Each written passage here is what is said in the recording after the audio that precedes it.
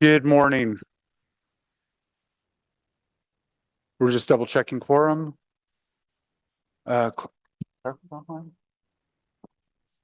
Yeah, I'm here. Morning, Clark. Morning. There we go. Now we have quorum. Good morning and welcome to the Planning Committee number 39. I do want to acknowledge that Ottawa is located on the unceded and never surrender territory of the Algonquin Anishinaabe Nation, whose culture and presence have nurtured and continue to nurture this land. I'll ask for a roll call, please. Councillor Brockington. Councillor Curry. Here. Councillor Dudas. Here. Councillor Johnson. Councillor Kavanaugh. Present. Councillor Kelly. Present. Councillor Kitts. Here. Councillor Lowe. Here. Councillor Tierney. Councillor Truster. Here. Vice Chair Gower. Chair, you have quorum. Thank you very much. I know councillors Brockington and Tierney had noted that they were going to be late.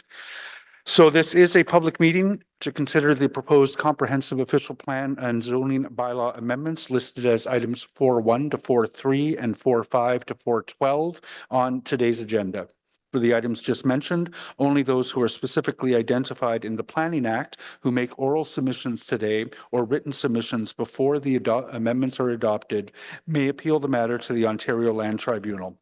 In addition, the applicant may appeal the matter to the Ontario Land Tribunal if Council does not adopt an amendment within 90 days of receipt of the application for a zoning bylaw amendment and 120 days for an official plan amendment.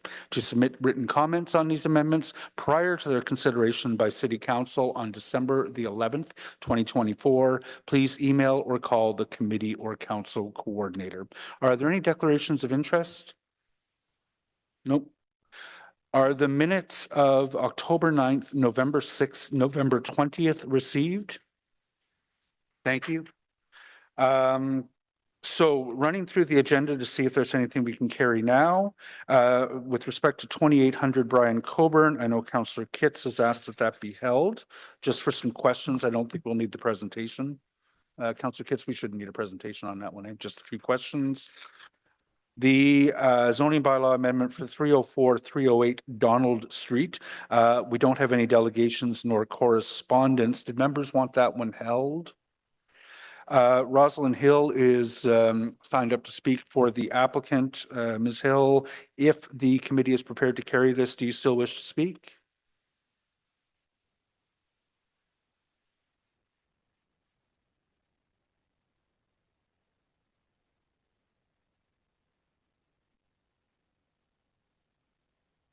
Okay, we don't see her. So is this item carried?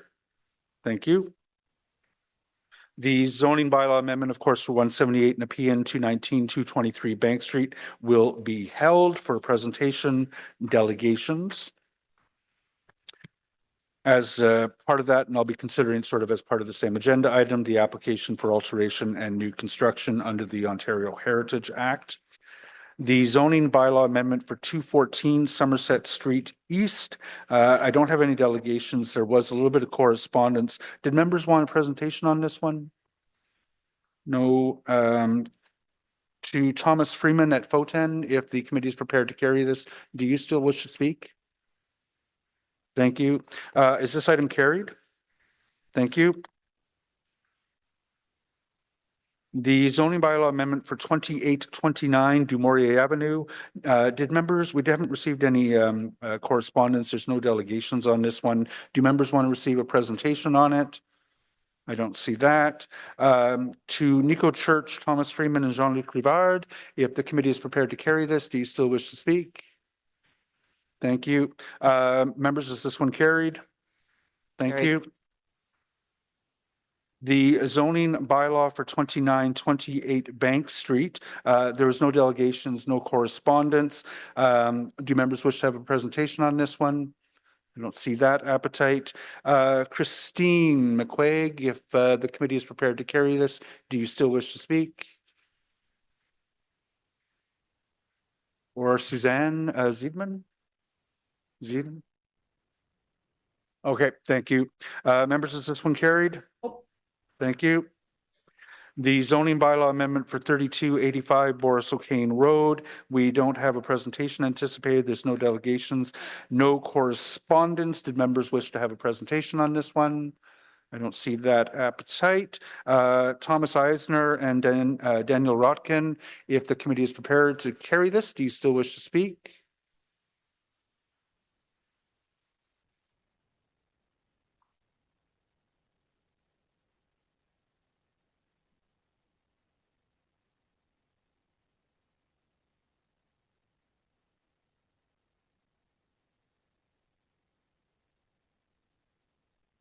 Good morning, Tim. Good morning. No need to have a presentation or any questions. Thank you. Fantastic. So members, is 3285 Boris O'Kane Road carried? Thank you. The zoning bylaw amendment for 121 Bray, there is one delegation who has signed up, so we're going to hold that one. We'll deal with the presentation or not at the time. The zoning bylaw amendment for 1919 Maple Grove Road, no delegations, no correspondence. Did members wish to get a presentation on this one? Nope. We don't have, is Jamie here? Jamie, if the committee is prepared to carry this, do you still wish to speak? Thank you. Is 1919 Maple Grove Road carried? Carried, thank you. The zoning omnibus report Q4 2024. Did members wish to ask staff any questions about that one? Can we carry that? Is that carried? Thank you. The Pinecrest and Queensview Stations secondary plan, we'll hold that. There are a number of public delegations and we'll receive a presentation. The Finance and Corporate Services Department Treasurer's Report on 2023 growth-related revenues. We're going to hold that for questions from Councillor Kitts and of course anyone else. We'll let Gary know as we approach closer to that time because we're several hours away from that item, obviously. Actually, let me just see if there's anything else here. The status update, is that item received on committee motions? Did anyone want to lift the IPD's new zoning bylaw review and cash in Leah? No. Are those received? Thank you. Great. So we'll go back to the start of the substantive agenda. The first item of which is we've held the zoning bylaw amendment for 2800 Brian Coburn Boulevard. Staff, I don't think we need a presentation, but I know Councillor Kitts has some questions.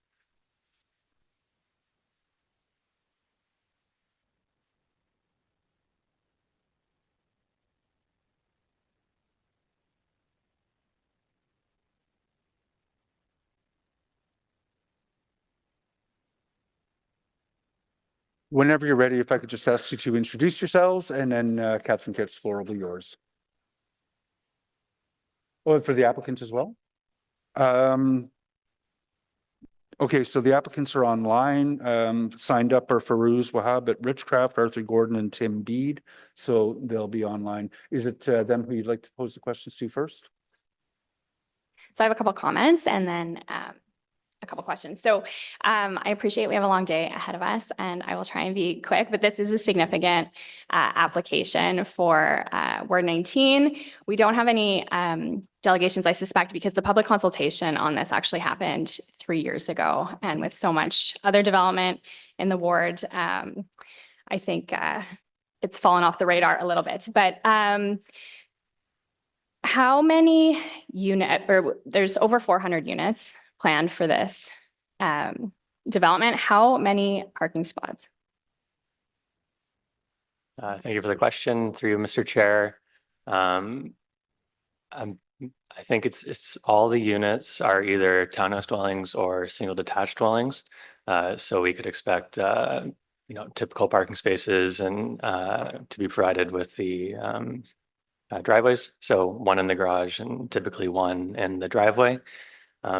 The application was submitted prior to us seeking on-street parking plans for all new subdivisions. So I did look in my notes and we didn't have that in the submitted plans, but typical measures to increase the number of on-street parking spaces will be employed, such as the pairing of townhouse dwelling driveways.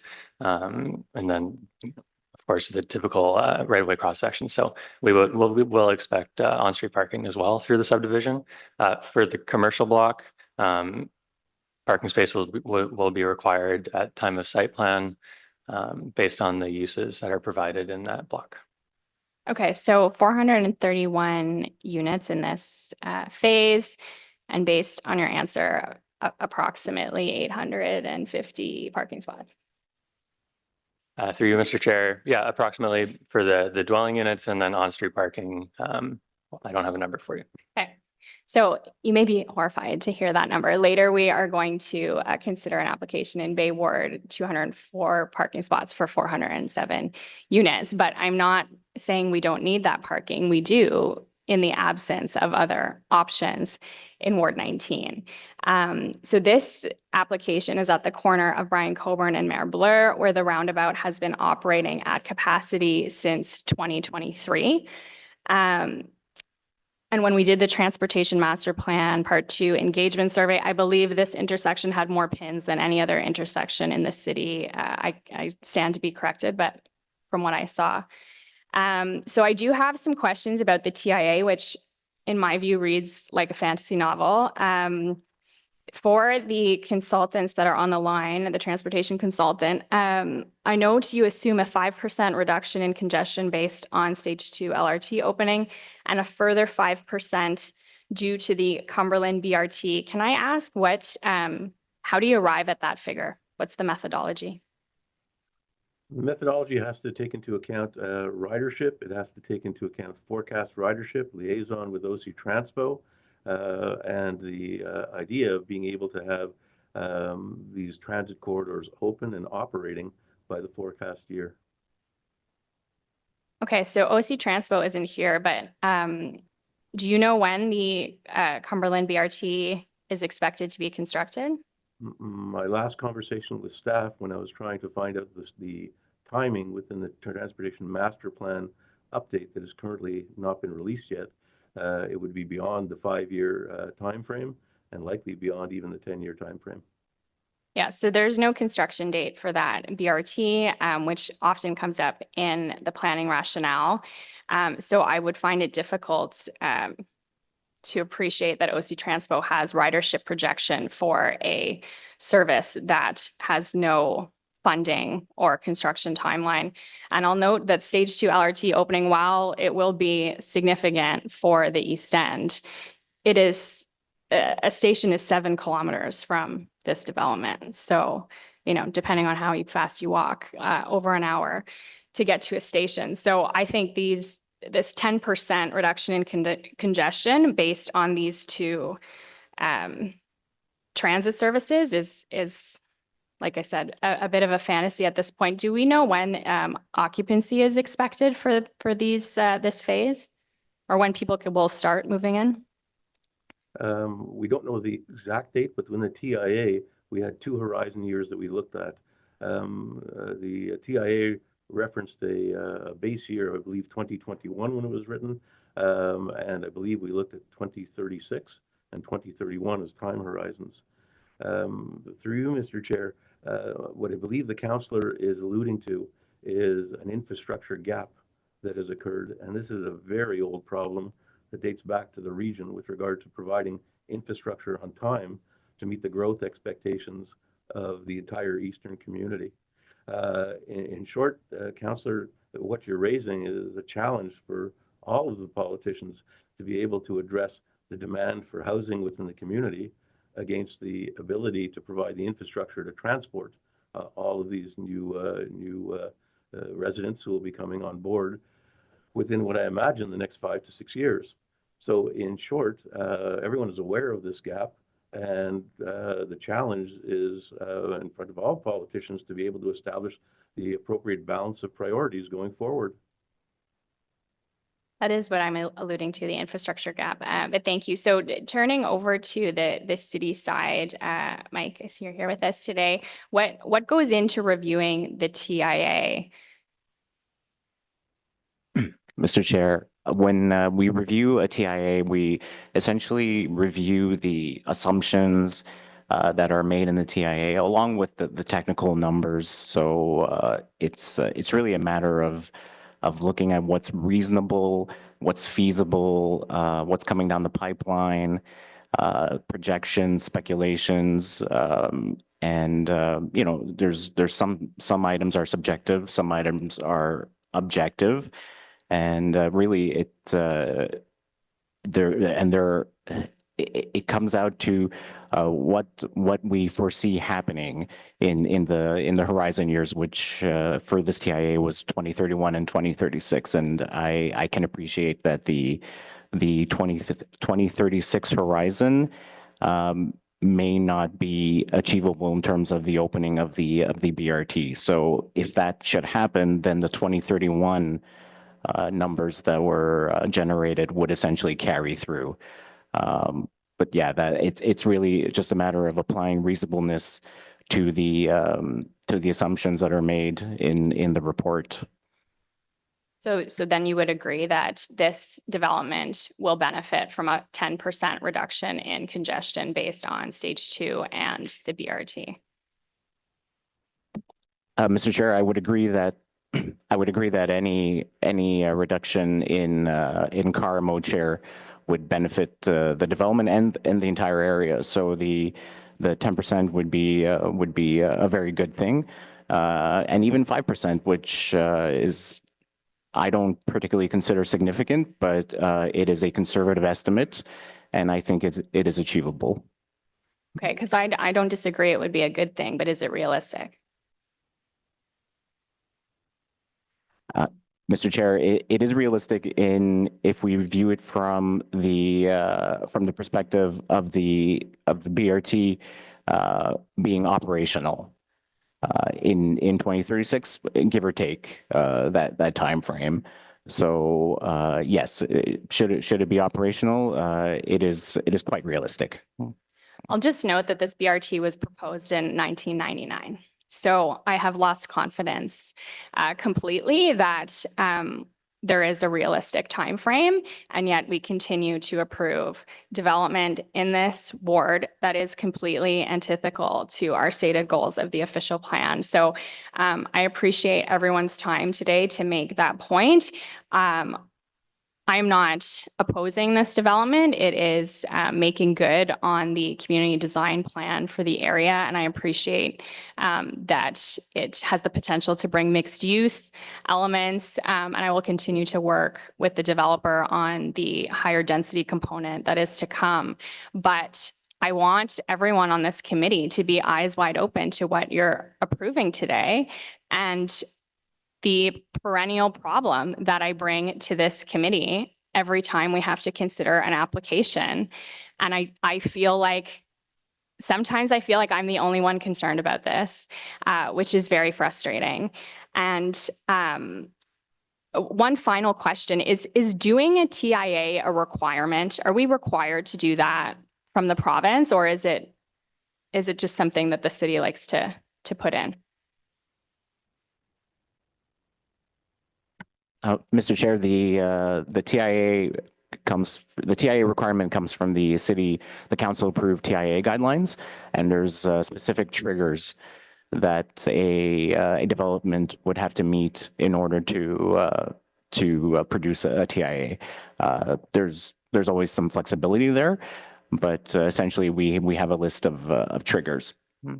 There's nothing like the roundabout operating over capacity, 800 parking spots, the transit solutions being proposed not being, realistic in the next 10 years. None of that leads to any recommendations or a potential refusal of the application, correct? There's nothing that could come up in a TIA that leads to a material change. Mr. Chair, there's nothing in TIA that would allow me to stop a development. So I think maybe we need to ask ourselves, why are we doing these TIAs, and how much cost to the city in reviewing them, and to the developer in hiring consultants to do them as well. Darren. Chair, if I may elaborate a little bit on the response that was provided by staff.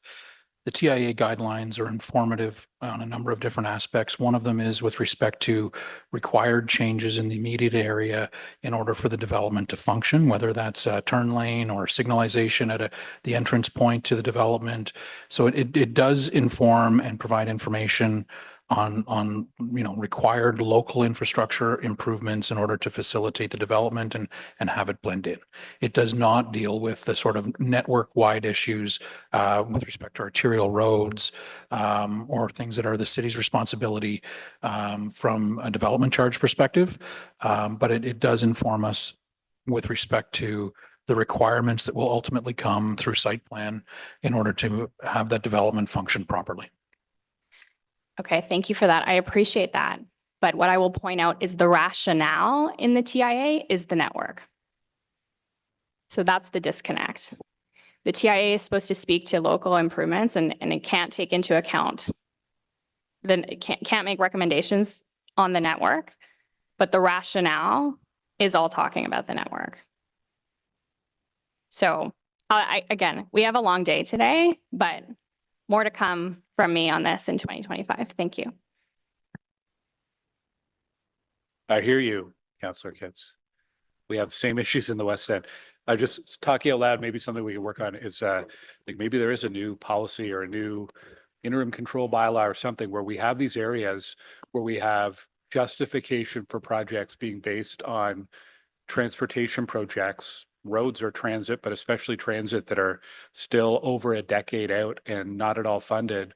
You know, maybe those should not be something that can be considered in TIAs anymore or something.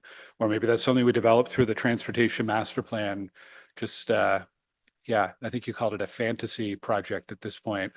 I don't know why we're giving it so much weight. And I think it works against what we are setting out to do in the official plan, which is to encourage less car use and more modal share in new neighborhoods. We're not going to get to 50% in the suburbs, but if we don't have a BRT built, we're not even going to get to 5% or 10%. So we got to work on this and find a creative way to deal with it. I'm with you on that. Thanks, Chair. Thanks, Vice Chair. I mean, just speaking from an urban perspective, I think there was a transportation focused meeting for the development proposed for Tunney's Pasture a couple of nights ago. So that'll be some 13,000 units by the time it's done.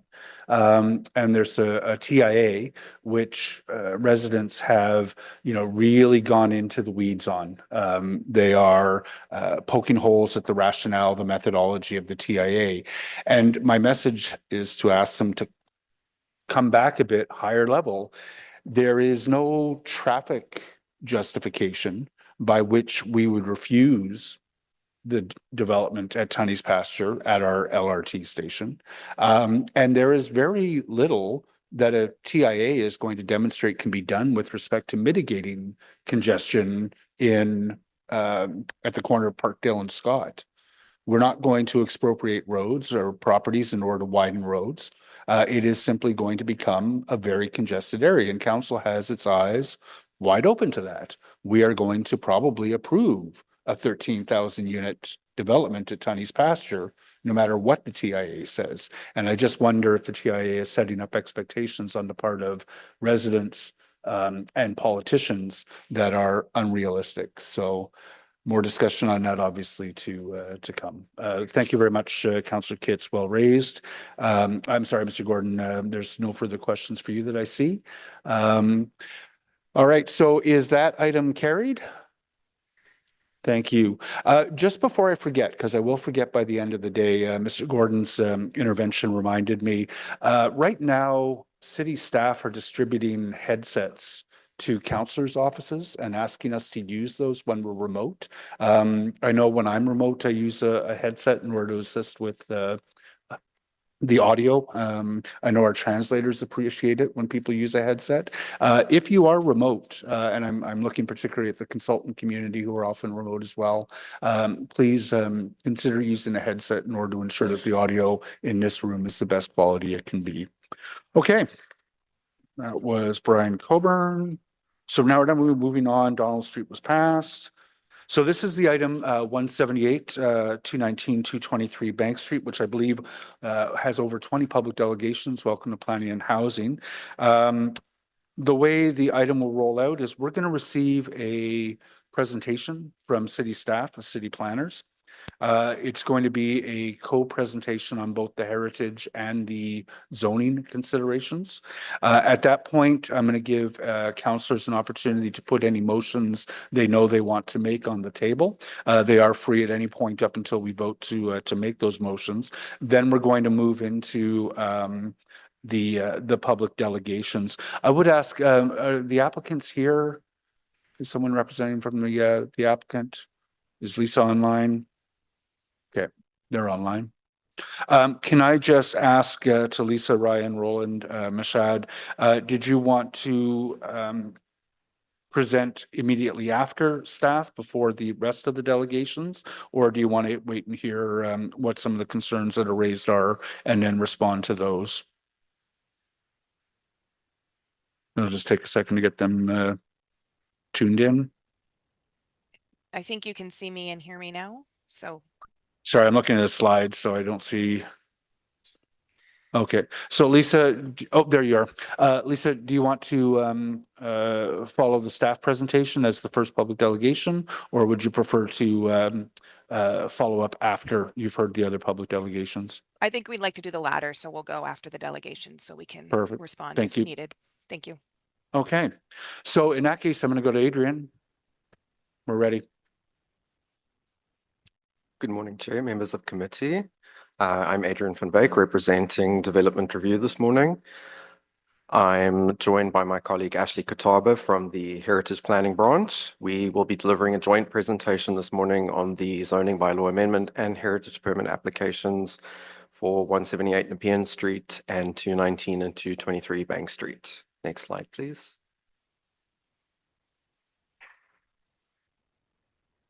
The subject site consists of 3 properties, 178 Nepean Street and 219 and 223 Bank Street, located on the east side of Bank Street between Nepean and Lisgar Streets in Centretown. The site has frontage on Bank, Nepean and Lisgar Streets and is roughly rectangular in shape with an area of 1,943 square meters or 0.19 hectares. There are 4 existing low-rise buildings between 2 and 3 stories present on the site, which currently include ground floor commercial uses and residential dwelling units above. The subject site is located in the Centretown and Minto Park Heritage Conservation District and is designated under Part 5 of the Ontario Heritage Act. All 4 buildings are classified as contributing buildings under the Centretown and Minto Park HCD plan. The immediately surrounding context includes low, mid, and high-rise buildings with mixed office, commercial, and residential uses. The section of Bank Street onto which the subject site fronts has an approximate 18-meter width and a main street corridor character. Sidewalks are narrow and street trees are limited. The side streets, Nepean and Lisgar, are one-way streets with angled street parking immediately in front of the subject site. The site is within a 400-meter radius of the Parliament O train station, or an approximate 10-minute walking distance. Next slide, please. The subject site is located in the downtown core transect and is designated Main Street corridor within a hub. The subject site is also located in the downtown protected major transit station area and a design priority area. The subject site is located in the central and east downtown core secondary plan area, in terms of which it is located in the north sector of the Centretown character area and designated corridor. It is subject to a maximum height limit of 9 stories. The proposal is also subject to the guidelines of the Centretown Community Design Plan. Next slide, please. The proposed redevelopment of the subject site involves the retention and restoration of the existing historic buildings, which will form the base of the new building, and construction of a 9-story mid-rise addition atop. The new addition is proposed to be set back approximately 3 meters from the edges of the existing historic buildings on the Nepean, Bank, and Lisgar sides, and is U-shaped with a rooftop amenity area at the second level in the middle. The addition is proposed to be clad in a mixture of off-white masonry and gray and off-white metal paneling to distinguish it from the base of the building. Renderings of the proposed building are included as document 6 of the staff report. The proposed building will include 6 ground floor commercial units and 263 residential dwelling units. A mix of unit sizes are proposed, including 220 studio units, 24 one-bedroom units, 3 two-bedroom units, and 16 three-bedroom units. Amenity space is proposed in accordance with Section 137 of the zoning bylaw, including 598 square meters of private amenity space and 1,002 square meters of communal amenity area on the second-story rooftop in the middle of the site and internal to the building. No vehicular parking is proposed, and 264 bicycle parking spaces are proposed. The proposal is also subject to the approval of a heritage permit and site plan control. Next slide, please. As these properties are designated under Part 5 of the Ontario Heritage Act, there is an accompanying heritage application before committee today. The proposal includes the retention of the heritage facades. This includes the paint removal and masonry repairs, the removal of unsympathetic materials from the commercial entrances, and the removal of metal egress fire systems. Where unsympathetic alterations have taken place, historic photos and neighborhood examples have been used to create historically appropriate commercial entrances and facades. This includes better matching brick, appropriate signboards, and the continued use of recessed entrances. Next slide, please. So as Adrian mentioned, there are 3 properties on the site, which include 4 buildings. 178 Nepean, this is the northernmost block, includes 2 distinct forms, one simple 2-story flat roof building and a 3-story one at the corner. The conservation measures for these 2 buildings include the removal of the unsympathetic brick on the ground floor and the installation of salvaged brick or new brick to match the remainder of the building. Appropriate storefronts will be reintroduced, which maintain the existing recessed entrances and introduce new windows, knee walls, and sign bands. Masonry cleaning and repairs will be completed as required. New aluminum windows will be installed on the upper floors. For 219 Bank, that's the center building on this block here.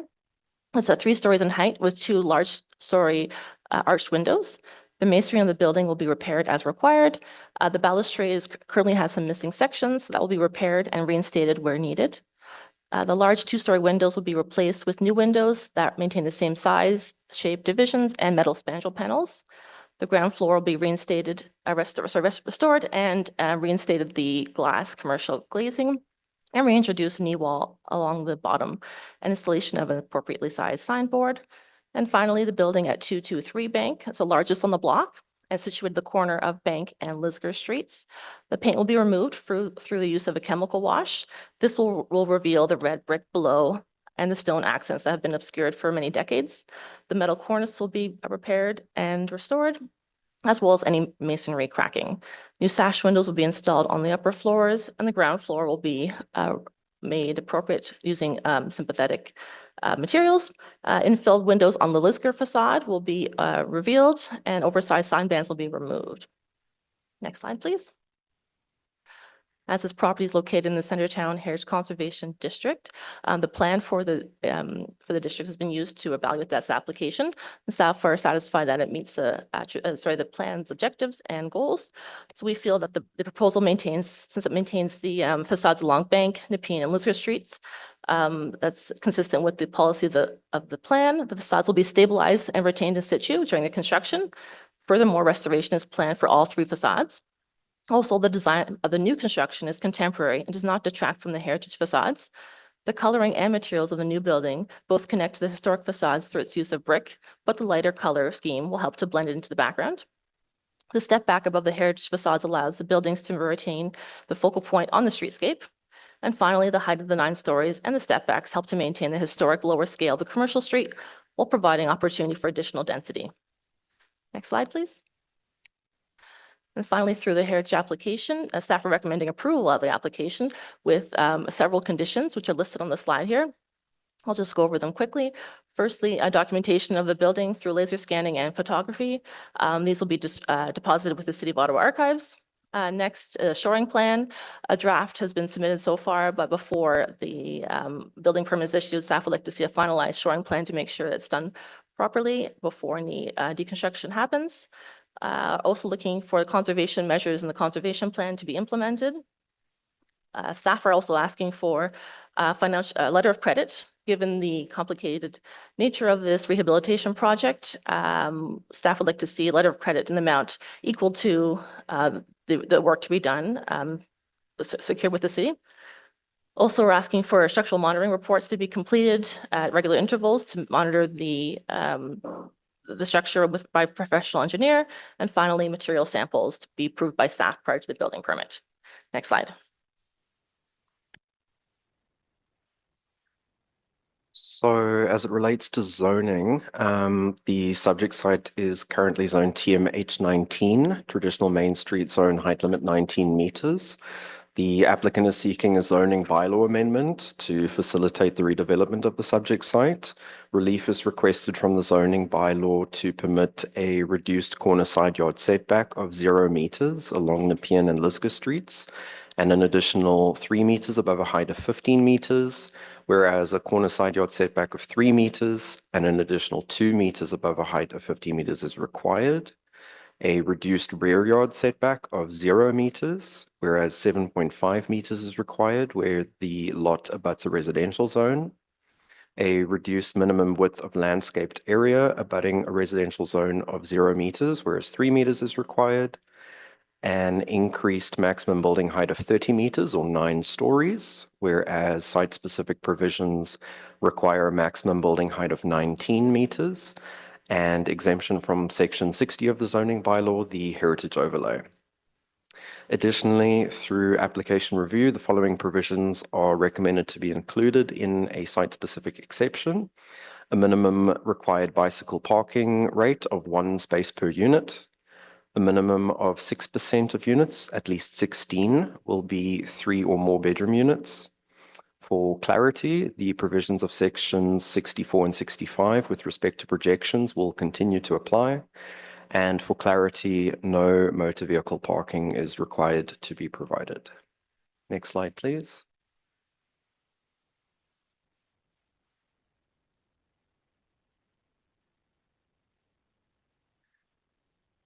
A virtual public information session was held on March 14th, 2023. The meeting was attended by staff, the applicant team, Councillor Troster's office, and members of the community, including residents of the existing buildings from the subject site. Questions were asked about the method of construction, the conservation approach to the historic buildings, the nature of the new units, affordability, the developer, parking, and sustainability. Concerns were also raised that existing tenants will be required to relocate. Some support was shown for the preliminary building massing, and interest was expressed in maintaining the subject site as an artist hub. During circulation and application review, staff received comments from the public, approximately 360 submissions, and the Centretown Community Association. A summary of comments and responses is included as document 4 of the staff report. Public feedback was relayed to the applicant during review. The majority of concerns expressed by the public related to the impact of the development on existing residents. The proposal has undergone 3 rounds of review to date and was refined over time in response to public comments and feedback from city staff. Next slide, please. As it relates to the proposed zoning bylaw amendment, the proposal has been evaluated in accordance with the provisions of the Planning Act and the City of Ottawa official plan. Matters relating to site plan control are under review per the associated site plan control application. Heritage approvals are being sought under the authority of the Ontario Heritage Act.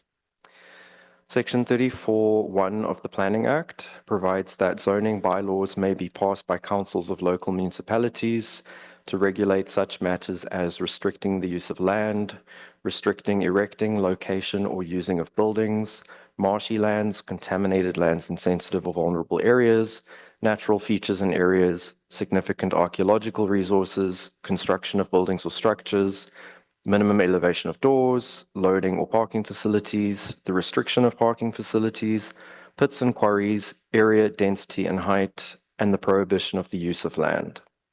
Section 34 of the Planning Act is limited to the physical development and use of the subject site. Next slide, please.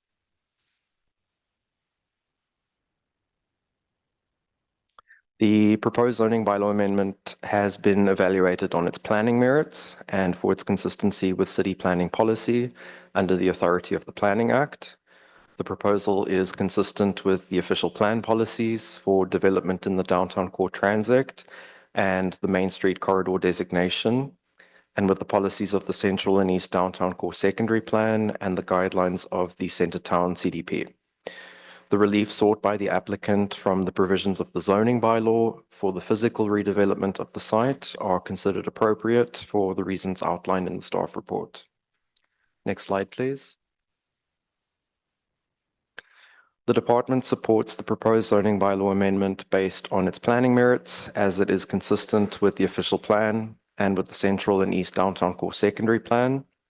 Staff therefore recommend that Planning and Housing Committee recommend Council approve an amendment to zoning bylaw 2008-250 for 178 Nepean Street and 219 and 223 Bank Street, as shown in document 1 of the staff report, to permit a 9-story mixed-use building as detailed in document 2 of the staff report. Next slide, please. That concludes our presentation. Thank you, Chair. Thank you very much for that. Members will have an opportunity to pose questions to staff after we're through with public delegations. So stick around. Obviously, we'll have questions for you. Councillor Troster, did you have a motion you wanted to make at this point? I do. Thank you, Chair.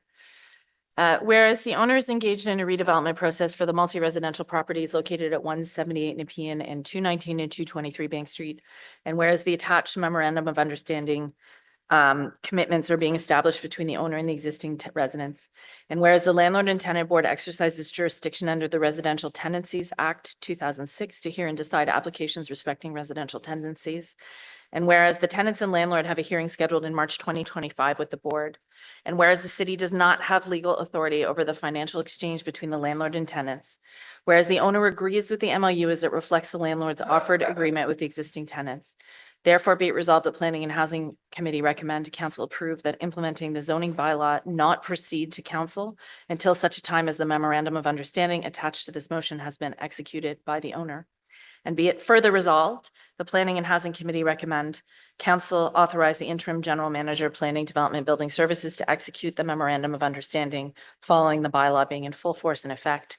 And for those who want to know what's in the memorandum of understanding, it says the owner agrees to make the following offer to the tenants of 178 Nepean Street and 211-233 Bank Street, $20,000 in relocation assistance in obtaining a moving van, and $500 toward moving expenses.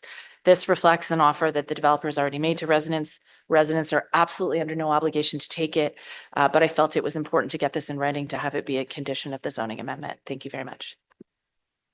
Thank you very much, Councillor Troster. Do any other members have motions that they want to bring at this time? I'm not aware of any. Okay. So in that case, we'll move on to the public delegations. For those who are not familiar, you have 5 minutes to make a presentation to the committee. When I call your name, you can come on up and sit at the table that is at the front here. You have the button to turn the microphone off and on. So we're going to hear from Seema Shafee, Ben Imon, and Sloan Mulligan, one after the other. So I'll try to call a couple of names out at a time, just so you know who's next. So Seema will be followed by Ben.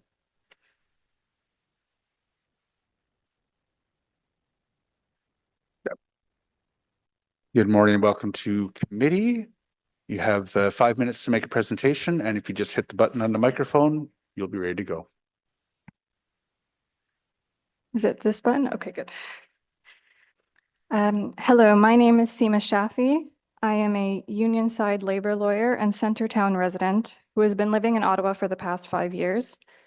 For my deputation today, I will be briefly discussing how this proposal should be rejected in light of the significant gaps in the law that currently exist for tenants who are subject to dem evictions such as this one, and in light of your own official plan. This proposal is for a dem eviction which seeks to demolish 2 apartment buildings on Bank Street filled with spacious, affordable, rent-controlled units. What is proposed to be built in its place is a building made up of micro unit, market rate housing without any rent control, without affordable units, and in turn with significantly reduced legal rights for tenants. Since I have moved to Ottawa, I have been walking up and down Bank Street, passing by where the bank block tenants currently live. I come here as a concerned resident, concerned about proposals such as this one, changing Centertown, changing Ottawa, and changing Canada for the worse. It has become more and more apparent in the affordable housing shortage that there are serious gaps in the legal protections for tenants. The law here, under the Residential Tenancies Act, for tenants who are subject to a dem eviction, such as the one that is currently being proposed, provides the tenants with 3 months compensation in exchange for their forcible displacement. That is 3 months of their current rent, not even market rent. So for the tenants who have been living on bank block for decades with rent control, 3 months of their current rent wouldn't even cover the cost of 1 month's rent for a 1-bedroom at market rate in Centertown currently. I have only been in Ottawa for 5 years, and in that short time, I have seen more and more individuals who are in desperate economic circumstances, skyrocketing rents, increased homelessness, which is a municipal issue. This proposal forces tenants into a place without legal protection.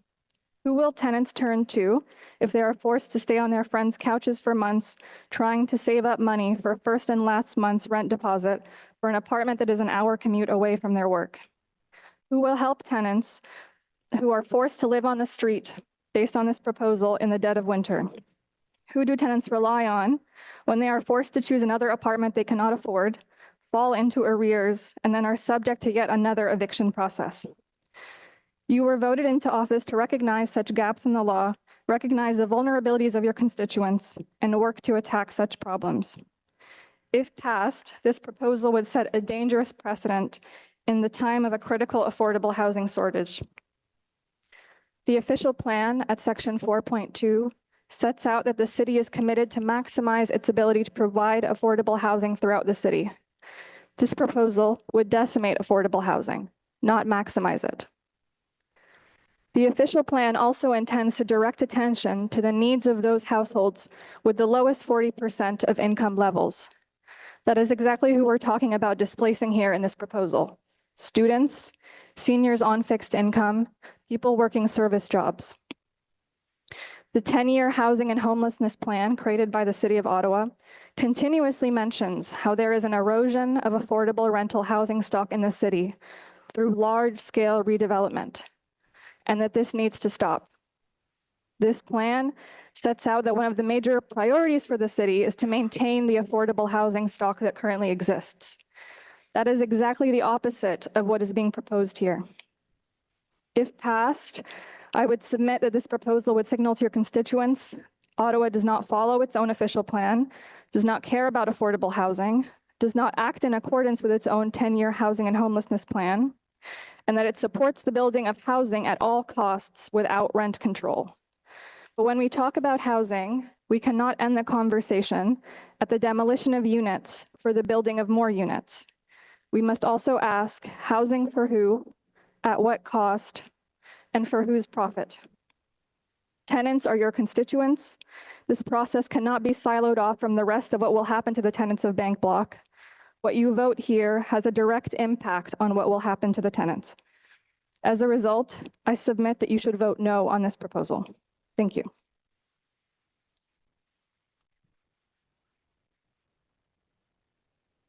Thank you very much. So I'll just reiterate what you probably saw in the signs. At committee, we don't allow either applause or booing, but we'll let that one go. It was a well put presentation. Are there any questions for the delegation from members? Just checking my screen. I don't see. Sorry, so I'll ask, because you're a lawyer familiar with this area of law by the sound of it. I'm looking at what the applicant is asking for permission to do. And I'll try to make it quick, but what they're looking for is permission for a reduced corner side yard setback, a reduced rear yard setback, a reduced minimum width of landscaped area, an increased maximum building height to 9 stories, and exemption from section 60 of the zoning bylaw. Are any of those inappropriate for this context, for this lot, in light of what the official plan says and the provincial policy statement? I would reiterate my initial point about the policy implications of the loss of 31 affordable housing units. I'm not necessarily familiar with the particulars of the adequacies of setbacks. What I'm more concerned about is the loss of 31 affordable housing units in exchange for market rate housing. Okay. And I think that's ultimately, you are correct to be concerned about that. And I think that is ultimately the impasse at which we're going to arrive at the end of this meeting, which is that what they are seeking permission to do is, and that what is within the purview of this committee to do, are separate issues.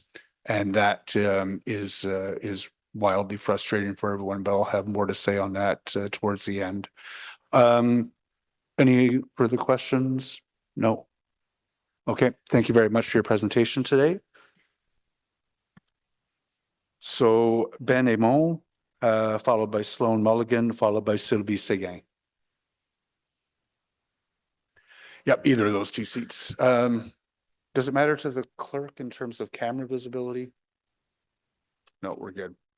Whenever you're ready, you have 5 minutes to make a presentation to the committee, and just hit the microphone button. Check one. Okay. Hi guys. I'm trying to remain calm. My name is Ben Emond or Emo. I live at 227 Bank Street. I've lived there for about 6 years. I've been poor for most of my adult life. I right now have a government contract that ends at the end of March. After living at 227 Bank Street for 6 years, it finally gave me a place where I could live comfortably and not worry about being able to pay for whatever next bill I had. Over the past several months, my son, who is transgender and special needs, has been living with me. During the pandemic, my daughter came almost every day and we played in my apartment in a safe space. The apartment that I have, along with many of my neighbors, they're affordable, and we've built a beautiful community. The care that I've experienced and given, I hope, to my neighbors is a beautiful thing. This whole process, I'm really trying to remain calm, pardon me, disgusts me. I can't say anything more than that I'm disgusted by the lack of consideration of the human beings who will be affected by this development. In the proposal that we just heard, who heard any mention of the people that will be made homeless from this? That's what I'm talking about.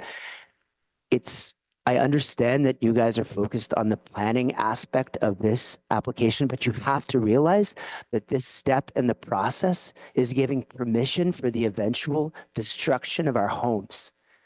I don't think there's any other way of looking at it. And I know that you're frustrated by perhaps by the lack of control over evictions, but at least you could make a stand as my fellow Ottawa citizens to say, look, I don't have all the power in the world, but right now I want to vote against something that's going to make people homeless. When are we going to start doing things that align with principles of humanity and compassion? The other thing I have to say is that the company that we've been dealing with that wants to destroy our homes, Smart Living Properties, and the last thing I want to do as a person is attack people who don't deserve it. But Roland Gordon, the landlord's representative, has submitted evidence on the public record to the Landlord and Tenant Board of Ontario accusing us of assaulting someone with a knife, wielding an axe, and arson. none of which we have done. This is the company that we are faced with. This is the company that has refused repeatedly to talk with us as human beings and try to still make all the money in the world. But still, they could have just said, look, there's a few of you guys who still live here. Let's maybe work with you and make sure we save your affordable homes. Who's doing that? Nobody is doing that. That is unconscionable and immoral. And please don't tell me that you don't have power here to make a decision that respects our humanity, because your decision could impact people's lives and their ability to have a safe place to live. I'll just stop it there. Thank you very much. Thank you very much. Sorry, I lost my screen. Stay here. Councillor Troster has questions for you. Hi there. Thanks for being here today. Yes, sir. Do you mind me asking how much your rent is right now? $750. And for how many bedrooms? Spacious 2-bedroom. Okay. And have you looked for another apartment on the market? What have you seen in terms of cost? Another apartment comparable in size would definitely be over $2,000. I don't think I'm exaggerating. So triple my rent. And if you, understanding the limits of what this committee is allowed to decide on, Yes. what outcome other than this development not proceeding would you like to see? Is there any other outcome that you would see as a win for you and for your neighbors? No amount of money is going to help. The $20,000 is a joke. I'm not trying to be disrespectful, but we have to understand the landlords are going to make millions, as our lawyer and our lawyer has talked about this with us, who is experienced in these matters. An outcome I would like to see is perhaps giving this land back to the Indigenous people, having some sort of a building that's maybe purchased by the city and turned into affordable housing. It's a beautiful space, the buildings with their heritage. I think there's a lot of possibilities if we use our imagination as a society. That's what I would like to see. We were never consulted in any of this. I mean, that's all I can say. Thanks for being here. Thank you, Ariel. Thank you very much. We have another set of questions from Conseiller Plante. D'accord. Oui, bonjour, merci beaucoup. Est-ce que vous voulez que je vous parle en français ou en anglais? C'est comme vous voulez. Je préférerais un français juste pour nos amis francophones. Absolument. Alors, premièrement, j'aimerais vous remercier d'être là aujourd'hui. Je sais que c'est pas facile souvent redire encore une fois l'histoire et l'historique du dossier. Ça peut être traumatisant quand même de pouvoir répéter à maintes reprises votre expérience. Mais j'apprécie que vous êtes là et que c'est pas, comme vous avez dit, ça prend beaucoup d'énergie de te répéter devant des gens que tu ne connais pas. Oui. L'autre question que j'avais pour vous, si vous pouvez prendre juste un peu de temps, c'est vous avez dit que votre expérience avec le propriétaire n'était pas une qui est positive, mise à part de qu'est-ce qui se passe avec la communauté qui habite là déjà. Pourriez-vous peut-être énumérer c'était quoi exactement les expériences dont votre vécu quotidien? Parce que je suis très curieuse, juste parce que moi j'ai des smart living, comme vous savez, dans mon quartier, surtout avec les résidences pour les jeunes. Alors, je voulais juste savoir, c'est quoi vos expériences? Oui, je vais essayer de répondre en français. Si Non, ça va, peu importe. il y a quelques mots qui me manquent, je pourrais le dire en anglais. Oui. Une chose, alors tu veux savoir les choses que le propriétaire a fait Oui, pour, oui, durant essentiellement, la oui. vie quotidienne. Un genre de bilan, disons. Oui, ils ont mis une affiche sur notre porte d'entrée avec le photo et le nom de nos amis qui nous aident à nos activités contre le propriétaire, disant que c'était une action criminelle pour lui d'entrer dans notre édifice. Mais ça, c'est contre nos droits dans le RTA, Residential Tenancies Act, de former une association entre nous. Autrement, ils ont, Roland Gordon a dit des mensonges dans les presses, disant que, par exemple, comme une moitié de les résidents sont déjà partis. Mais ce n'était pas vrai parce que la majorité de ceux qui habitent ici ils restent. Alors, ce sont quelques exemples de la sorte d'activité qu'ils font. OK. Et deuxièmement, je sais que vous avez dit que, évidemment, éventuellement, il va falloir que vous déménagez. Est-ce qu'il y a comme vous voulez rester dans le quartier ou est-ce que vous avez la flexibilité de déménager n'importe où dans la ville? Pour moi, je veux vraiment rester dans le quartier. Ma petite fille habite dans le centre-ville et mon fils, habite avec moi et je travaille dans le centre-ville. Oui, non, c'est plus convenable. OK, je comprends. Oui, merci beaucoup. Comme vous pouvez voir, je ne suis pas sur le comité, je suis en train d'observer aujourd'hui, mais si jamais vous voulez communiquer avec mon bureau aussi, on peut se parler en anglais, en français, ça m'est égal, mais j'ai beaucoup de ces développements aussi dans mon coin. Alors, si jamais vous voulez prendre contact avec moi, je suis à l'écoute. Merci beaucoup. Merci, Stéphanie. OK, merci beaucoup. Je crois qu'il ne reste plus de questions. Alors, merci pour votre intervention. Et ensuite, Sloan Mulligan suivra par Sylvie Séguin et après Andy Crosby.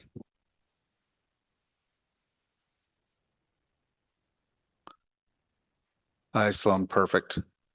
Whenever you're ready, you have 5 minutes to make a presentation. Sure. If Kelly's here, are you able to hand out the reports that were given? Thank you. Okay, good morning. I'm a researcher and I conducted my master's degree research on smart living's developments here in Ottawa, and I'll share some of this information in the form of 2 brief case studies of developments similar to this development application. So I'll be highlighting the human costs as well as some of the costs to the municipality. So first, Osgood Chambers is the old name for a group of properties that were formerly rooming houses before the landlord Smart Living purchased and renovated the properties, displacing almost all of the tenants from their homes in the process. This row of property spans a city block on Osgood Street in Sandy Hill. It's just a couple of blocks down from the the University of Ottawa campus. Smart Living purchased these properties in early 2020, and soon after, this landlord developer pursued vacant possession illegally by intimidating tenants into moving from their homes. These tenants included long-term residents, some of whom had lived there for 30 years, some 40 years. Residents included many different people, but primarily poor people with very low income. And those who were displaced actually had come to Osgood Chambers, sometimes from homelessness. And then after they were displaced, they re-entered homelessness, both shelter systems as well as absolute homelessness. So years later, I know that one person is still experiencing absolute homelessness and another person is just living in limbo at YMCA transitional housing. So at one point, in forcing tenants out, Smart Living became impatient and began extensive internal demolition while tenants resided in the properties against the directive of their building permit. At this point, the municipality intervened. So there were multiple City of Ottawa actors. There was a City of Ottawa social worker, multiple bylaw officers who did multiple inspections, as well as building code department staff who had to do extensive research on the convoluted ownership of Smart Living to understand who was even responsible for the construction. They issued and enforced multiple types of stop work orders. So extensive city resources directed to managing this development gone wrong. Fast forward to today, and the Smart Living website shows that these very small renovated rooms in the Osgood Street property are renting for up to $1,500 per month. So even when factoring in that utilities are included in this per square foot, these units are far more expensive than market rate rentals, so they're not affordable. I spoke directly to current tenants there, and they complained about the very high rents and the small space. They said that they moved there because it was the only option available, but that they would only be staying this year because of the high cost. So for those who the housing was made for, it's not appropriate. They can't even stay there. It's not even affordable for the people who it was built for.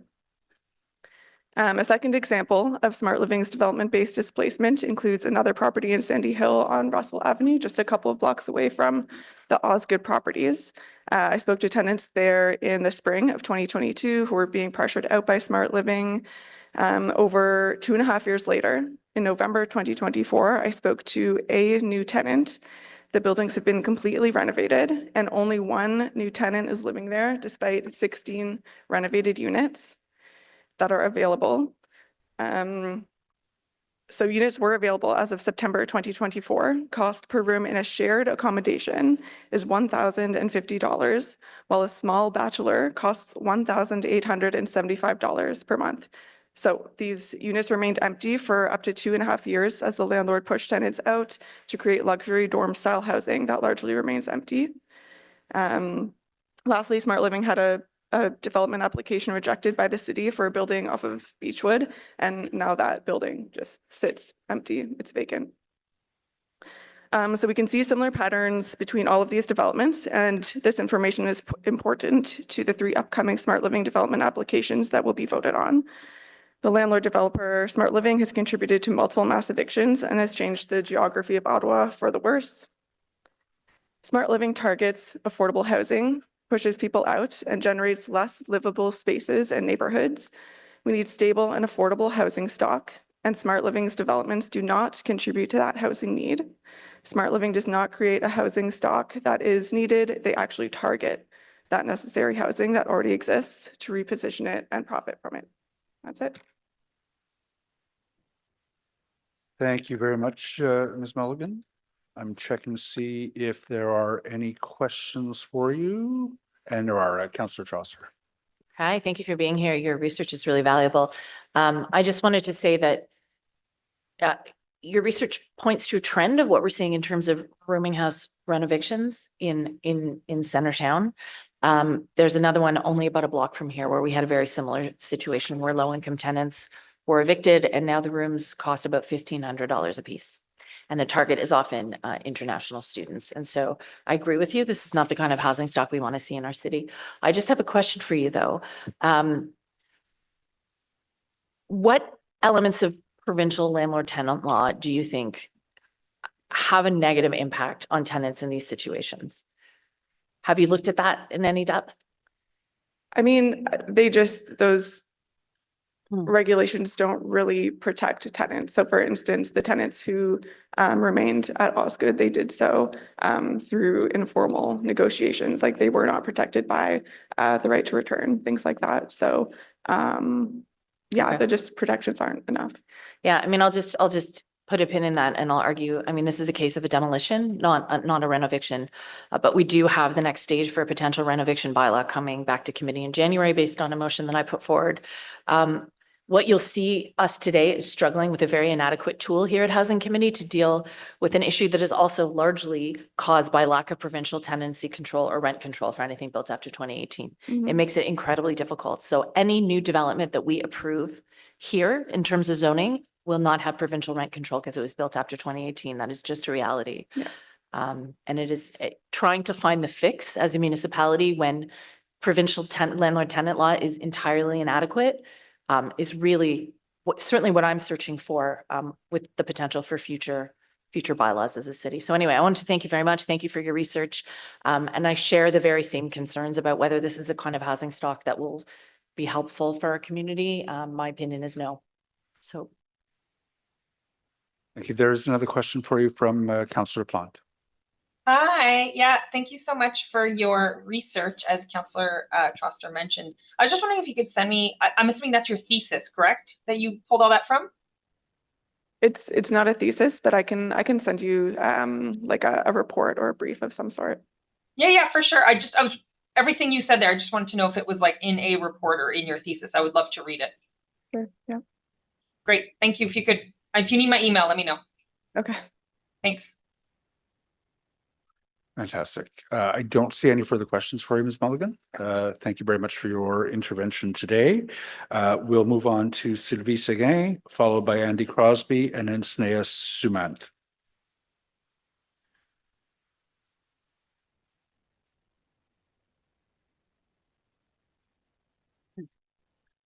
Good morning, Sylvie. Whenever you're ready, you have 5 minutes to make a presentation to the committee. Good morning. I will be making the presentation in the name on behalf of my sister, Nicole Seguin. So I will speak as if Nicole was speaking to you. My name is Nicole Seguin. I live at 178 Nepean Nepean Street in apartment number 16 in Ottawa. I have been a tenant there for more than 35 years. I have been a good tenant for all of these years, paying my rent on due time, and this can be verified with the previous landlord, Regional Group. I was not able to work and depended on money received from ODSP for all this time. Since reaching the age of 65, I am now receiving OAS and gains, and I make about $1,800 per month. My rent is presently $454 for a one-bedroom apartment. This represents 25% of my income, and I can afford and pay for everything else I need. I can live an independent life. Since I have been in the same apartment for a long time, my rent is quite low compared to the present rent market. I know downtown very well. I can find everything I need in this area, do all my daily activities, and as such, I do not want to move away. If I lose my apartment and I'm evicted, I will not find an apartment that I can afford. And that is true of apartments anywhere in Ottawa. At present, a decent one-bedroom apartment is about $2,000 a month, plus electricity, telephone, food, and everything else. So I need a minimum of $2,500, and that does not include clothing. Per year, that represents $30,000, and I make less than $20,000. This means that I will find myself without lodging if this eviction goes forward. For the first time in my life, I will be without a home at 67 years of age. I do not know what will happen to me, and this causes an immense stress for me. I do not know how to find something that I can afford. Subsidized housing has a waiting list of 5 years. Because of my disability, I need to live in a small building like the one I am presently living in. Having too many people close by is extremely stressful. For certain, I will find myself homeless if this goes through. Ideally, I need to be assured that I can return in my apartment after renovation, and the lease needs to be protected for rent control so that I don't have to move within a year due to a price hike. Also, in the interim, I need appropriate and affordable lodging until the new unit is moved in. We were offered the paltry sum of $500 for moving expense. My niece moved out of her apartment 2 years ago, and she had to pay close to $2,000 for a move.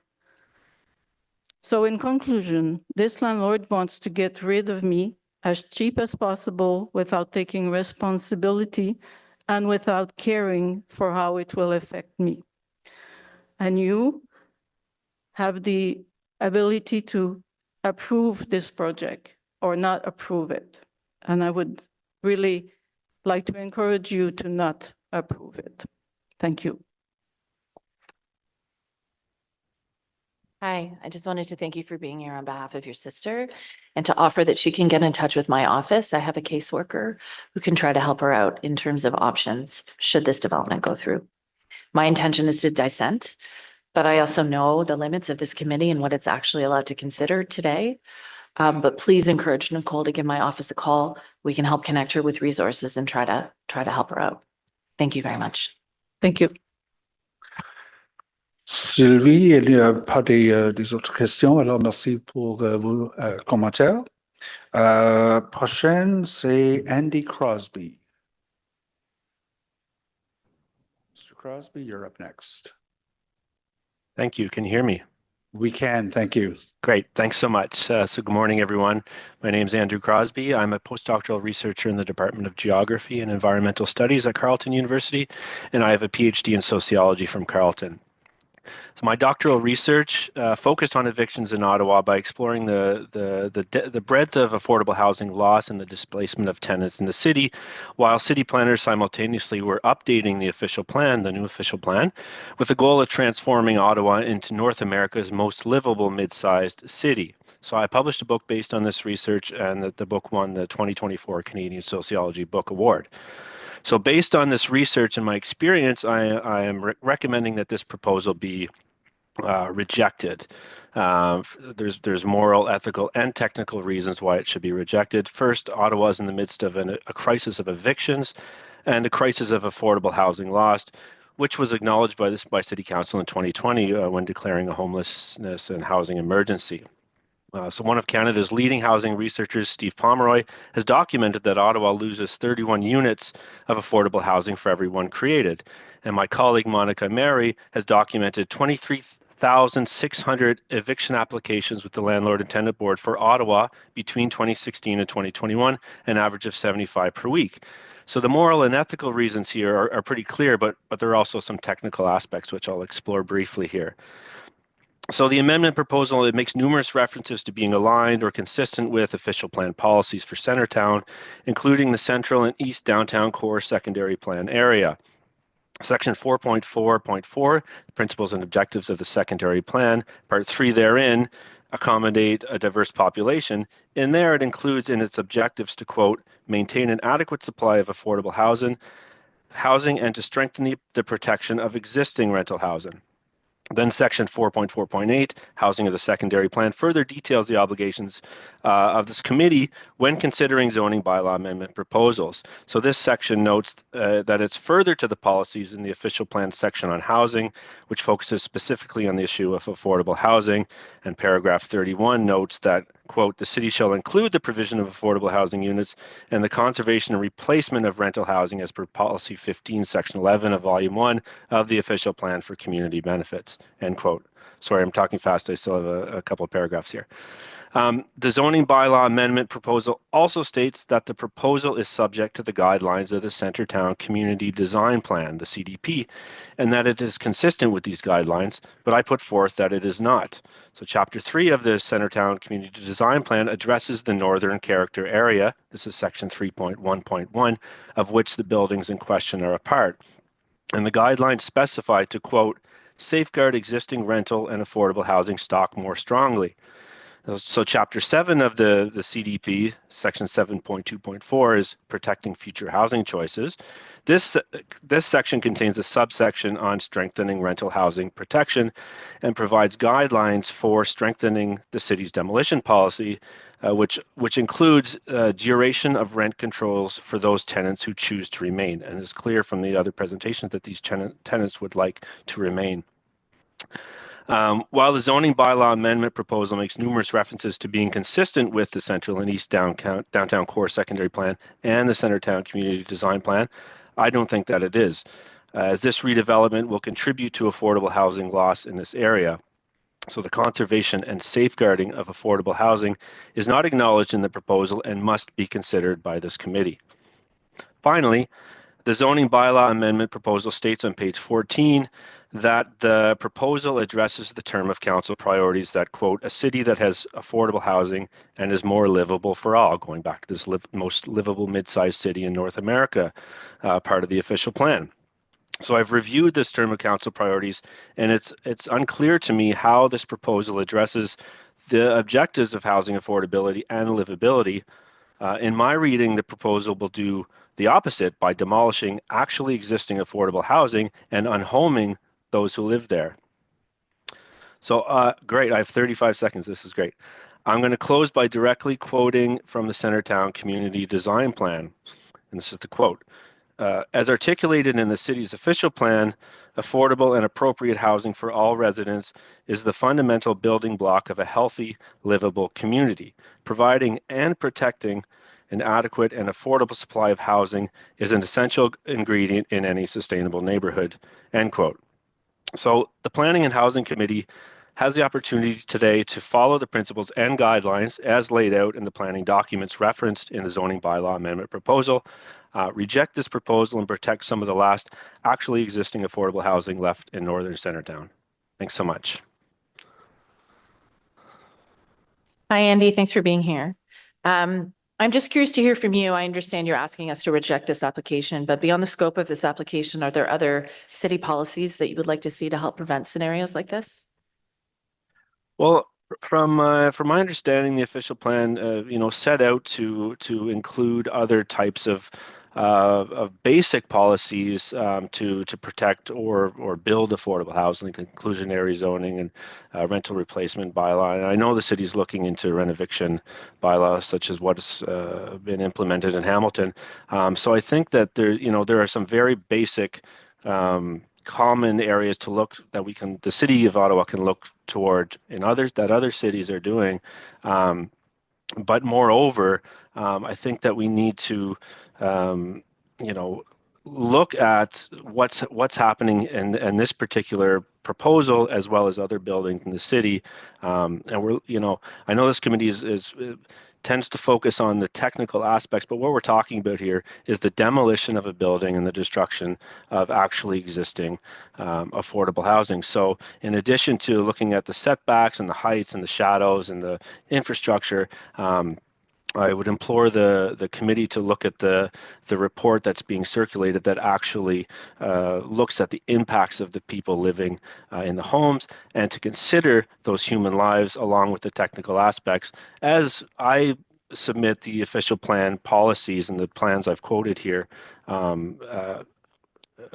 implore us to do.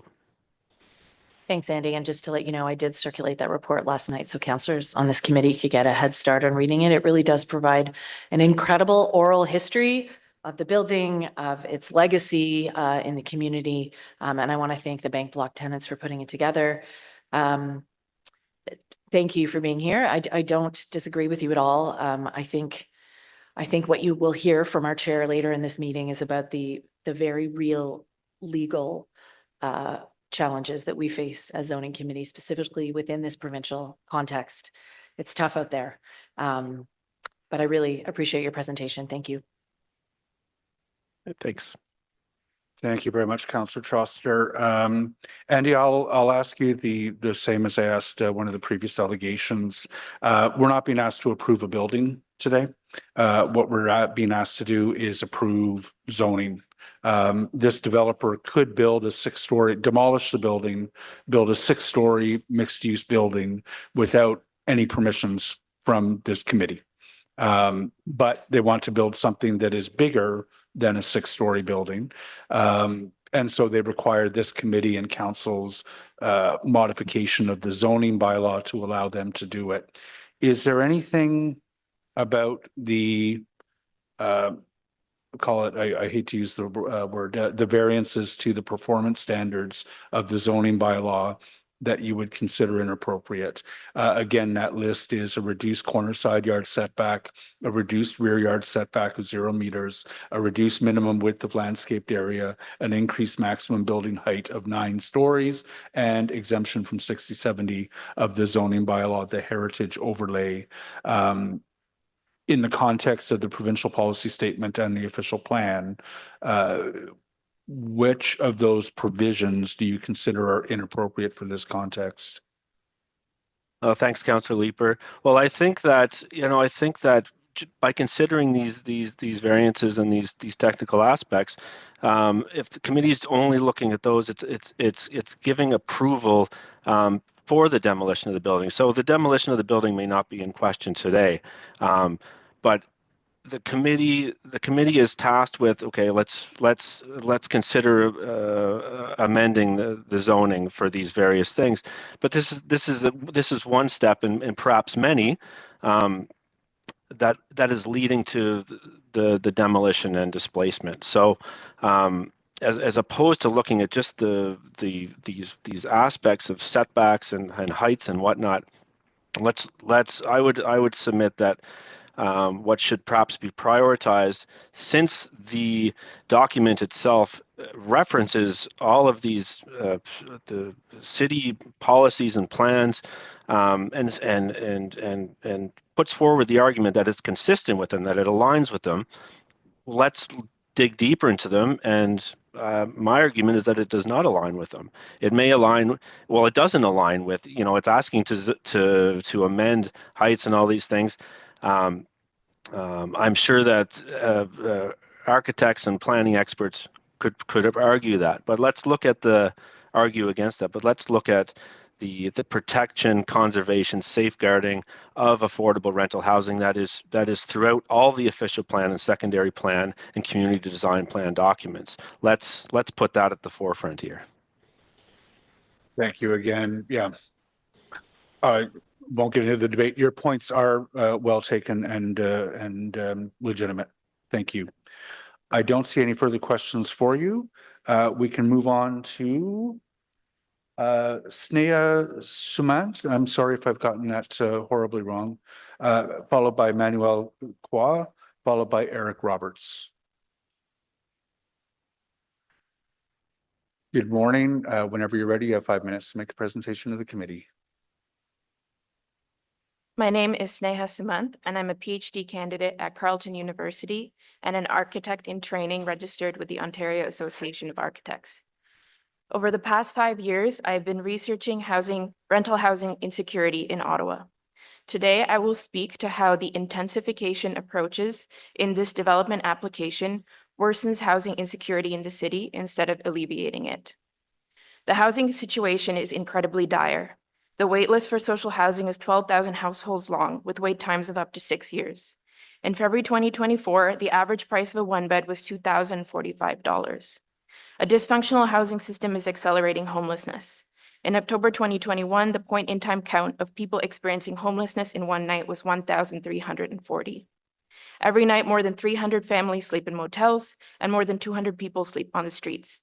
These trends have not let up and are only getting worse, and all of us can see this. Next slide, please. The city recognizes this. In the 2023 to 26 strategic plan, the city states the growing need to support, quote, support those living on low to moderate incomes and provide access to affordable housing options for singles and families of various sizes. To address these housing issues, the city's official plan proposes intensification as a method of increasing housing supply to address housing affordability and improve the range of housing options. As indicated in these excerpts up on the slide from the official plan, key to the city's intentions for intensification is a diversity or range in the types of housing options and a range in affordability. While this application does increase housing supply, it fails to meet the city's stated goals of intensification and is a poor and inadequate application of the city's intensification principles. Instead, it destroys actual affordable housing for working class tenants and massively increases the wrong kind of housing supply. Next slide, please. 93% of the units in this development are studios and one bedrooms, and only 7% are 2 and 3 bedrooms. The Housing Assessment Resource Tool, known as HEART and developed in collaboration with the city, analyzes that there is a great deficit of family housing for low and mid-income earners, a reality frequently recognized by the city's official plan. Yet this application almost exclusively provides housing that does not meet the needs of families. Next slide, please. The average studio unit in this development is 267 square feet, which is just over the size of 2 parking spaces. The overall average area of units is a meager 317 square feet, just over the size of 3 parking spaces. These units will squeeze future tenants and their capacities to make home and aren't just affecting current tenants. The overemphasis on micro studios, 220 of them, and the overall small square footage of all unit types indicates that this application is clearly targeted to short-term residents who are probably going to be singles and small households, not diverse families and household types with children, elderly, and long-term needs. The HEART tool does, in fact, identify a high need for singles and small households. However, these are low-income households earning less than $1,075 a month, much like many of the tenants being evicted through this application. This tool also identifies that 85% of the homes we need are for rents under $1,000, and there's absolutely no need for any rentals in Ottawa over $1,700. Next slide, please. The rental rates of this applicant, as we've already heard, far exceed what the HEART tool outlines as housing need in Ottawa, often starting at $1,500 and exceeding $3,000. The applicant excludes and evicts those most in need of housing, and approving this application would zone out residents the city claims they need to serve through intensification principles. Preserving and expanding affordable housing is urgently needed. A 2023 analysis already cited here by Steve Pomeroy has studied the rapid erosion of existing affordable housing across the city due to new development like this. In his conclusion, Pomeroy states, addressing supply alone will not be sufficient to address the issue of the loss of affordable housing. To be clear, I'm not against development, I'm against bad development. I'm not against intensification. I'm against exploitative and contradictory approaches to intensification. I urge the committee to vote no on this application on the grounds that it violates the core principles of intensification set up by the city. Thank you. Thank you very much. Just make sure I've got my screen. I don't see any questions for you. Appreciate the intervention today. Thank you. Moving on to Manuel Swa. I apologize. Who will be followed by Eric Roberts and then Megan Smallwood.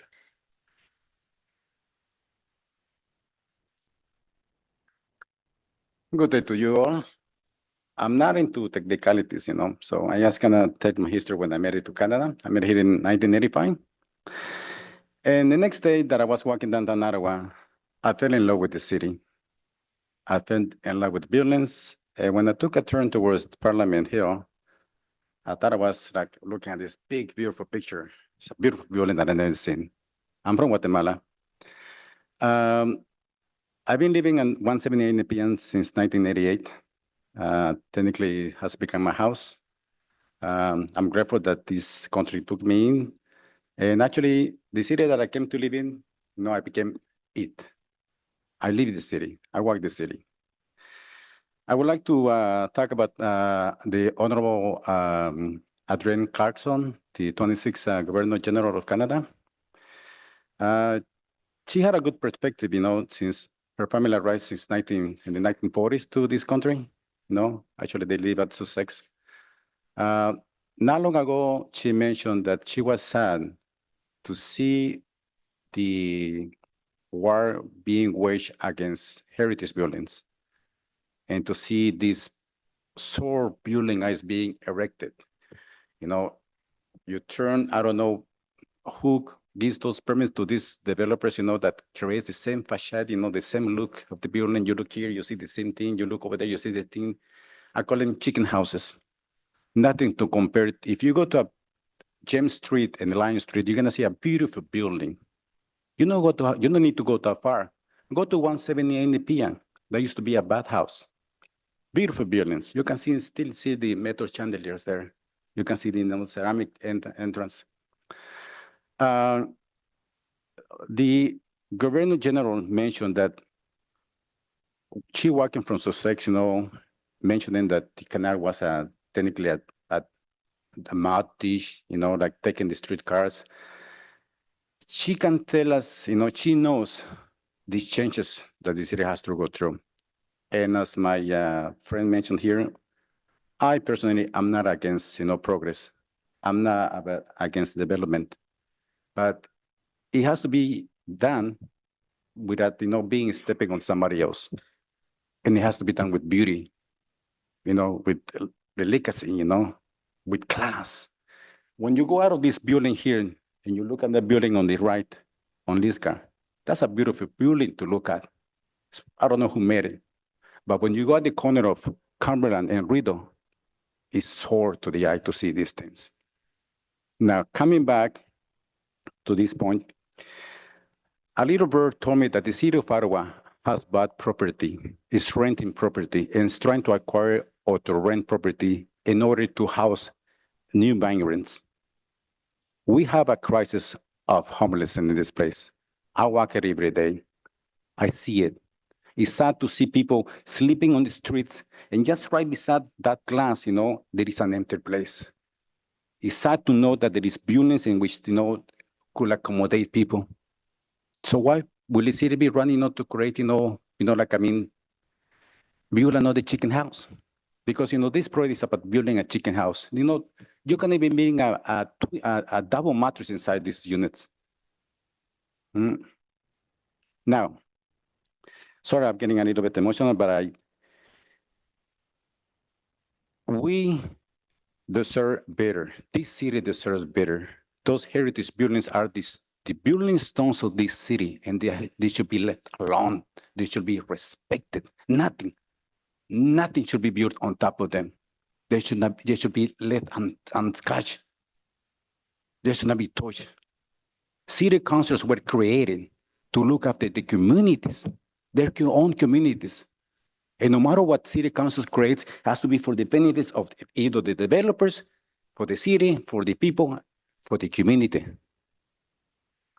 That's what I feel, city council should ought to look at. I done my duty as a citizen. I walk the streets downtown. I like to mingle with people, talk to people. I like to speak, I bought coffee for someone when I can, I feed homeless cats, I know what it's to be homeless because I came, I left my country, I live in the United States in the basement. I know what it's not to have a house. And I feel sorry for these people, when I see them in the street. I feel sorry for the cats. Winter starts, it worries me. Sir, you talk that this is about zoning, about back and the land.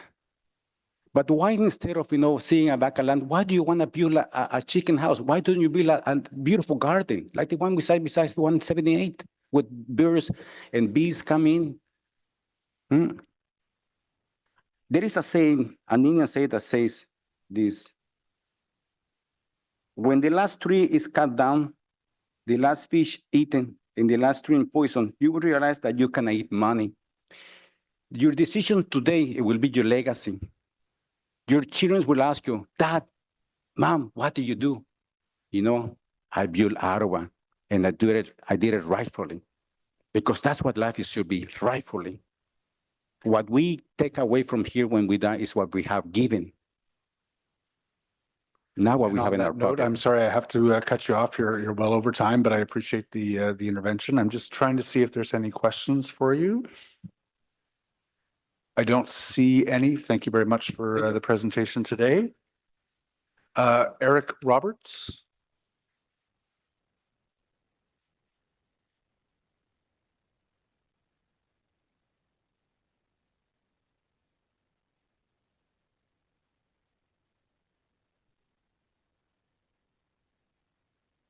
Hi there. Good morning. Whenever you're ready, you have 5 minutes. My name is Eric Roberts. I'm a construction worker, and I'm missing out on wages to be here today. My neighbors and I live in the homes at risk from this project. I've been on the block for 8 years. If this mass eviction went through, my household would face a rent hike of triple our current rent. Best case scenario, this would sweep my partner, daughter, and I into a situation of poverty and instability.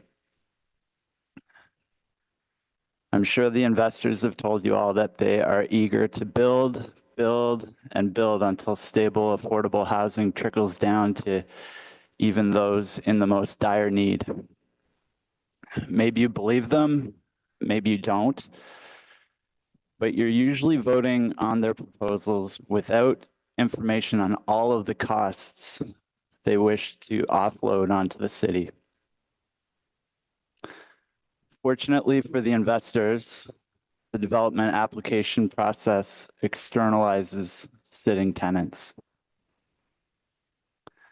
Well, here we are, the externalities.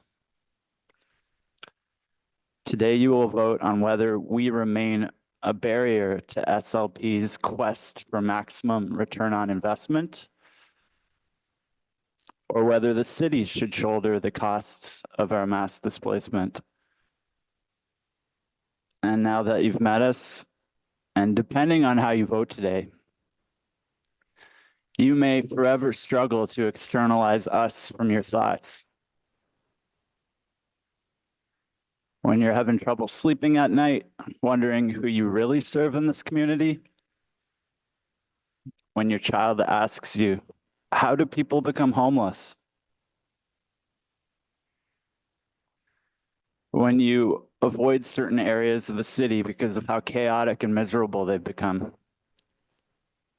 In those moments, maybe you'll remember our faces and the way you voted today. Please vote no. All right, thank you very much. I don't see any questions for you. Thank you very much for the presentation.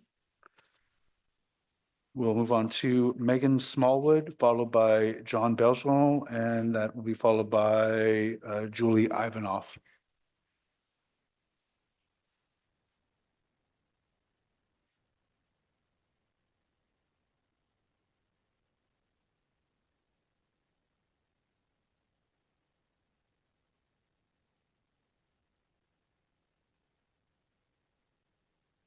My name is Megan Smallwood. I grew up in Orleans, but I've lived in Centertown for the past 7 years. We're talking today about zoning for a development application on Bank Street. The developer has submitted 27 reports in support of their application, taking into consideration factors such as transit impact, noise and wind levels, geotechnical investigations, and even the trees on the block. In all of these extensive reports, there is no mention of the residents who currently call these buildings home. There cannot be a discussion of zoning for this application today without acknowledging the people who will be displaced as a result of this project getting approved. I have a master's degree in epidemiology from McGill University, and I work in public health research. And I'm here today to talk about the impact of this development on the health and well-being of the residents of Bank Block. Housing is a widely recognized determinant of health. Increasing evidence shows that people under threat of eviction present negative health outcomes such as depression, anxiety, psychological distress, suicide, high blood pressure, and low self-rated health, which is in itself an indicator of mortality. Ottawa Public Health has stated that a strategic priority for the city is to influence changes in the built environment to promote health and well-being. This includes having access to housing that is suitable to a person's stage of life, is affordable and safe, and promotes physical and mental health. The State of Ottawa's health report in 2023 demonstrated that renters are amongst those with the lowest self-rated mental health. Anyone who has rented in Ottawa in the past years won't find that statistic surprising. I want to stress that the decision you make today on this development proposal has a very real and tangible impact on the health of the current residents of Bank Block. I too am a tenant, and I personally know the stress posed by the threat of eviction. In the summer of 2023, I was diagnosed with breast cancer. I completed 9 months of treatment, which included surgery, chemotherapy, and radiation. Only 1 month after I finished treatment, my landlord threatened to evict me for refusing to pay an illegal rent increase. I was aware of my rights as a tenant, and I knew the likelihood of being removed from my home was low. However, I began to experience severe anxiety and stress that was compounded by the trauma of surviving cancer. I was off from work so that I could heal and recover, but there was no way to escape the stress because my home, which had become my safe place during the worst year of my life, was now under threat. We can talk in circles about building height, yard setbacks, and the color palette for the building addition. But as others have argued and will continue to argue, the City of Ottawa has an obligation to protect its residents. My story is not unique. One of the tenants currently living on Bank Block, like me, has been recovering from breast cancer treatment and is waiting for her 3rd surgery. She too is trying to recover while dealing with the stress of losing her home during an extremely vulnerable time. Tenants who have lived on Bank Block for decades have built their communities and sense of belonging here. Residents have shared with me that over the course of the past year, they are no longer able to sleep at night, have noticed a decline in their ability to fight off the common cold and infections, and have increased blood pressure.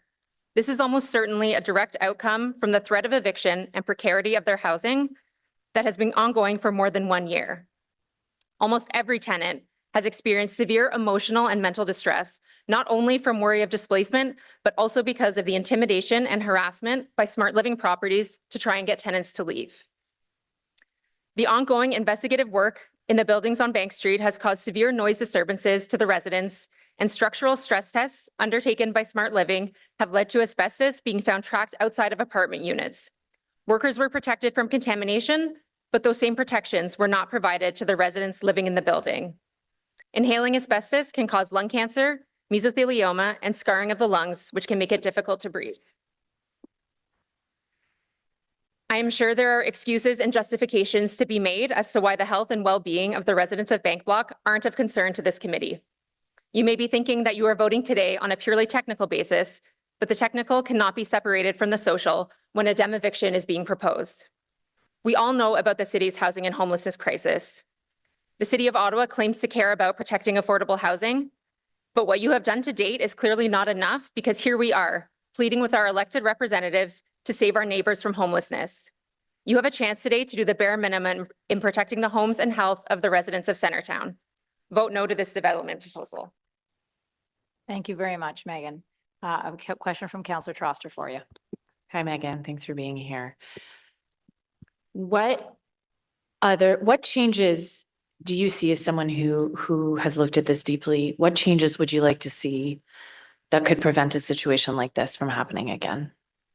I mean, I think there are lots of changes that can be made, but to be honest, I don't think it's my job to necessarily come with those solutions. I think there's lots that can be done.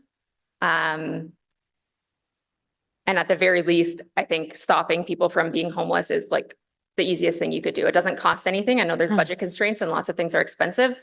But stopping this eviction is free. Okay, thank you. I appreciate that. And I will just say the story you're telling, Nicole's story, so many of the stories. I want my colleagues around the table to understand that in Somerset Ward, this is the casework we deal with multiple times a week. Often it's not due to a demolition, it's due to a renoviction, which is why I'm really pushing forward for a renoviction bylaw here in Ottawa. But the issue of housing loss is deeply personal to anyone who's losing their home. So I really appreciate you coming and talking about the emotional toll that it takes. And our city is very diverse, and I represent one of the most urban wards in the city. And so this is the work in my office. This is the casework that we hear about over and over again. So I really appreciate you being here today. Thank you. Thank you, Megan. Our next delegation is John Bergeron.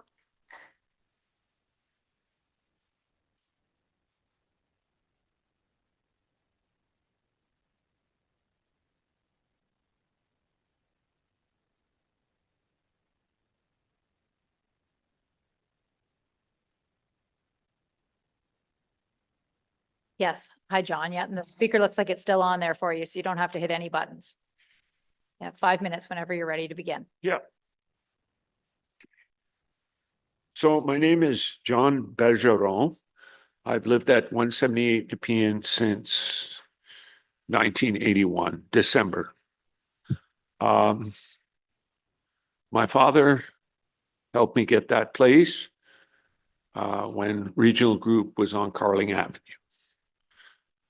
First and last month's rent, my friend Linda moved in with me, and we thought it was a great spot because we were both working for the BIA, Bank Street Promenade Business Improvement Association.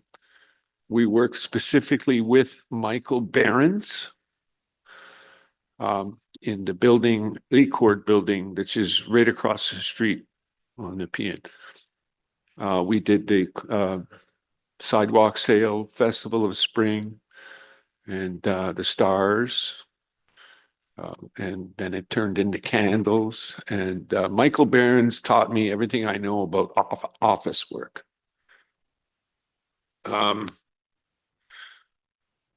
This is called demoviction. And all I could remember on the 1st of September 2022, when we were given notice that the whole block was bought, all I could think of is when I was 7 years old, it was called expropriation. And it was my father losing his garage in the Loretton Flats on 62 Ottawa Street. And across the street from there, my mother had bought a small duplex house. And it was called expropriation.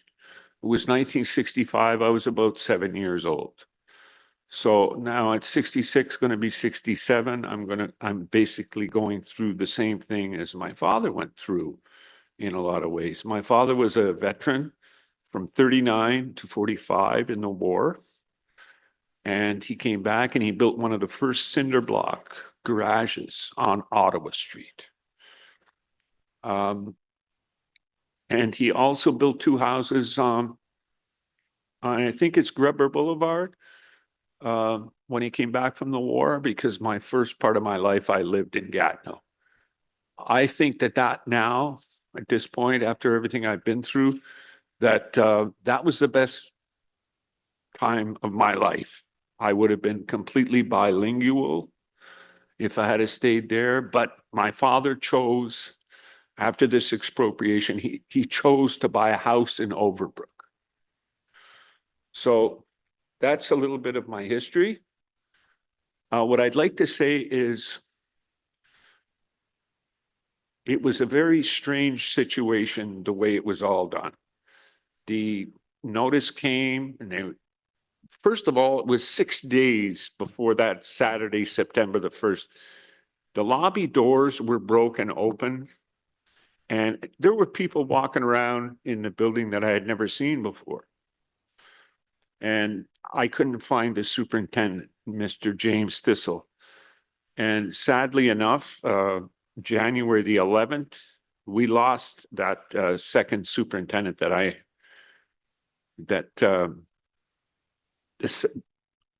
most recent superintendent. He died somehow.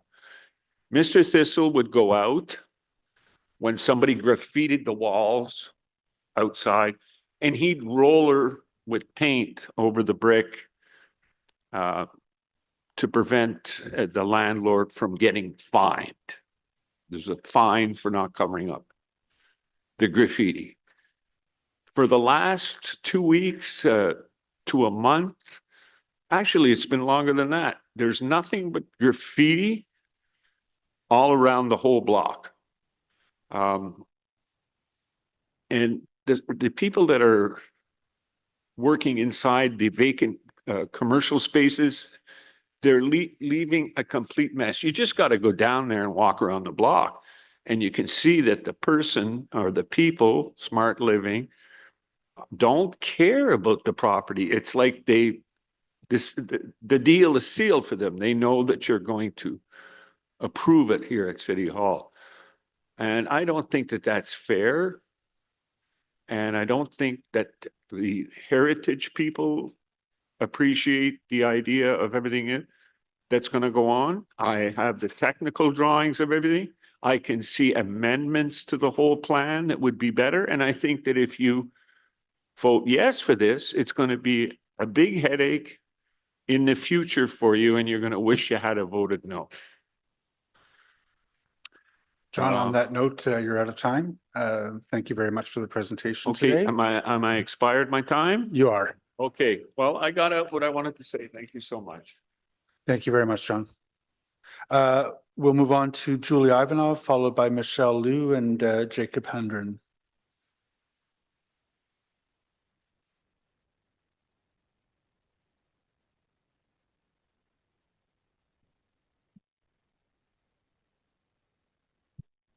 Hello, everyone. I do have a slideshow. Thank you. My name is Julie Ivanov. I'm a tenant at 227 Bank Street. I currently live on the block where this development is proposed to go. I'm a full-time student. I'm pursuing my PhD in architecture at Carleton University. Next slide, please. This proposal is not consistent with the 2024 Provincial Planning Statement, which is under the Planning Act, and this proposal does not support Chapter 2.1, Planning for People and Homes, talking about complete communities, accessibility for people of all ages, and improving social equity and quality of life. Next slide, please. This proposal does not support Chapter 2.2, Housing, Section 1, does not consider the needs of current and future residents, and barely has a range of housing options. Next slide, please.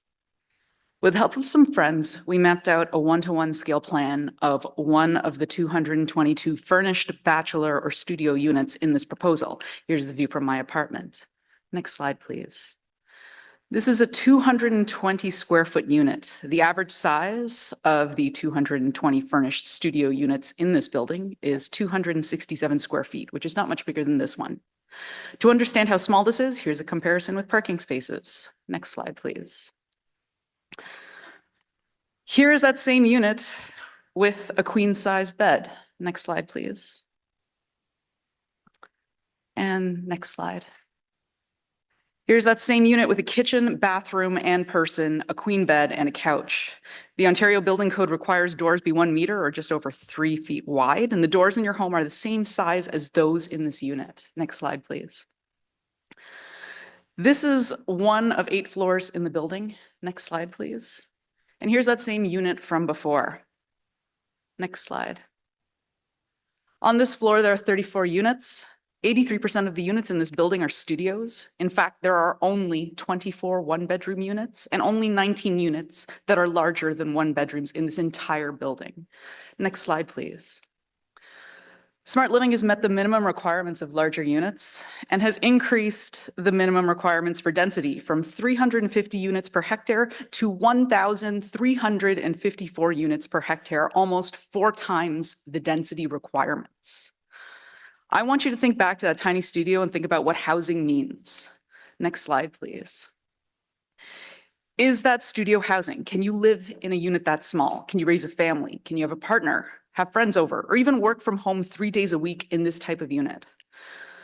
From the executive summary, City of Ottawa 10-year housing and homelessness plan, 2020 to 2030, a home is the central place from which we build our lives, nurture our children, and engage with our communities. Our ability to reach our full potential through health and well-being, educational achievements, social connections, attachment to the labor market, and community identity can all be impacted by the stability of our housing. Next slide, please. This proposal does not support the provincial planning statement. It does not feature complete communities, accessibility for people of all ages, nor does it improve the social equity and quality of life. Next slide, please. This proposal does not support the needs of the current or future tenants, as you've heard already from other depositions. It does not have a range of housing options. It is not affordable, accessible, or equitable. It does not support or include the needs of the current tenants. 360 people wrote into the city voicing their concerns regarding the current residents. I urge you to refuse this project until the concerns of the community and current tenants have been addressed. I think that as having a background in architecture, to separate the facade from the building is foolish. Architecture only exists for people. And so all the things that are inside of the building, which I've just shown, are part of the exterior. So all of these zoning laws and compliance, I think, need to be refused until we can reconsider what the whole of the building has to offer and how that can contribute to what it is that the city requires. Thank you. Thank you very much, Julie. I don't see any questions for you. Thank you very much for the presentation today. Michelle Liu, followed by Jacob Hendren, then Dr. Vilja Jeframovis.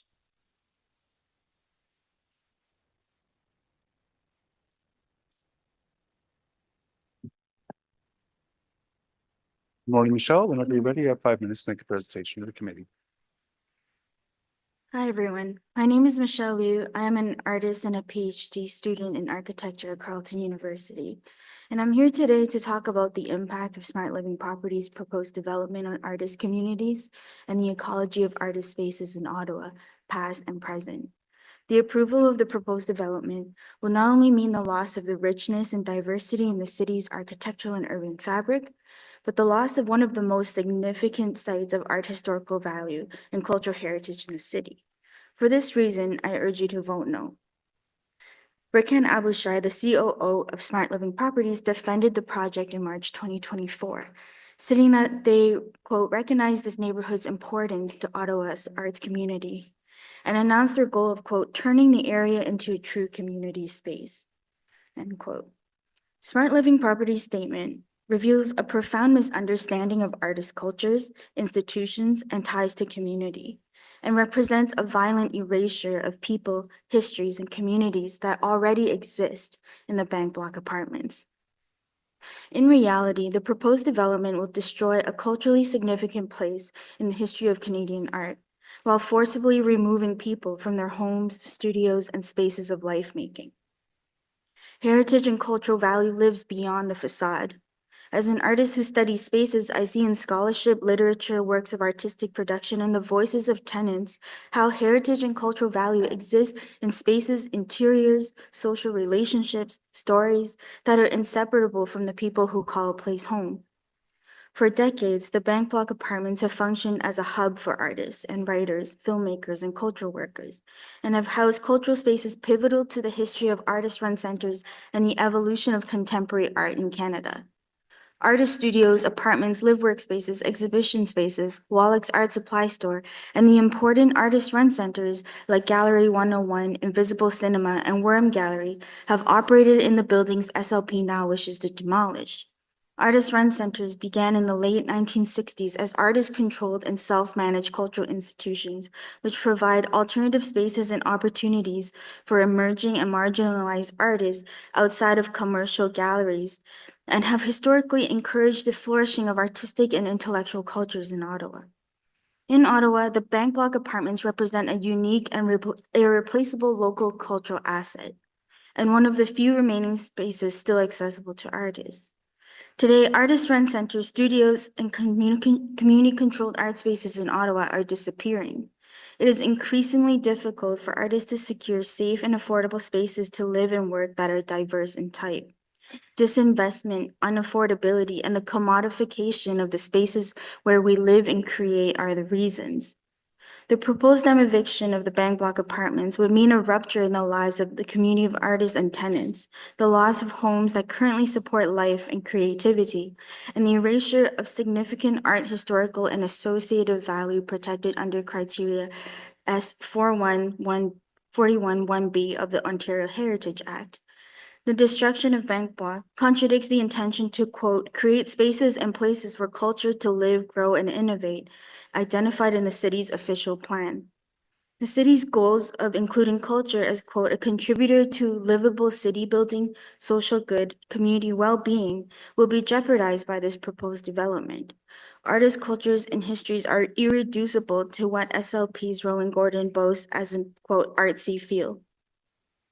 SLP's vision of an art space without artists, of studios and exhibitions made through the demolition of artist studios and the eviction of tenants, is an emptying of artistic, cultural, and intellectual value, and the literal gutting of artist infrastructures and community life. The only sensible option is to vote no.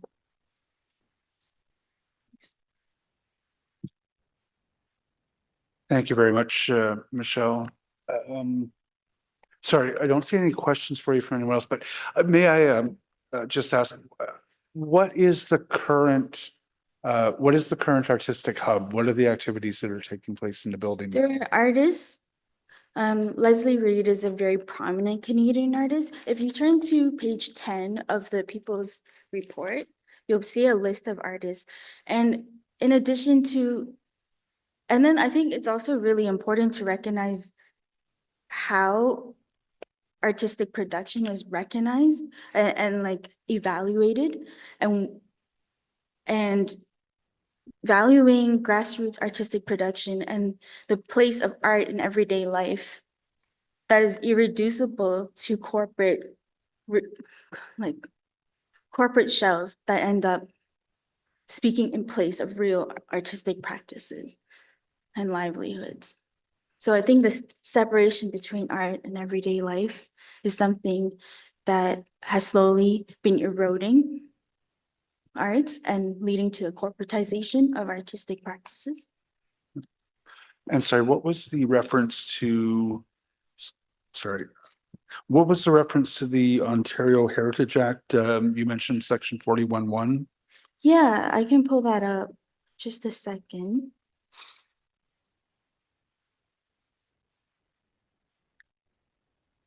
So section 27(3)(b) says that number 3, 4, and 5 speak to associative and historical value. Number 3 says the property has design value or physical value, which it demonstrates high degree of technical and scientific achievement. And then number 4, I think, is very pertinent to this application. The property has historical value or associative value because it has direct associations with a theme, event, belief, person, activity, organization, or institution that is significant to a community. So I think that applies to the study of art history in Ottawa in particular, but I think that's also relevant to art historical concerns throughout Canadian art. And then number 5 says the property has historical value an associated value because it yields or has potential to yield information that contributes to an understanding of a community or culture. Yeah. So those are the criteria under the OHA by which a city would be justified or a council would be justified in declaring something as a Sure, heritage. there's one more that I think is quite significant. The property has historical value and associated value because it demonstrates or reflects the work or ideas of an architect, artist, builder, designer, or theorist who is significant to a community.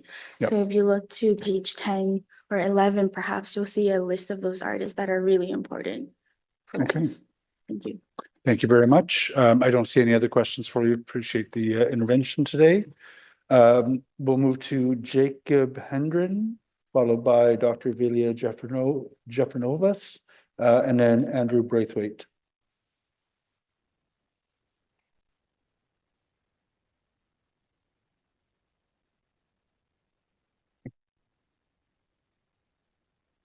Morning, Jacob. Whenever you're ready, you have 5 minutes to make a presentation. Thank you. Good morning. My name is Jacob Hendren. I'm a public sector worker and I'm a tenant in Centertown. I do not own a car, and to get around, I walk, use transit, and ride my bike. I'm here to share my concerns about the transit-oriented development aspects of this project. I know Councillor Leeper has made the point that the city should focus on transit-oriented development and have that be a guiding principle towards allowing future developments, and I'm sure the rest of you share that belief, as do I. I think it's obvious that there should be transit-oriented development around major public transit stations and around reliable bus stops. And one of the reasons this huge 9-story development with no vehicle parking spaces is being recommended for approval is because it is a so-called transit-oriented development. Well, I'm here to argue that you cannot build transit-oriented development on this part of Bank Street because there is no reliable transit upon which to orient said development. First of all, the transportation impact assessment uses traffic demand figures for March 8th, 2022 and April 27th, 2023. I don't think those figures should be considered valid. In March 2022, downtown Ottawa had just been paralyzed by the so-called Freedom Convoy, and there were still many pandemic-related shutdowns in place. On April 27th, 2023, the post-secondary school year was mostly over, and many workers, including notably most federal public servants, were still working from home.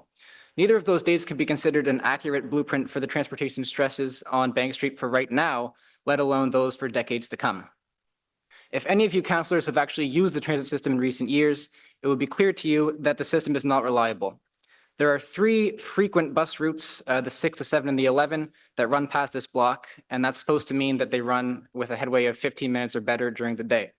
Anyone who lives in this area knows that that's a joke. Trips are canceled, poorly spread out, and often end in bunching, where 2 or even 3 of the same bus route end up one right after the other, arriving late, of course. Personally, last year, I relied on the 11 for a good part of the year to get to school, only to very frequently end up taking an Uber out of desperation and still most days arriving late to class. I think the 11 is considered one of the least reliable bus routes in the entire city. Last Friday evening, another anecdote, I got off the O train at Parliament Station, hoping to catch a 6 or a 7 to take me down Bank Street. It was about 7 p.m. on a Friday. I waited 17 minutes in the cold, only for 3 6 buses eventually to come by, one right after the other, and then a 7. As I was waiting in the cold for 17 minutes, there were 5 out-of-service buses that drove right by Parliament Station, empty. How can someone rely on this system as their primary method of transportation, I ask?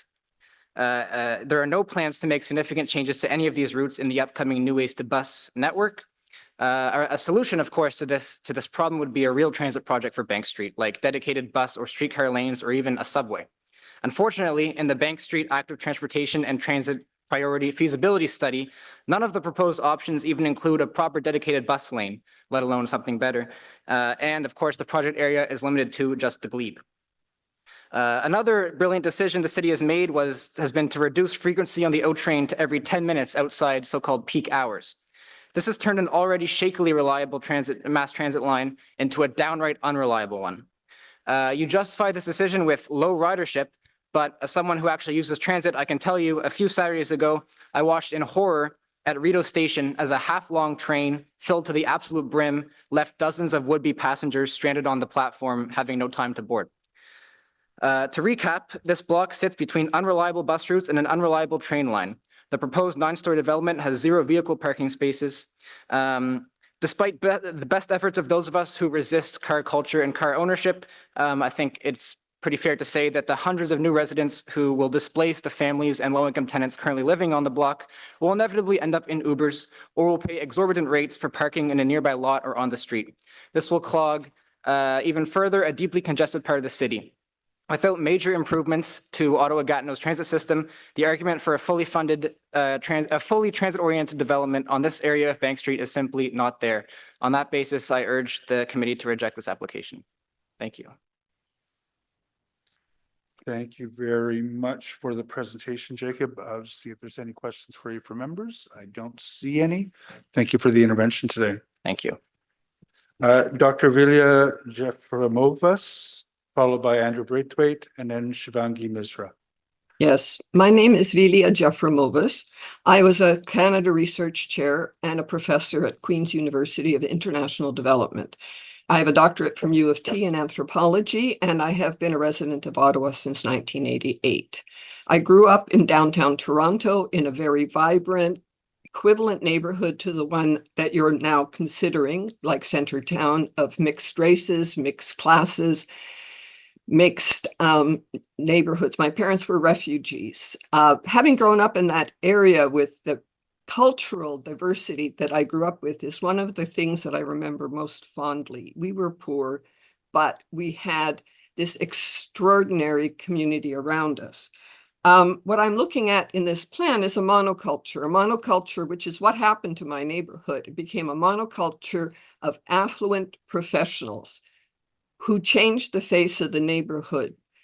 And the people that I grew up with would never have had a chance to live in this kind of area. We would have been exiled to the peripheries of a city with no transportation, no adequate ways to get around. I walked Toronto. It's not possible. The street that I grew up in now has nonstop traffic, cheek to jowl all night. This is not where I intended to start, but I want to say that having seen the area I grew up in turn into completely sanitized canyons, wind tunnels, which have no community and in fact no space for community, is something I would like to speak against, because I chose to stay in Ottawa. I had options to go other places because it's a livable, beautiful city. Our friends who come visit from Toronto, who thought to find, you know, the stereotypical uninteresting city of Ottawa, are always blown away by the way it's walkable, how beautiful it is, and in fact, astonished by its diversity. I am all for intensification. Urban sprawl, we've seen that, cities that go on and on and on, like Toronto, where you can't even get out in under a few hours. But we should have intensification with a heart, and we should have intensification that actually reflects the diversity of this city. And also, I think during the COVID crisis, we all learned how important the arts were to us. By and large, most of us listened to music, went online, watched things, saw things. That's turned out to be the thing that was most meaningful to us. So the loss of another artist's hub is a serious problem, because those people will not have a space to create with, and they will have lost the community, because art isn't done in a vacuum. People thrive on interaction, and that's how it's an artist's community. I also see no room for the marginalized, the poor, for families, for immigrants, for refugees like my parents. And I think that a sanitized historical building, because I've seen those over and over in other cities. Fine, you retain the facade, but that's all you get left with is a facade. Thank you very much, and for giving me a chance to speak. Thank you very much. I don't see any further questions for you. Just one quick question from me. Sorry, you were a Canada Research Chair in which field?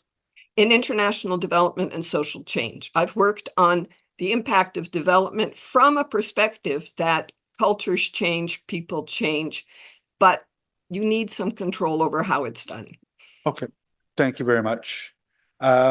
So we'll hear from Andrew Braithwaite, followed by Shivangi Misra, followed by Ethan Mitchell.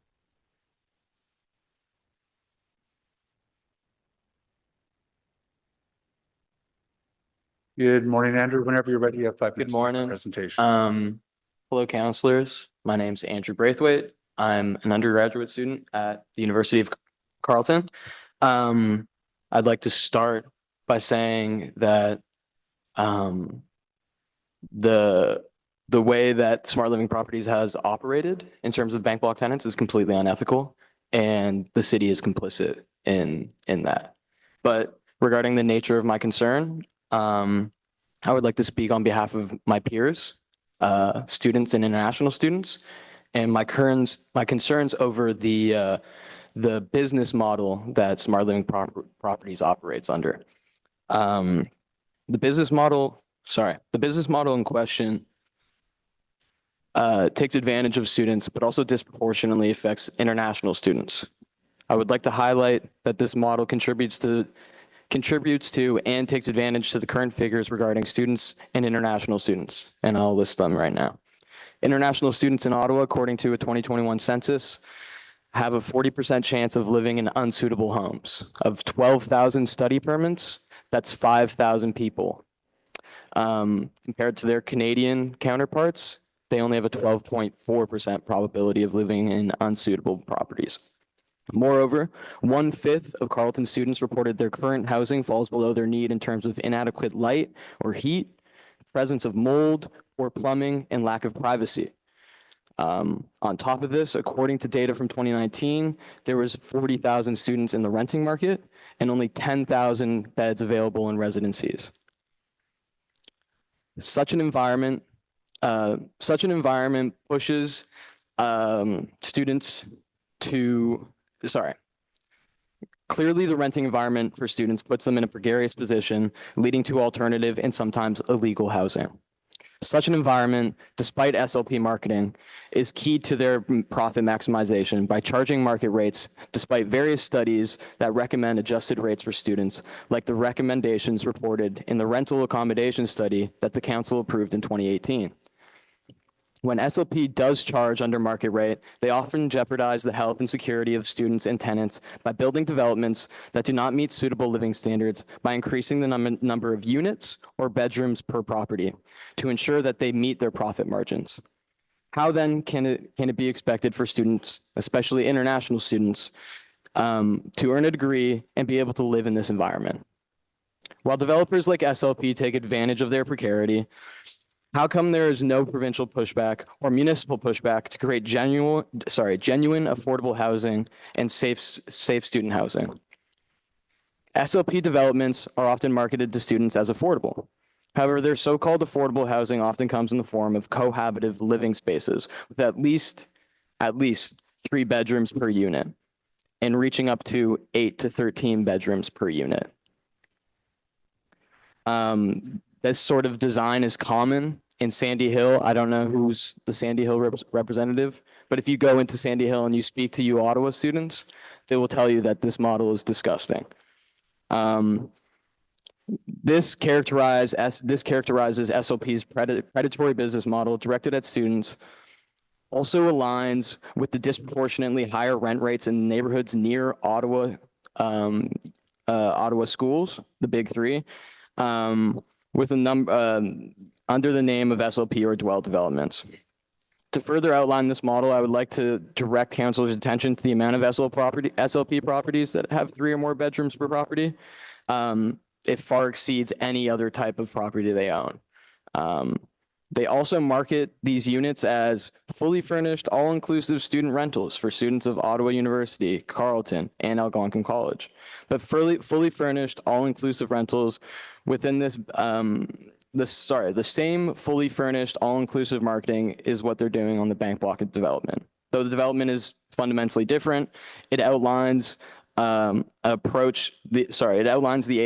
aforementioned approach to student housing that SLP operates on. I believe this is a pattern of SLP, which gears their properties towards short-term leasing, resulting in higher turnover rate to continue raising rent prices. producing a similar condition of student leases that produce high turnover rates that see large annual increases, ultimately nullifying their affordable claims. Again, pointing to their model of profit over sustainable developments. The bottom line for SLP is not in benefiting students or tenants, and it is in lining their pockets on the backs of the younger generation and the tenant class. I would also like to address the community feedback from students. I need to cut you off there, but Councillor Chaucer does have some questions for you. Hi, thanks for coming here. Your presentation points to a trend that we're certainly seeing in Centertown as well, although not strictly from Smart Living Properties. Do you know on average your peers what they're paying for a room to rent right now? I don't have the numbers on the average, but I know that my friends pay like well over 13, at least 15. And I know for my friends that are international students, they're usually looking at $1,500 a month. Just a room? I'm not quite sure. Okay. But how is that feasible when they're only able to work 24 hours a week while in school? No, for sure. And definitely something we're seeing in my ward is the conversion of what used to be rental or rooming houses that were geared towards low income folks. You know, a room would cost maximum $600 or $700 a month, which was difficult, but still doable on a fixed income. And now we're seeing those units being renovated, supposedly fully furnished, slap a widescreen TV, you know, a flat screen TV on the wall. And now they're going for $1,600. There's a building just a block from here where we saw a number of evictions. So I want to thank you for coming to highlight that. I know this development is a little different. I will absolutely have questions for the applicant at this committee, as I have for the last 2 years, about where their impression is, why it is their impression that this is the quote unquote product that they think Ottawa needs, because I personally don't see a market for it. And yes, they've repeatedly referred to their dwellings as products. I would also just like to highlight one thing. It may seem silly, but you should look at r/GGs and student reviews of Smart Living Properties. They're well below 2 stars, and the common descriptor of Smart Living Properties is slumlords. I don't know if that's sort of the people you want to be doing business with. Thank you. Thank you very much. I'm sorry, I lost track. Is Shivangi up next? Yes, good morning, and apologies for the pronunciation.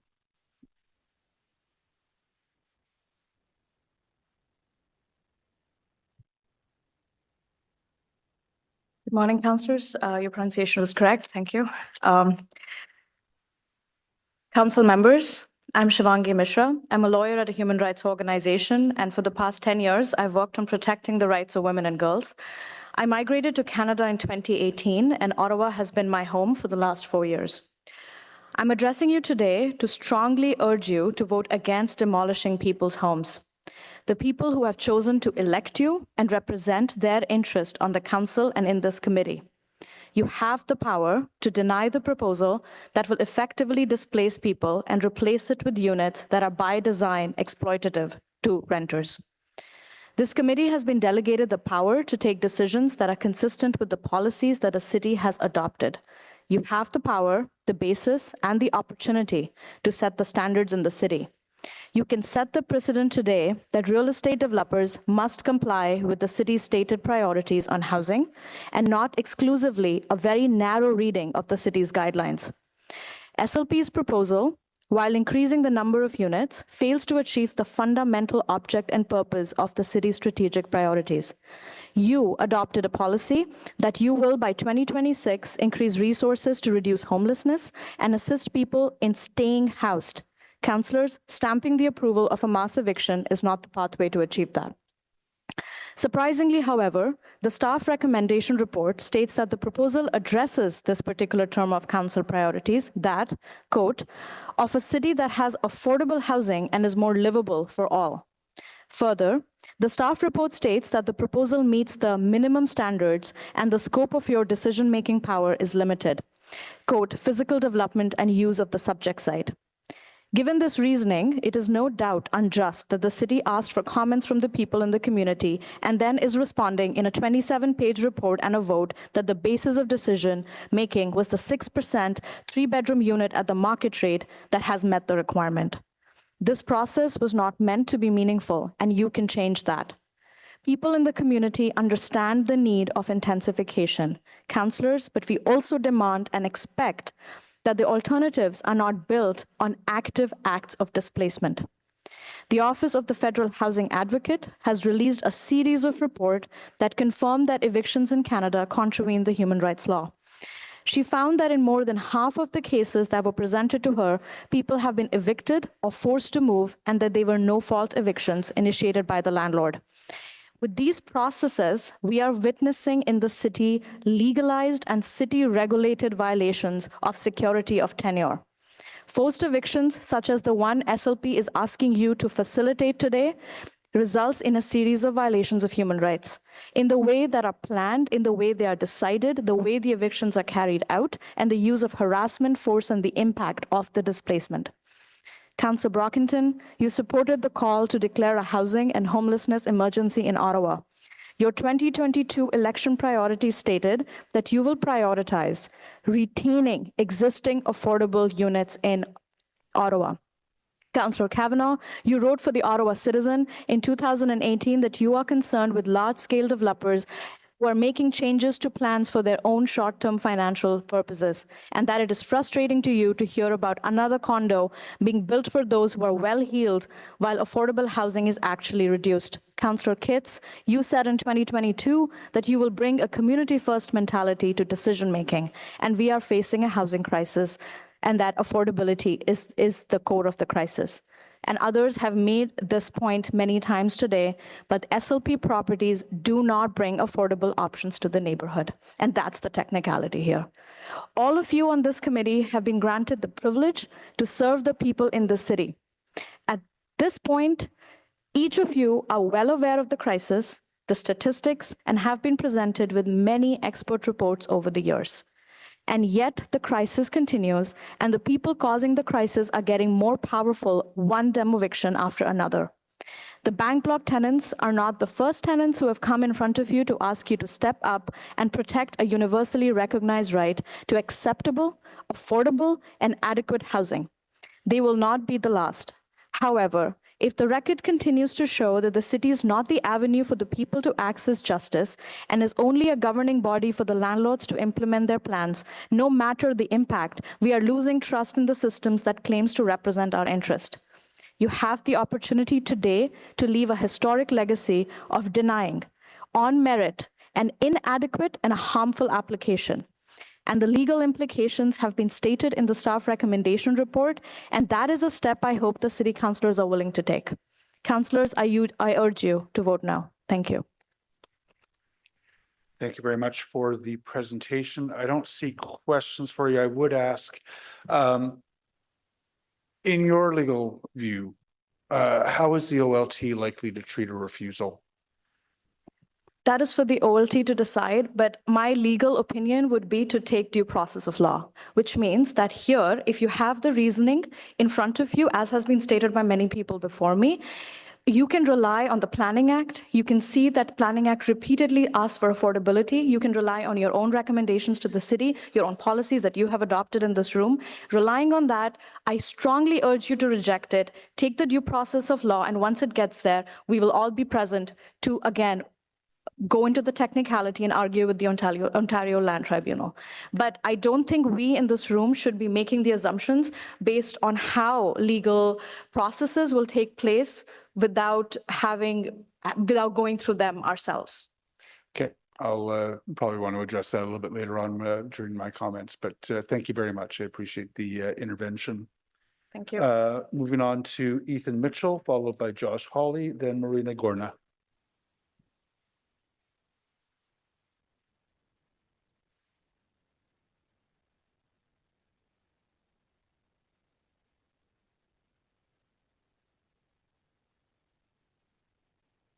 Hello, my name is Ethan Mitchell. I'm a public sector worker and a resident of Sandy Hill.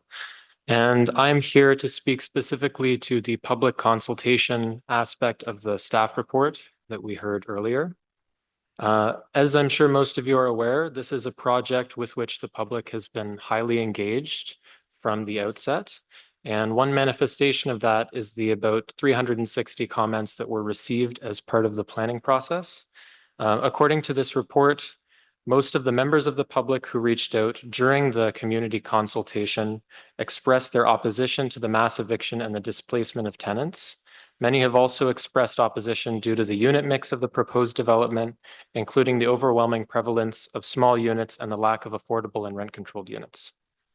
An opportunity was created through this process for Ottawa residents to have our say on the proposed development, and we have communicated clearly that the majority of us do not believe that this proposal meets the needs of the people in Ottawa and that it is not in line with the city's stated development priorities.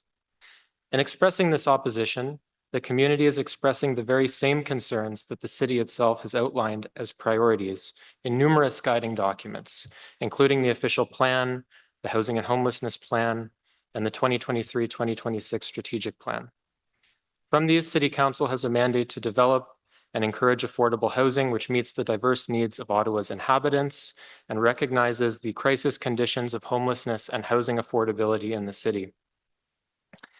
Today, the committee is being asked to approve a recommendation that makes people homeless in the midst of a housing crisis, that further erodes affordable housing at a time when Ottawa is hemorrhaging affordable units, and which goes directly contrary to the vision laid out in the city's own planning documents. In response to this, what assurance has been offered to the public that these concerns are being addressed? I would argue none. We're told that the applicant has been made aware of the concerns. However, as far as we can tell, they've taken no meaningful action to address them. They continue to drive forward with the displacement and the destruction of the affordable housing. We're told that the development technically meets the bare minimum standards, never mind that in just about every way, it runs directly contrary to the city's strategy of addressing the housing crisis. We are told that displacement and eviction are provincial issues, and so for the purpose of this meeting, that we should put thoughts of eviction from our minds, that the zoning amendment process should happen without consideration of the people who live on the block and the well-being of the community. The official plan and other documents lay out a vision of a city with affordable, diverse, flexible housing, which can serve to build strong, healthy, and equitable communities. Tools including zoning bylaws are put forward as the methods by which the city can work to achieve that vision. If indeed the city cannot use those tools to steer development based on overwhelming feedback from the public, which is consistent with the city's own priorities, then why pretend that the city is capable of addressing these issues at all? And as Canadians, I know that none of us here are strangers to jurisdictional conflict and confusion, but we are here right now at this level of government with a question before us. The City Council has a mandate to address the housing and homelessness crisis. Many of the councillors in this room, as we've heard, have campaigned on these issues. The fact is, when the committee votes today, you will be voting on a mass eviction. You will be voting on whether to preserve affordable housing or to further erode it. I understand the limited nature of the agenda items as has been described previously. However, these items are inextricably bound to the wider development project to which they are attached and must be considered as such. I ask only that you take seriously the widespread opposition to this project, which has been expressed by the people of this city, and act based on the clear preferences of the residents of Ottawa who have taken the time to engage with this process in the way that was provided to us, and that you use the tools available to you to serve your constituents. I recognize they might be limited, but I ask that we see what that limit really is in practice. I urge you as members of this committee to stand with your constituents, to stand by the City Council's own stated priorities, and to reject this mass eviction proposal. Thank you very much, Ethan. I don't see any questions for you. Thank you very much for the intervention today. We'll move on to Josh Hawley, followed by Marina Gornia, and then Mark Jones.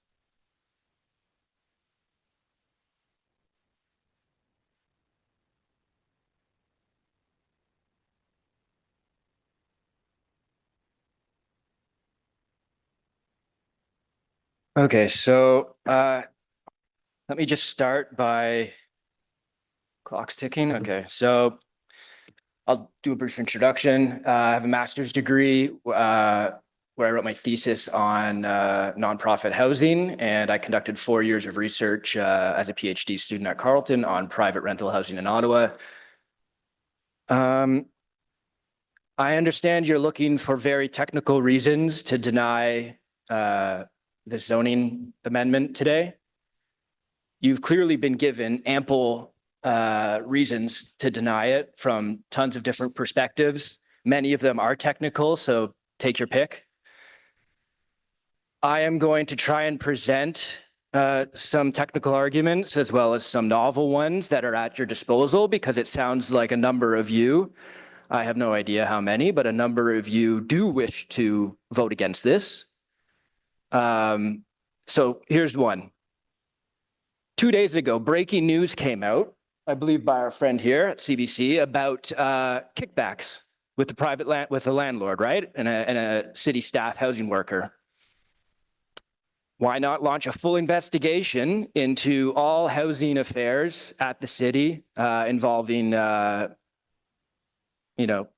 city staff, such as my friend here, elected officials and what have you, because as we know, Jan Harder, the former chair of this committee, was forced to resign several years ago because of her ties to a particular developer who had strong connections to another mass dem eviction, the Herringate one.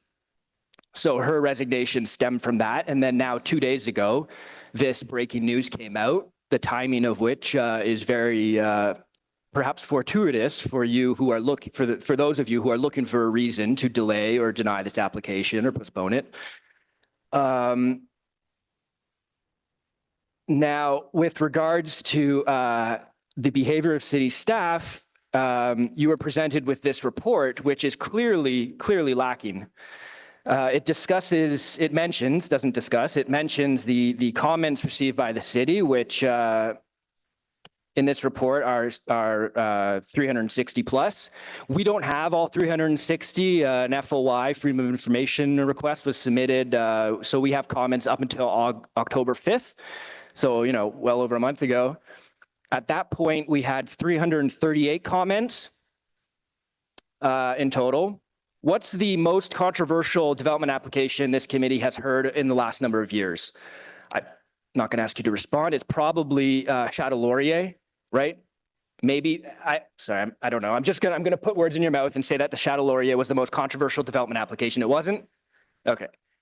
But Herringate never came before the city. There was no development application. That dem eviction went without coming here. I'm talking about something sitting on your desk in front of you. Maybe not you, but another makeup of this committee. Anyway, Chateau Laurier was had a huge profile. How many comments were received in opposition on the portal? 167. 167. How many were received in opposition, portal comments to this development application? 328 as of October 5th. 97% of the comments submitted were opposed to this development application. 9 comments were submitted in support. And the supportive comments say, all for smart living. I love smart living. To build this. They're very short. I have the breakdown. Over 29,000 words were written in opposition of this development application. That's a novella. That's the length of a novella. And, I would argue that the portal is the most unbiased and most accessible way of public feedback, not the so-called public consultations that are held at the city, because as we know, they're very directed, very one-sided. People are sort of fed into a sort of system of comments. These are the raw, unfiltered comments from members of the public.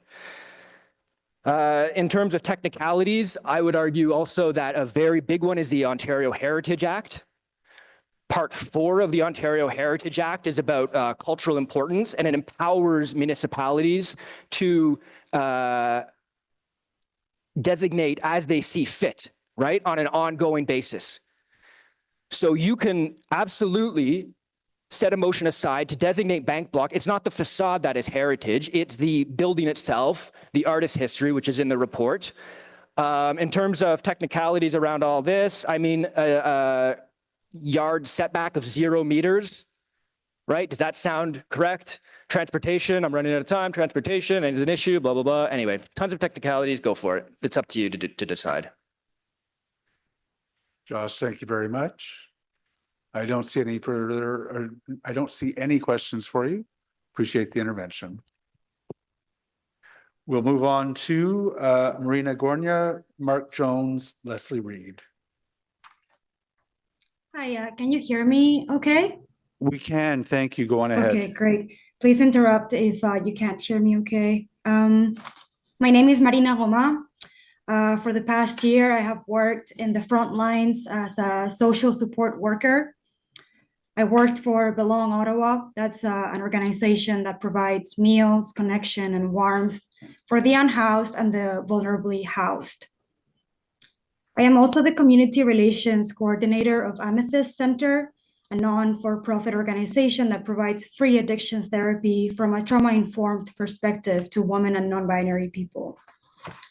I am well versed in the world of mutual aid, collective solidarity, and charities and non-for-profits acting as band-aids to the privatization of social services enabled by the provincial and local governments. This Monday, I heard a man on Rebel Rock Radio be very upset at the rising levels of homelessness and crime at the Byward Market. He wasn't mad that a growing number of humans is dispossessed from their home. He was mad that it is no longer comfortable, according to him, to go shopping at Rideau. It is indeed quite confronting to walk around Rideau, but also Bank Street and Elgin Street, when we see the disastrous effects of bad housing policy.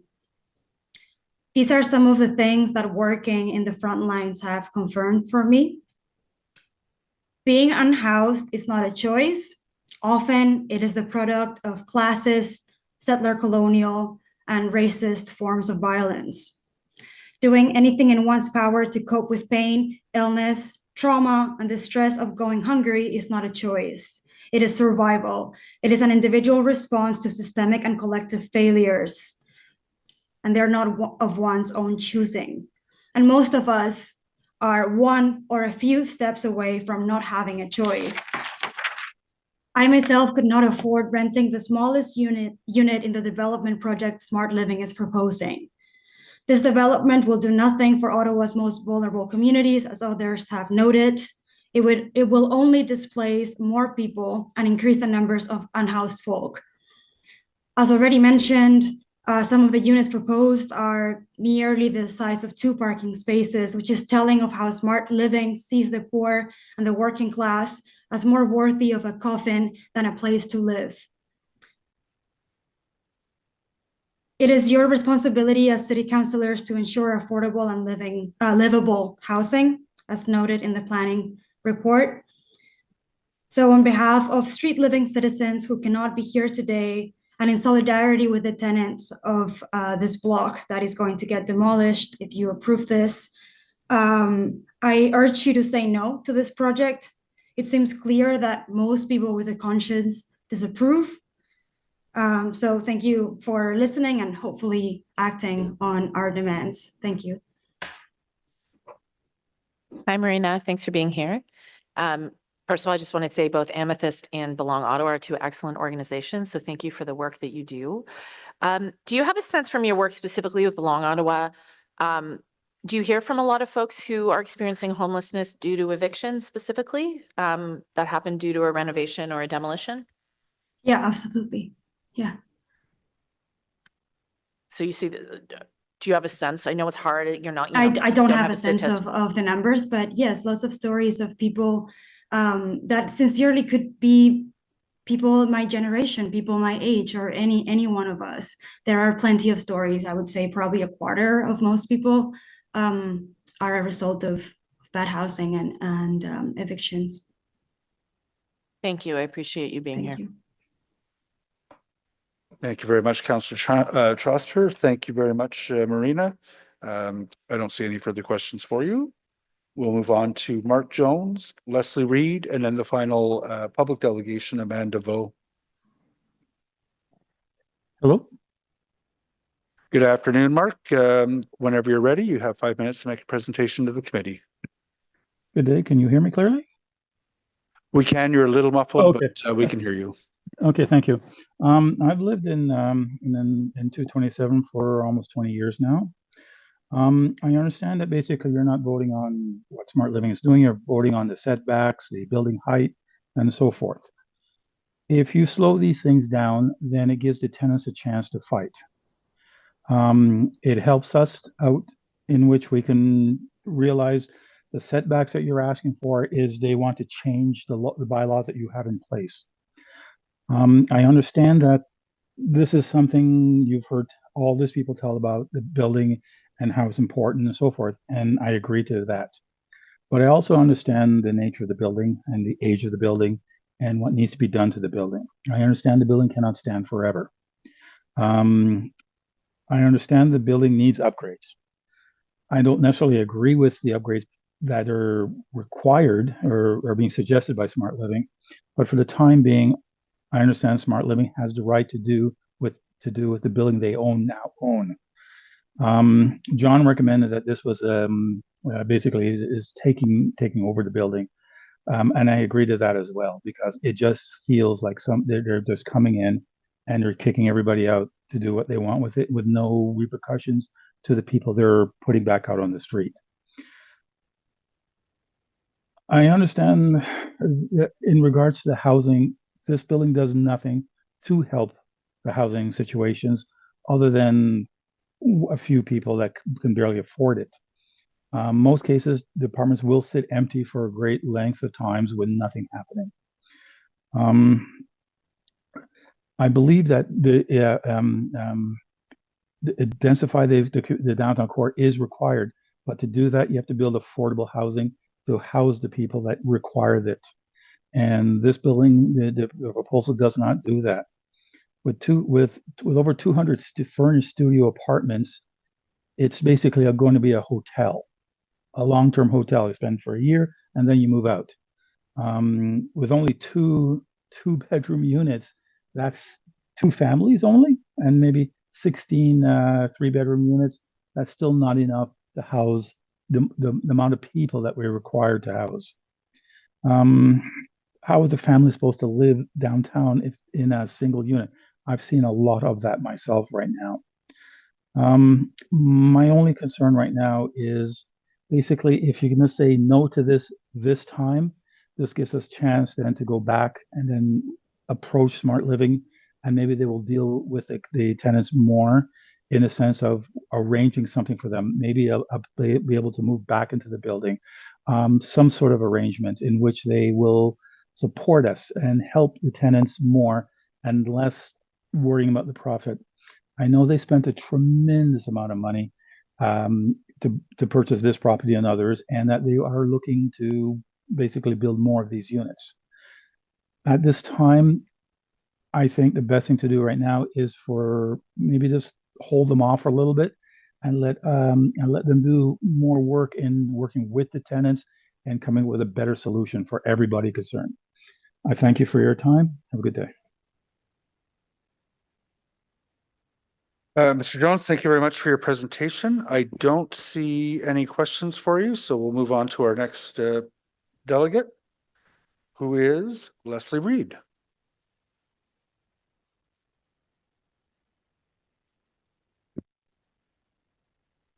Can you hear me now? Leslie, we can. Thank you. Whenever you're ready. Thank you. I'm sitting in my studio at 227 Bank Street, having just had an exhibition picked up by one of the few commercial galleries in town, Galerie Saint-Laurent-Pluchil, and I have worked in this space. I do not live here, but I have worked here for almost 20 years now, and I know most of the artists in this city who have worked and lived in this space. This Bank Street block, which has always been anchored by Wallach's, by the Wallach's Art Gallery, and by the artists who have worked here, has always been a really significant cultural hub. And I remember in the first Zoom meeting I participated in a year ago with Adrian Van Wyck and Smart Living and Foten, and it was called by Ariel Troster the Historic Cultural Hub of Ottawa. And that's what it was to me when I moved here many, many years ago and looked for a place to work. What was beautiful about this particular block and why I've enjoyed being here these past 20 years is that it is a community. It's not just a place of artist studios. It is a place where artists have actually lived and continue to live to this day. It's a particularly special kind of cultural hub that makes this city a far more livable place, because to have artists in the city counts for something. It's not a great city commercially to be an artist. Nobody makes much of a living here. I came here for a teaching job at the University of Ottawa, and that's what supported my practice over the years. Most people have a day job and they are artists when they can make the time. If you can live in that space and work in it, all the better.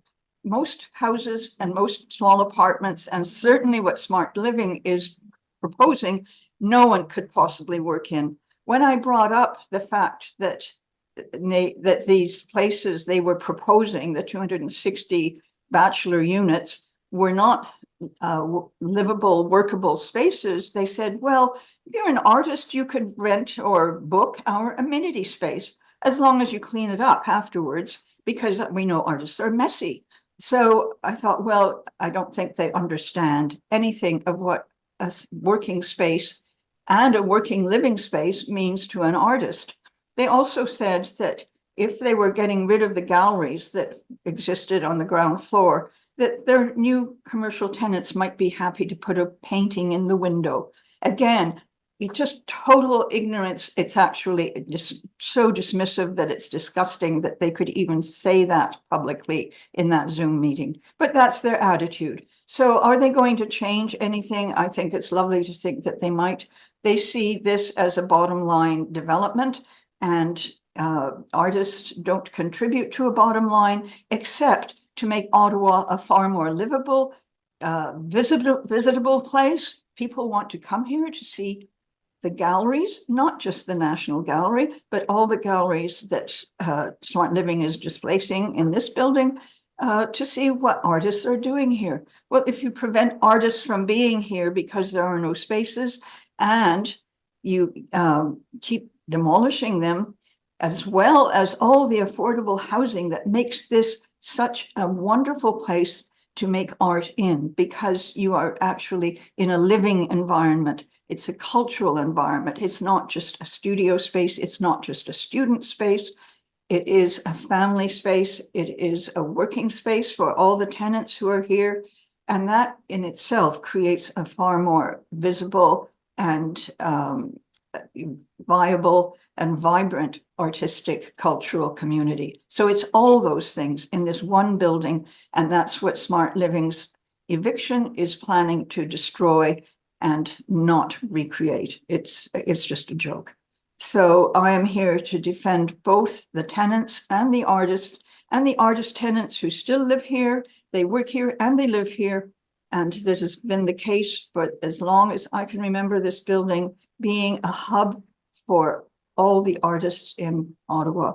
It's absolutely essential to the tenants who are living here and to the atmosphere that's created for the artists who have used this building. So thank you. I hope you vote no. Thank you very much, Ms. Reid. Councillor Trosser has some questions for you. Hi, thanks so much for being here. I'm wondering if you might share with us what you pay in rent for your studio space. I pay $700 a month, which is very reasonable. I have a large enough space here to do what is very large work for the most part. But it was also, this space was once a family space. And I have two friends who lived in this space. It's a divided space. The bathroom is across the hall, so it's not quite an apartment. They had their first baby in this space. So it has a wonderful history of family and artists. And both those parents are still artists themselves, and the baby grew up. But it's been a family space. There are families in it now. Yeah. So I wonder, understanding what was happening with this building, have you looked for alternative studio space? Have you been able to find anything in Centertown? Well, two friends who are on the third floor had to move out recently. They were bought out by Smart Living because Smart Living refused to repair the roof, and it was raining on all their work. literally the rain was coming through the roof. And if you went up to that space, you see, well, all they had to do was repair the roof and it was perfectly good space, but they would not. So those tenants had to move out. So the artists have been pushed out. The spaces that are available, there's a studio space that artists who were pushed out of Enriched Bread Artists, which is half demolished. The other half seems to be protected by the city for now, but it's a site of development. And one group, the group that was getting rained on, went to an old school down at the end of Montreal Road, but you cannot live in that space. It's only a studio space. So it's much further out. When I first came to Ottawa, I found an old school at Billings Bridge. And it was, I filled it with artists. Lauren P. Harris was in there, Jennifer Dixon, and even Sneezy Waters rented the basement. So it has a great history. Now it's a housing development. So that's what happens to these empty schools. They eventually get developed. They also are development sites. So there are almost no spaces in this city for artists to rent. This Bank Street block was one of the few buildings that attracted artists over the years and continue to attract artists and artist families. Once it's gone, there won't be anything in downtown Ottawa to create that wonderful, livable cultural hub. It will be gone, and the artists will be scattered into these empty schools on the edges of town, and then they have to move out of those. So it's very, very difficult. Very hard to make a living as an artist in Ottawa, and very, very hard to find affordable rent to make that living. Yeah, well, thank you for sharing that. I mean, a point that I made early on in the process with the Downtown Revitalization Committee, there were all these ideas on the table about we need an arts hub in Ottawa. Well, this is an arts hub. Exactly. An existing arts hub. And, this is the classic cycle of gentrification. Artists come in, they make a community attractive and exciting and cool, and then they're pushed out of the spaces where they live and work. And this is only one example. So I appreciate you being here to highlight that point. Thank you. And what Smart Living is planning to do is the exact opposite of any revitalization. It's Thank you, Leslie. Thank you. Yeah, thank you. There was no question there to respond to, so I appreciate your intervention this afternoon. And we'll move on to our final public delegation, Amanda Vo.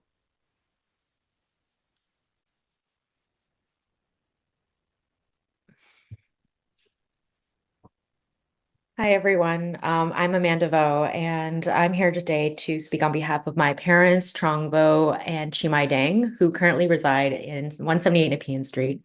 My mom is in the audience there today, and so with the limited English, I will speak on behalf of them.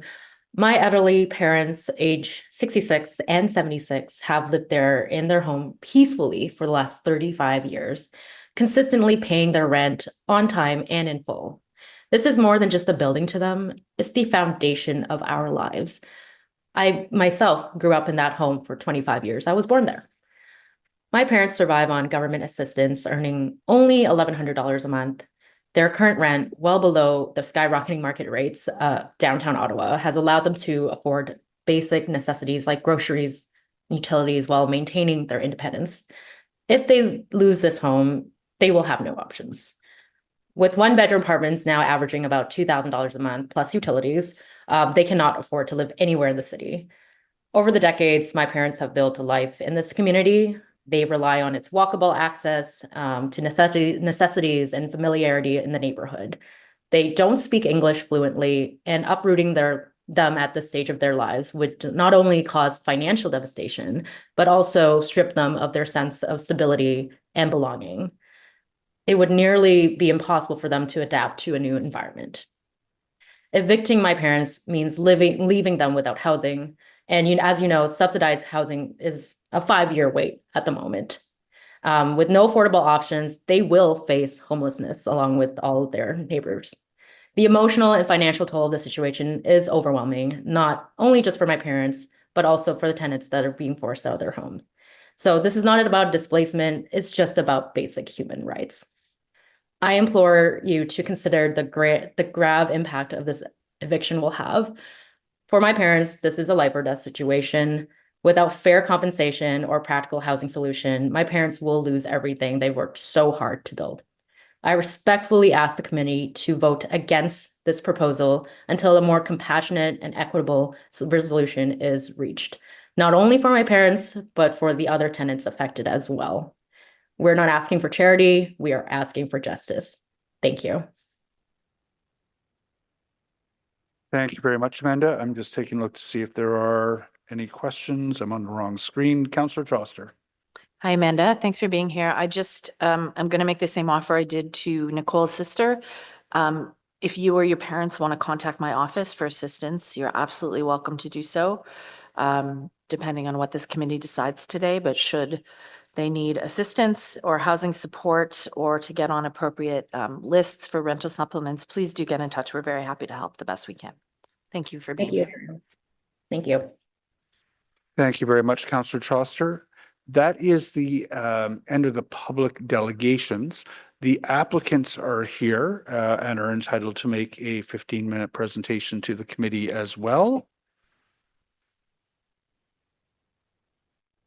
So Lisa, whenever you're ready, we're in your hands. Yeah, I believe I have a presentation, so I'm not sure if it's up yet or not. It's coming up on screen forthwith. Perfect. So through you, Chair, I was going to say good morning, but I guess we're into the afternoon here. I'm Lisa De La Rosa with FO10 Planning and Design, the consulting urban planner on the file. And joining me today are representatives of the applicants and the project architect from NUF. Before highlighting the planning framework which supports this development, we did want to acknowledge and empathize that moving forward with this project does come with consequences for those currently living at this address. Relocation is not ideal, but efforts and offers have been made to ease this transition. Those details have been correctly summarized by Councillor Troster's motion. We recognize that gentrification is a consequence of intensification policies. That said, I think we can all agree that this portion of Bank Street is ripe for some rejuvenation. We only have to look south of Gladstone to see how new development along Bank can spur not only new housing opportunities, but also commercial viability. The city's planning framework encourages this type of development, and a location between the highway and Spark Streets along this key main street is a great opportunity. Next slide. So the subject property is designated a hub within the downtown core transect. This designation indicates that the site is a target area for intensification. It is to accommodate a mix of uses with development that prioritizes active transportation while enhancing the existing 15-minute community. Taller buildings and higher densities are supported along Main Street corridors. Next slide. The maximum height for this block of Bank Street is 9 stories, as identified in the central and east downtown core secondary plan. Larger intensification projects are encouraged where they'll have minimal adverse impacts on low-rise neighborhoods, which on this slide are represented by the light yellow. Next slide. In addition to heights, the secondary plan also provides guidance on the unique character of Centertown area and how new development should integrate within it. I ask that you remember these principles and objectives, as we'll come back to these in a moment. Next slide. While the current zoning of traditional Main Street aligns with the main objectives of the official plan, some project-specific exceptions will be required. Next slide. The exceptions being recommended today will permit the proposed 9-story building with the heritage podium. There will be 263 residential units, 264 bicycle parking spaces, and retail space will return at grade. There is a mix of unit sizing, with the majority being all-inclusive studio units, which minimizes the move-in, move-out impacts to the surrounding city streets, and inclusive means it includes the cost of utilities. 6% of these units are 3 bedrooms, aligning with the city's minimum large household dwelling units within a hub policy. Next slide. Recalling the secondary plan's principles and objectives for Centertown, I want to highlight how this proposal meets these. The character of the neighborhood is maintained by rehabilitating and conserving the cultural heritage components of this building. The additional mass has been designed in a way to be complementary, not compete with the retained facade. The addition of new residential units of varying sizes, including barrier-free units, will accommodate a diverse population. Commercial activity will be reinforced and promoted not only with improved retail spaces, but with the addition of more people to support the local businesses. Enhancing the public realm will be done with new soft landscaping and new opportunities for public seating. With a 1-to-1 bike parking to unit ratio and no additional parking being provided, tenants will prioritize active modes of transportation and transit to move around. Next slide. The proposed zoning bylaw amendment would create site-specific exceptions to the TM zone, ensuring that setbacks, step-backs, and heights are consistent with the proposal as presented and reviewed as part of the site planning process. The need for parking spaces will be eliminated, which is appropriate given its location within a 15-minute community in proximity to transit. The provision of 1-to-1 bicycle parking will also promote travel via active modes of transportation. The zoning would also require that a minimum of 6% of the units in the redevelopment be 3 or more bedrooms. All of these exceptions align with the direction of the official plan. Next slide. So in closing, redevelopment is a balancing act. And considering the planning policies, bylaws, and guidelines available, what is being proposed today represents good land use planning. This rezoning will add additional residential units and revitalize the ground floor commercial spaces in a way that is sensitive to the surrounding context and keeps the cultural heritage component as the focus. Finally, we do want to thank city staff for their work on this file and members of committee for your time and attention this morning. We'd be happy to address any questions at this time and kindly ask that if any more motions are brought forward, we do have the opportunity to speak to them prior to your vote. So with that, thank you, and we're available for questions now. Thank you very much. The first question is coming from Councillor Chaucer. Hi, thanks for being here today. So we've heard from the tenants who still live in the building and also from community members about the incredibly significant hardship that the loss of their homes will cause them. Why was it not possible from your perspective to renovate the building and retain these tenancies? I think I'm going to pass that over to our architect, and part of it is the structure that's currently there, and how the new construction would happen. Thank you, Lisa. Can you hear me? We can. Thanks, everyone. Good afternoon. So basically, based on the file that we have received from the clients and with going through the regulation, that we were able to go up to 6, and then we wanted to have an amendment to go up to 9 floors. Regarding just renovating the existing situation, that was not possible with the additional development on the building, because the structure-wise, the building was not strong enough to hold up to 6 or 9 stories. So that was the reason, that was like the main reason that we went through the restoration of the facade and basically providing a proposal for the interior part of the building. Okay. This is a question for the applicant, and I will note the applicant is not here. Foten, you're here on, Lisa, you're here on behalf of Foten, on behalf of the applicant, but quite often we have the applicant actually here with us. We do have 2 representatives of the applicant here. So Ryan and Roland are both available. You're online. both on, okay. So the memorandum of understanding that I put forward represents the current offer that's on the deal on the table for tenants. But I will note, in the case of the Enriched Bread Artists, which is another similar displacement, they were offered the right to return at the same rent when the building is finally built. Why has Smart Living not offered the same conditions to existing tenants?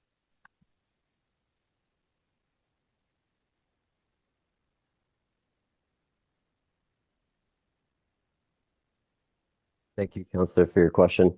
The option to return just within the current economic environment was not financially viable to accommodate. Can you clarify what you mean by financially viable? Are you saying you would lose money on those units if you allowed them to continue to pay the same rent? The term financial viability means whether a project in creating new housing is viable to proceed or is unviable and cannot create new housing. So Well, by how- that, in today's economy, things Right. are very difficult to build.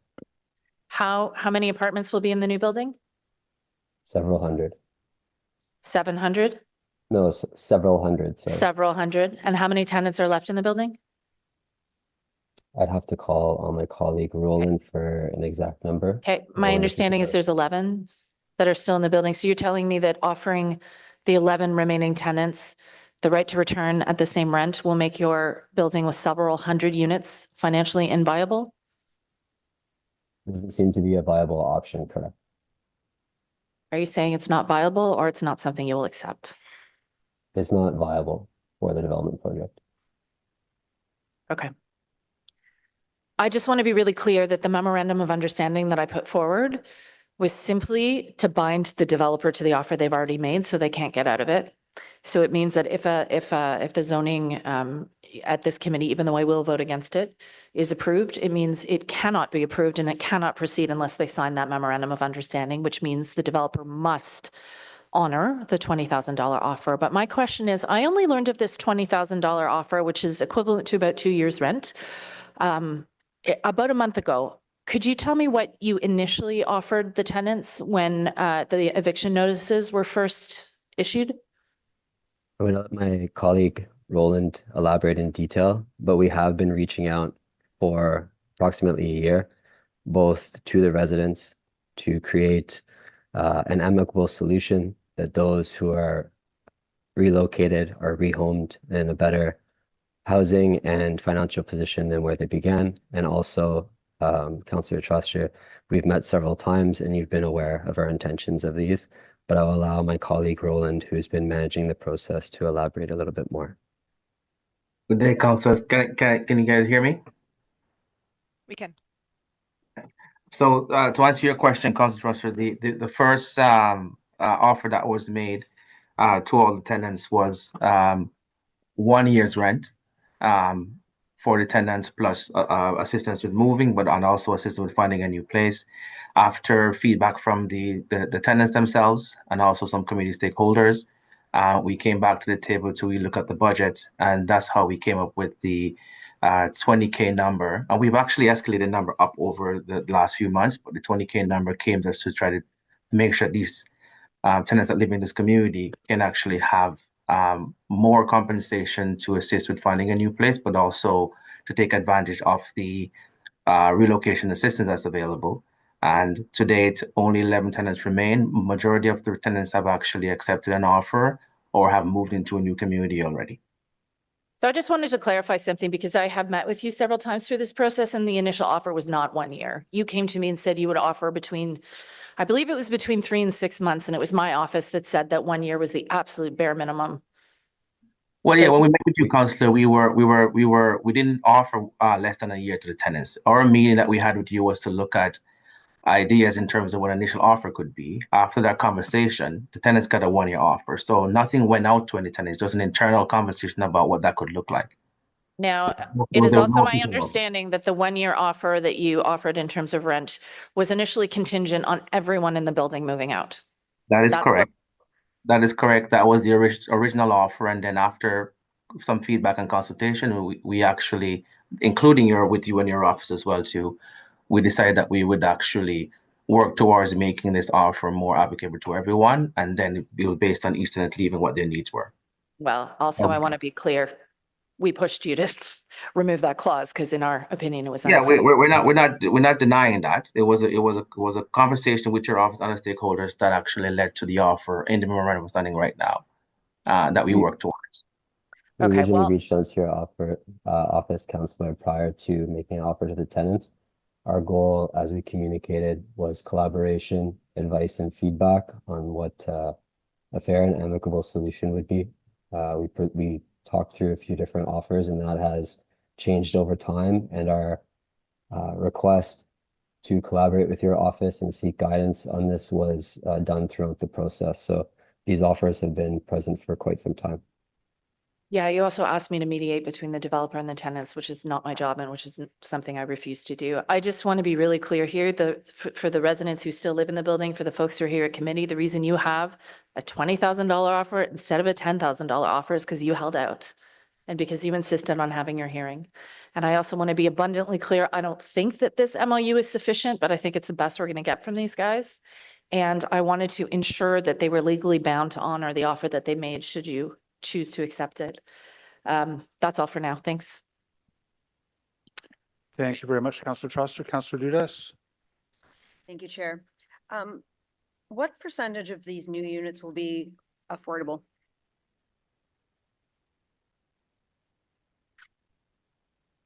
This is to the applicant. There's currently no allocation for affordable units. Okay, and what is the average cost of renting these units then? The average cost will be subject to what the market dynamics are at the time that the property is built, which is several years later.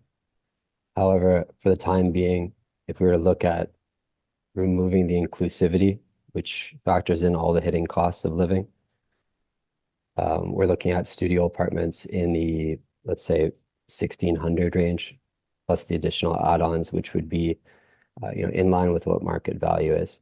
I mean, this is an average, so there are some that are less than that, some that are more than that. There's a high percentage of studio units within this property because they're the smallest units in the let's say the rental multi-family housing category. And by including these type of accommodations, you're lowering the cost of entry into newly built properties. Many properties focus on traditional multifamily models. This is a diversification in the market and actually lowers the cost of entry at scale and helps diversify and provide more units at a lower cost of entry into this space. Councillor Trosser had asked, one of my questions was whether or not you had provided the right of first refusal on units to the current tenants. Was that ever given a consideration, even if it was at a rate that was slightly higher than what they're paying, but maybe what is below market rate that you're intending on charging? Yes, it was considered. Part of the dynamic of this process is the development group for this property, which we are hired to represent and manage the project for them, has been exploring the different options on what each resident's requirements, requests, needs are. Each of us in this room have unique needs ourselves. So we understand and recognize that those that remain in the property today have not explicitly expressed that would be a solution for them for a right to return, 3-4 years from now to the property. And although we have attempted a very kind and collaborative approach to seek the very best possible outcome with our own desires to go above and beyond what we can do, there's been pushback and resistance to the collaboration, which would lead to our desired best expected outcome for everybody. When you were determining the offer that you were going to give tenants, which we've termed an MOU, but technically it's 2 items. It's you get $500 to help relocate and $20,000 for your additional costs. Did you look at any other MOUs that have been created in terms of other developments? And I give the example of Manor Park, which was one where the owner of the property was planning to develop their property in phases. And I understand that's not an option here, but the MOU there was quite comprehensive and offered a significant amount of support for tenants. Was that, whether it was that one or the enriched spread, I think Councillor Trosser mentioned, was there any other MOUs you looked at in terms of giving you a path forward on how to work with your tenants? So, Councillor, we looked at that other MOUs that happened in the city with other developers before, including the Birch Homes, but also around other municipalities as well too, to see how we'd actually look at accommodating the tenants. Our package or offer or assistance includes not just a compensation piece, but also assistance with finding a new home. And for the tenants who have actually moved out and found a place, that included meeting with them, figuring out what would work for them based on their max budget, and even taking them to do the viewings and securing a place for them to move into. The goal right here was to make sure that everyone who's affected by this is rehomed properly, conveniently, and something that works for them based on their budget. The 20K offer compensation is designed to be basically a cushion for the tenants to use if they need to, but the hope is to find something that's closer to what they can afford. Okay, my final question for you is you mentioned, and I think it was Ryan, forgive me if it was Roland, said it was not financially viable to have the current tenants move back into the, and I'm just paraphrasing, so I apologize if I'm misquoting you.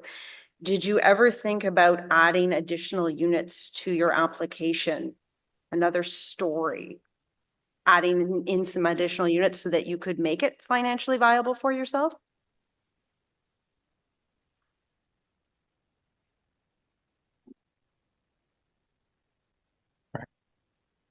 Absolutely, we appreciate the question. Each resident, again, has their own unique needs. I understand that you're focusing on the right to return. We've spent over a year reaching out kindly to figure out what those unique needs are with the intent of accommodating. Where we are today with the application that's been submitted is our very best efforts to understand the needs of the residents of the building. Also, I want to reiterate that the example you used is a completely different scale. There are 11 residents of the property. As Roland had mentioned, those that have been open to collaborating with us and receiving both financial, social, rehoming services, you name the services, we're happy to provide them, have successively moved out of the property into new homes and are happy with what their arrangement was. Those that remain are not necessarily because that's not possible. It's more of a collaboration which was not desired, and that the offers and assistance were not desired. So the application today is based on our best possible efforts over the course of the last year, which is very extensive. You know, I'll just, sorry, I'm taking up quite a little bit of time, probably more than I'm allocated here. You know, it seems as if the bare minimum has been done here. I'm not, you know, as much as I'd love to say I'm looking at this from a compassionate perspective, and I very much appreciate all the delegates. You know, I understand you are out to make a dollar. You're entitled to that. You're developing our community. However, there's also good business sense.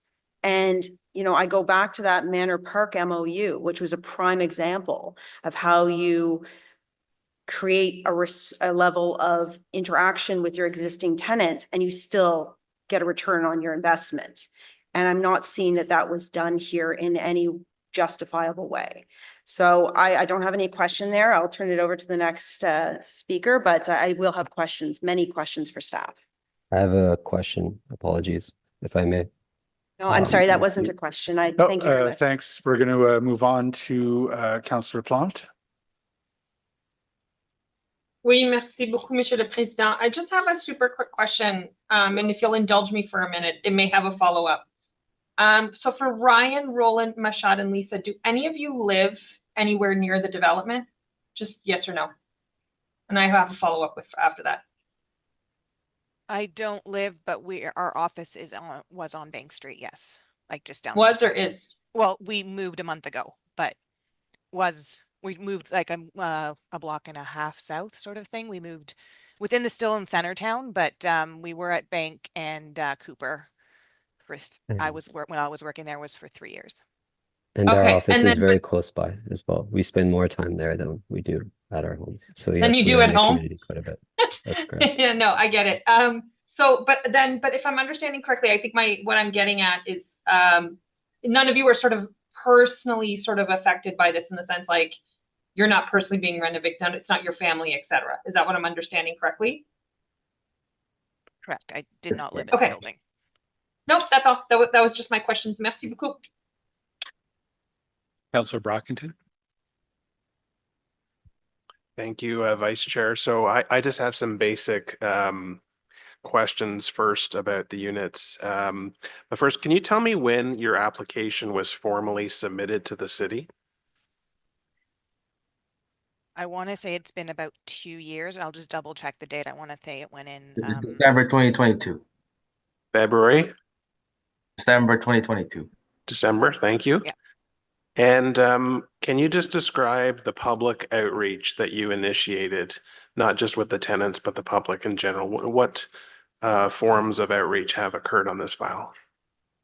So from the planning process perspective, we did have a community meeting that was hosted. It was a virtual one, and I think one of the presenters did talk to that. And then from the tenant reach out perspective, I'll leave that to Ryan or Roland to answer.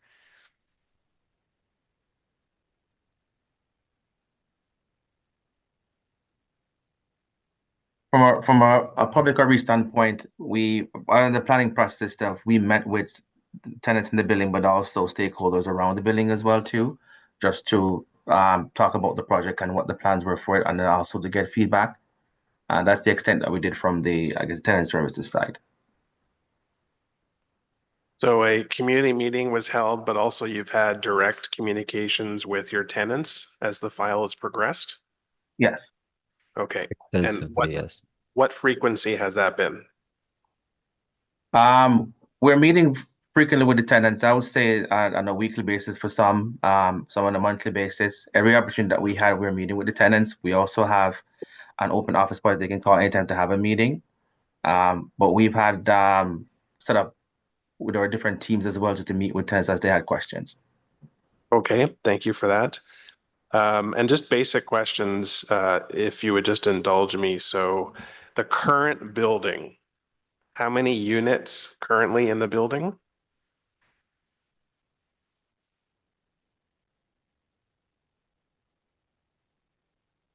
Could you repeat that, Councillor? How many units are in the current building? There are 25 units in the current building. Okay. And the proposed new building, I heard hundreds, but what's the actual number? 263. 263. Okay.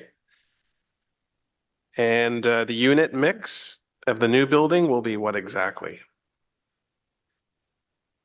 It is, I was going to bring it up. It was in the presentation to give you I have it in percentage in my head, but we are looking at 200. Actually, I can go through that. Yeah, you can go through that, but it's Sure. 220 studio units, 1 bedrooms at 24 units, 2 bedroom units are 3, and then the 3 bedroom units are 16. And we can go through the floor plans if you want. Sorry, how many studio? 220. 220. So Okay. 84% of the units are studio. Okay. And we heard that you haven't finalized the rent structure for the new units. You indicated maybe a studio would go for 1,600, but obviously the larger units would be more expensive. So how have you determined that it's not, you're not able to welcome or absorb the current remaining tenants into the new building? We're going from 25 units to 263, over 10 times larger. How have you made that determination?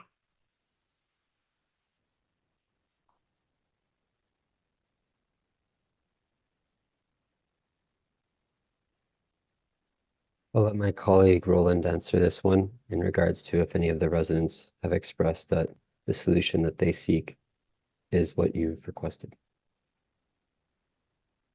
Just to answer your question, so the average rent for the property, we haven't finalized them yet. We use what is called a rolling average to determine if the project is viable from a development cost standpoint, but also to get the property to our stabilization. The bachelor's unit would probably start somewhere around 14 to 1,600. We're not too sure yet, but we've used an average of that to determine that.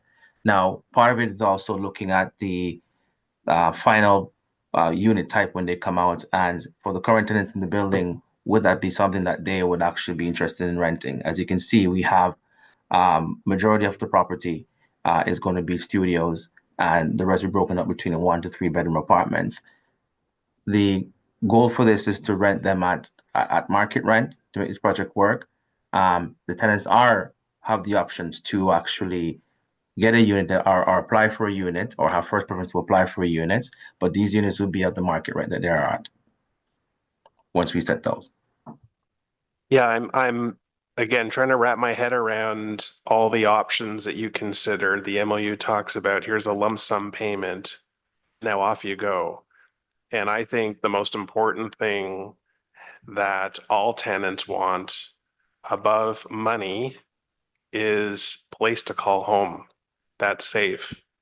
And while some may understand that the building will come down, the ultimate goal for all people is to have a safe place to come home. And so what I'm trying to ask now is, why is the option of welcoming these tenants back not the main option? Respect and acknowledge the current rent they're paying. Maybe it's not in perpetuity to the end of life, but it's phased in over a number of years. And to Councillor Dudas's question, it's more about a good business practice, as opposed to, well, we're going to give you a lump sum, and yes, we don't have to do it. We're trying to be nice. But at the end of the day, everybody wins in this case. Okay, you don't maximize rent on 11 units, but you're doing the right thing and you're still going to make money because this is a 263 unit building. So to me, it's like, that is the win-win situation. If the MOU could be adjusted to incorporate 11 tenants to come back once the new building's built, yes, we have to be concerned about where folks are going to live while the construction happens. That's equally important. But to me, that seems like the best option from my perspective, is if this building is going to be built, you massage the MOU to make room for and provide housing for your current tenants at a rate adjusted or very close to what they're paying now over a number of years that of course would be spelled out in the MOU. So I guess my questions right now are just for the applicant, and we'll get to staff in a second, but that's a line of questioning I want to pursue with our staff, is about the MOU itself. So anyway, that's my last statement on this. I think, there are many options to consider. I acknowledge that, on paper, $20,000 is a lot of money, but when you look at what current rents cost, the delta between what people are currently paying and what they would have to pay in another building won't last that long. People said 2 years, it won't last 2 years. So can you just comment on that, whether you seriously considered providing units for your existing tenants and providing it at a rate rent similar to what they're paying now, and then that could be maybe extended a number of years? I don't understand why that isn't financially feasible. Councillor, looking at feasibility for the residents as well. This project may not be move-in ready, for 3 years, potentially slightly more. We were looking at solutions that were aimed to be long-term solutions when relocating from the property today, to find new housing that didn't require them to be in uncertainty, to settle into new homes that met those needs, and they were not uncertain about a construction timeline to return how many years later. So our focus was on finding long-term solutions the first time.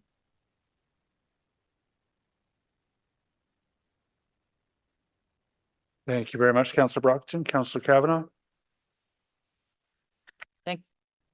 Thank you very much, Chair. And I won't hold people up because I see maybe I'm not last on the list. I guess Councillor Truster will wrap up.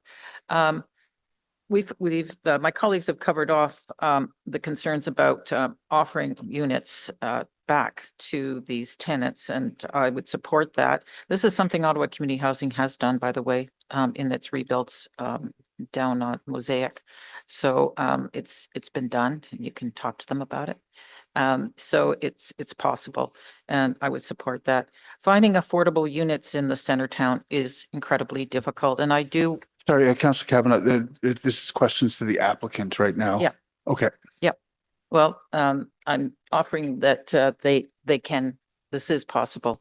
But in terms of what we're seeing in terms of the profiles of tenants that are coming in, who you picture as prospective tenants that can afford 1,600 and up and can live downtown without a car?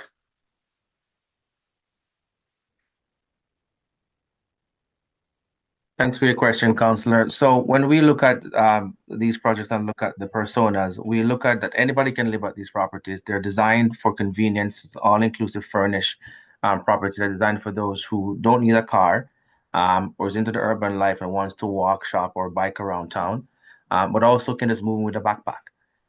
Or is there a starter space as well? So if you're a professional coming in town, whether it be for school or for work, is a space that you can live at. And then you can transition out to another space as you get a spouse or want to grow a family or so.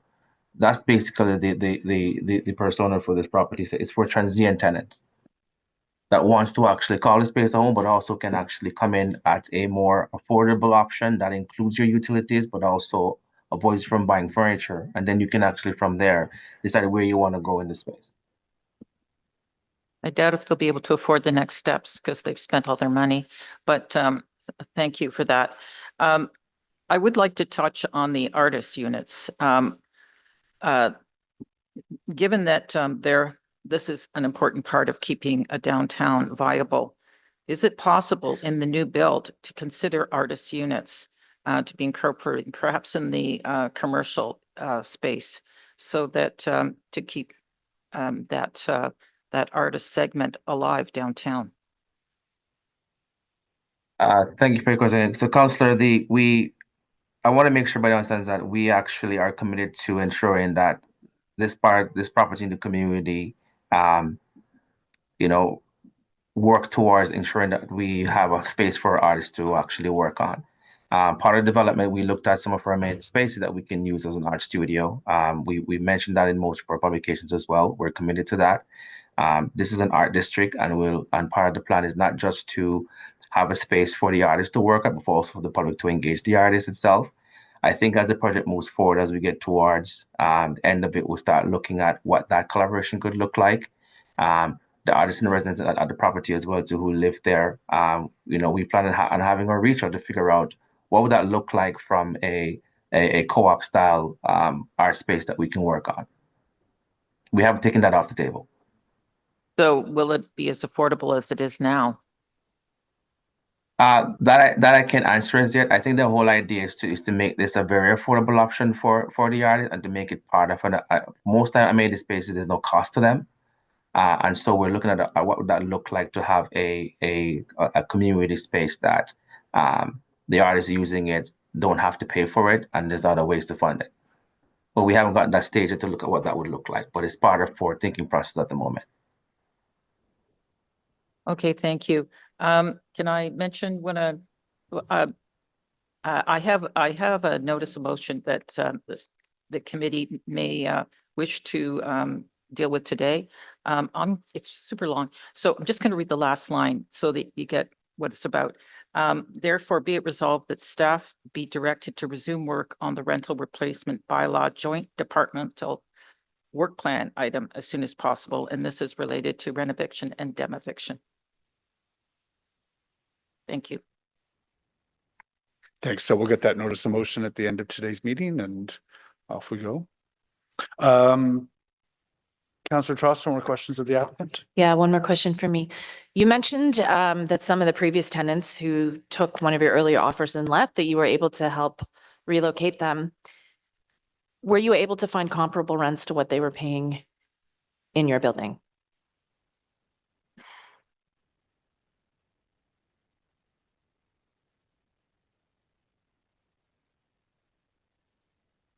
Sorry, can you repeat that, Councillor Trost?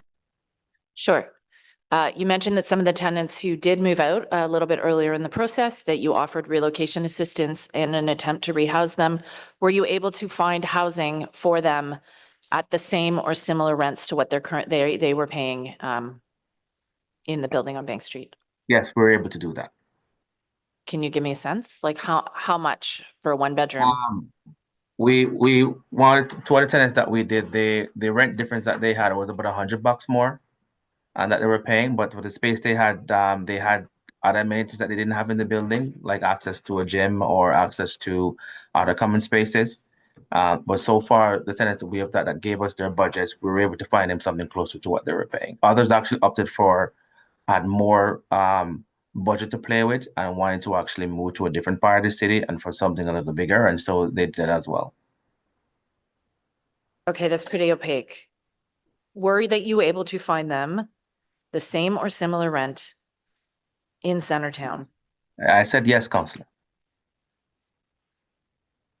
Okay, I'd like to see proof of that. Final question.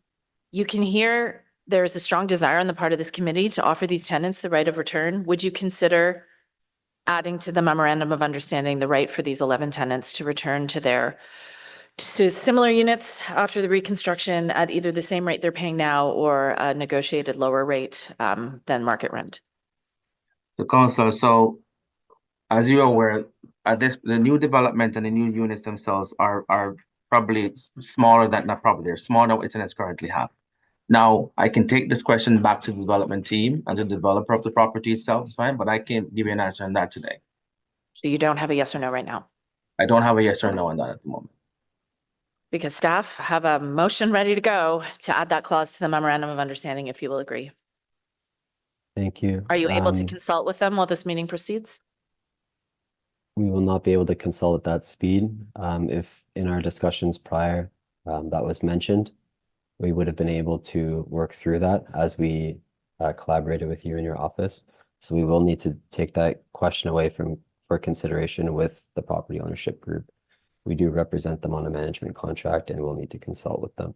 Will it be considered? Yes, it can be considered. We'll need to speak with the property management group and won't be able to do so today, but could have if we had known prior. Okay, and I just want to state for the record, I have made this request many times over the last 2 years, but today is my final request. Thank you. Okay, that's the last questions for the applicant. So members can now pose their questions of staff. I'll watch for the first one, Vice Chair Gower.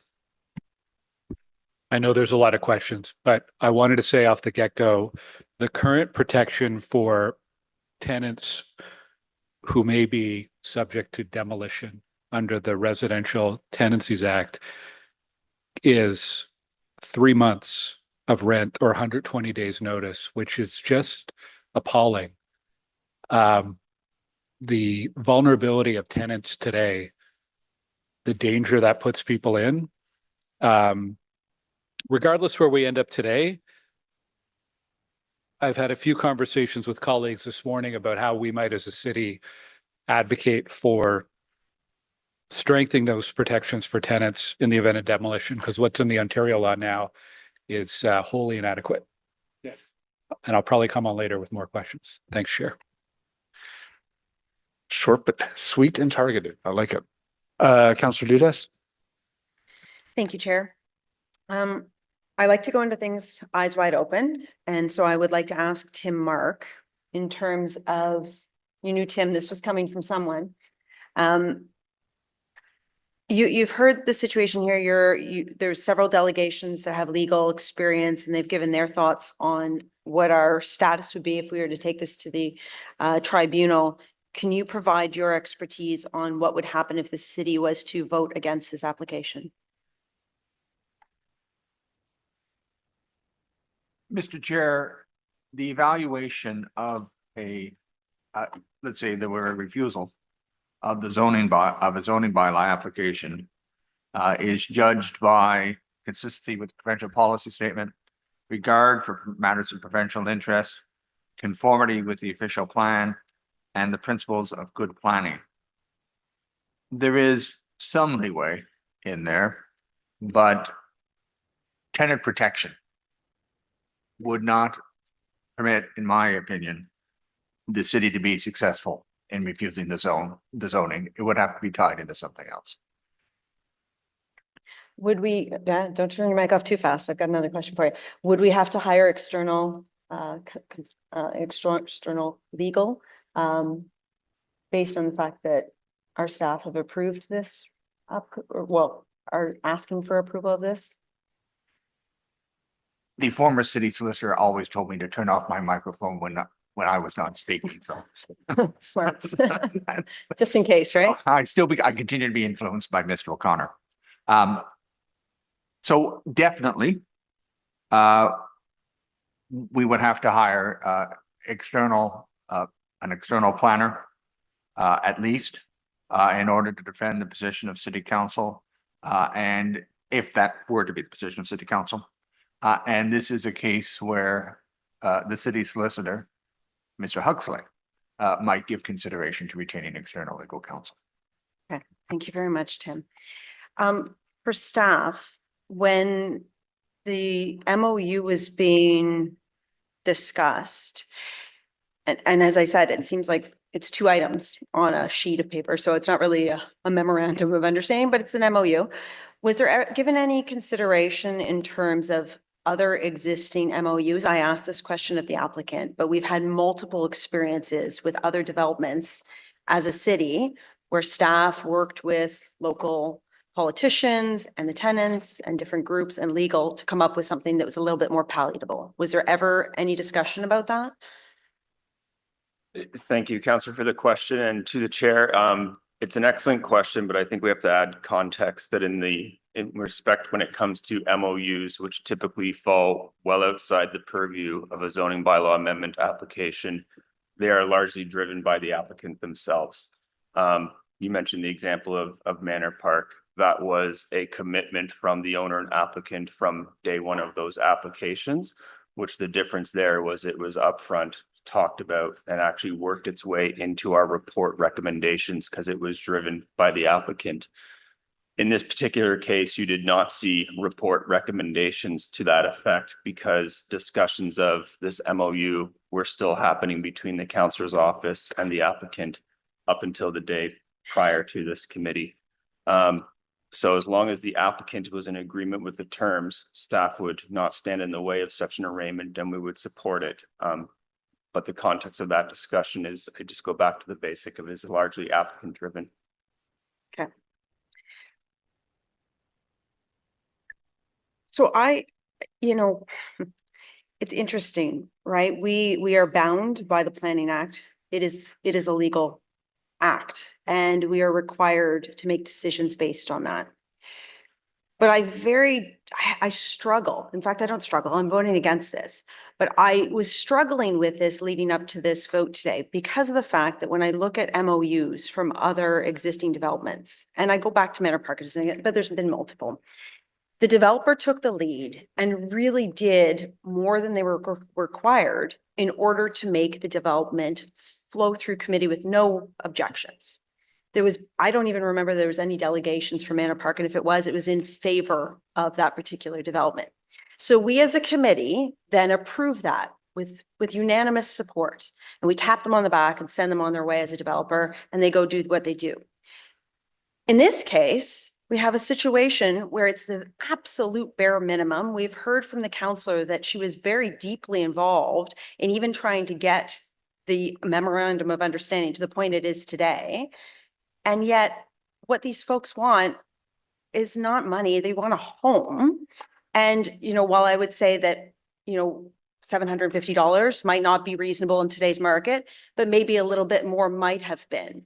And then we hear from the developer that they're not even allowed to have the right of first refusal. So, and they're still contemplating it as this meeting goes on.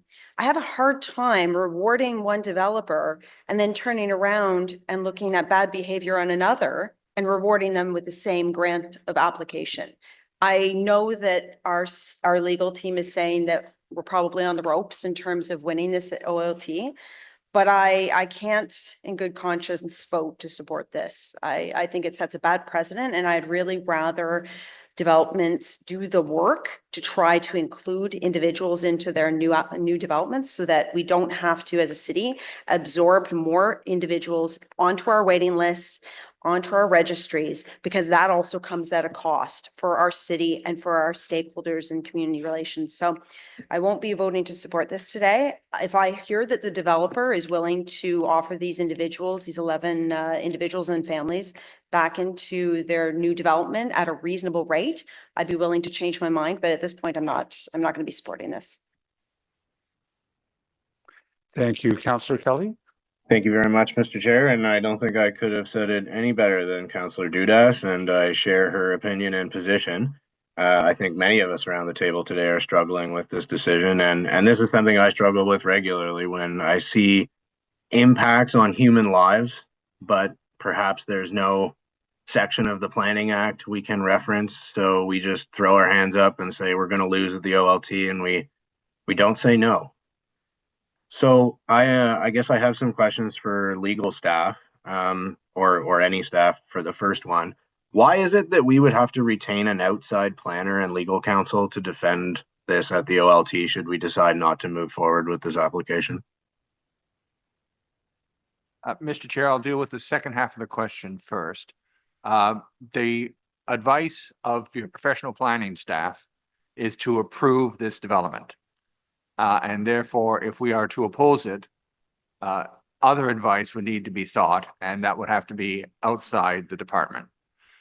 With respect to legal staff, it is almost always the case that legal services, the internal legal services, can defend the position adopted by council because legal services is taking instructions from you. I would be concerned that members of council, in light of the answers that I've given at committee today, might prefer somebody else to be representing the city if this matter goes to a hearing. Thank you. Just to follow up to that, like generally speaking, when council makes a decision on something, staff then support that position. So do planners have some sort of special designation at the city where they can insert their personal professional opinion rather than the opinion of council? Mr. Chair, the advice that you get from your professional staff, be it planners or others, is their professional opinion. I distinguish this from the role I play at OLT hearings, where I'm advocating on behalf of council. It is different. It is their professional advice. And it is not possible for council to direct a professional as to what his or her opinion is. If it's council is free not to accept that opinion, but if they choose not to, then another individual has to be sought, not on staff, to provide that opinion to the tribunal. This happens, it hasn't happened so much in recent years, but it certainly does happen. I recall 501 Cole Street, where your professional heritage staff recommended against designation. We found an external heritage expert who felt it should be designated, and we were successful.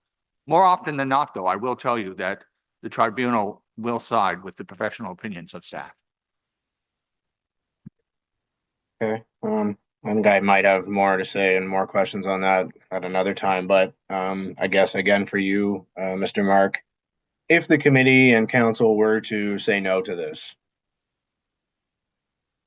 what parts of the Planning Act would you point to that could be utilized to defend that decision? What typically happens in these circumstances, Mr. Chair, and this, I mean, and it has happened, I don't think in this term, but it has happened in prior terms, is that I would sit down with the ward councillor between committee and council to review the options open. And there would be a motion ready for council to adopt, because council does have to provide, in the instance of a refusal, reasons for the refusal.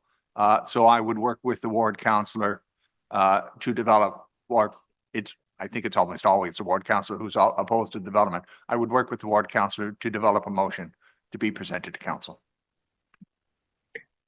Thank you, Mr. Mark. Thank you, Mr. Chair. Thank you very much, Councillor Kelly. Councillor Trosser? Thank you, Chair. Because I am seeing a strong objection on this committee and a real chance that this could be rejected, or at least we could have a hung decision with no recommendation to go to council, I'd like to move that we refer this matter to the subsequent council meeting on December 11th, 2024. And I'd like to say to the applicant, come up with a better offer. Consider the right of return for these tenants, and then you might get the votes to see this application pass. I think you're seeing rare unanimity on this committee today.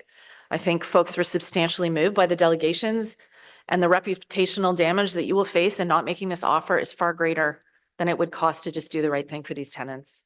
So I would like to, I don't have an official motion drafted. I have some language.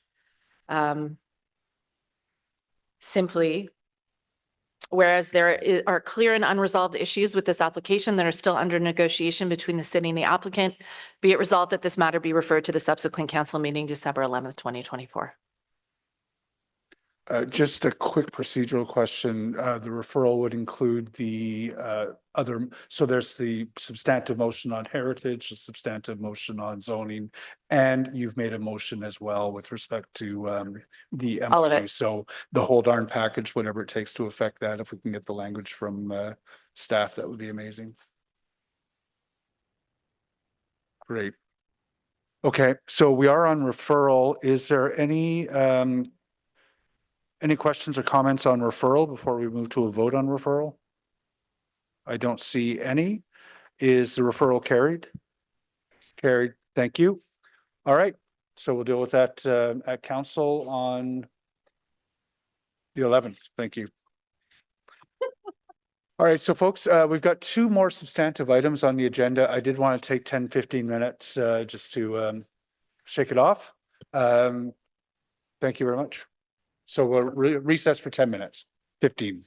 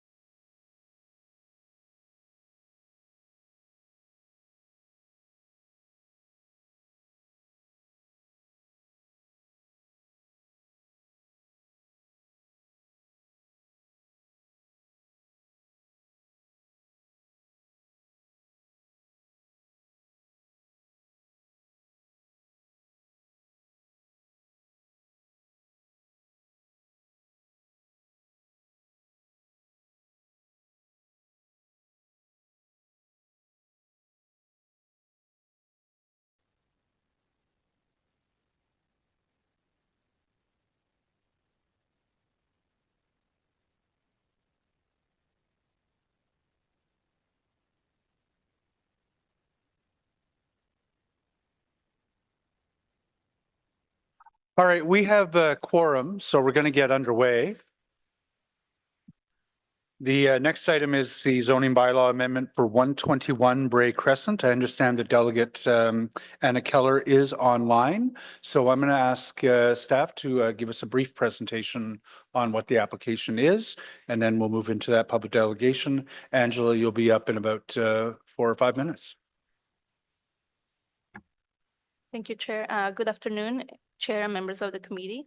The item before you is the zoning bylaw amendment for 121 Bray Crescent. Next slide, please.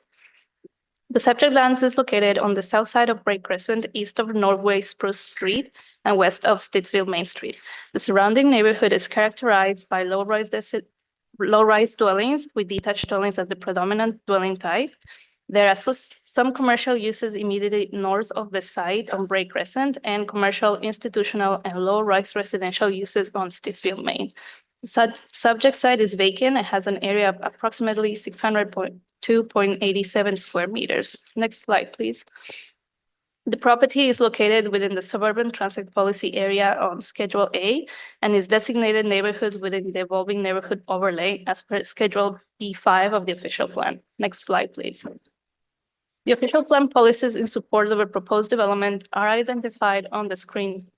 The proposed rezoning will permit intensification in a gentle manner by introducing mixed and middle housing in proximity to Stittsville Main Street, designated corridor as per the official plan. Next slide, please.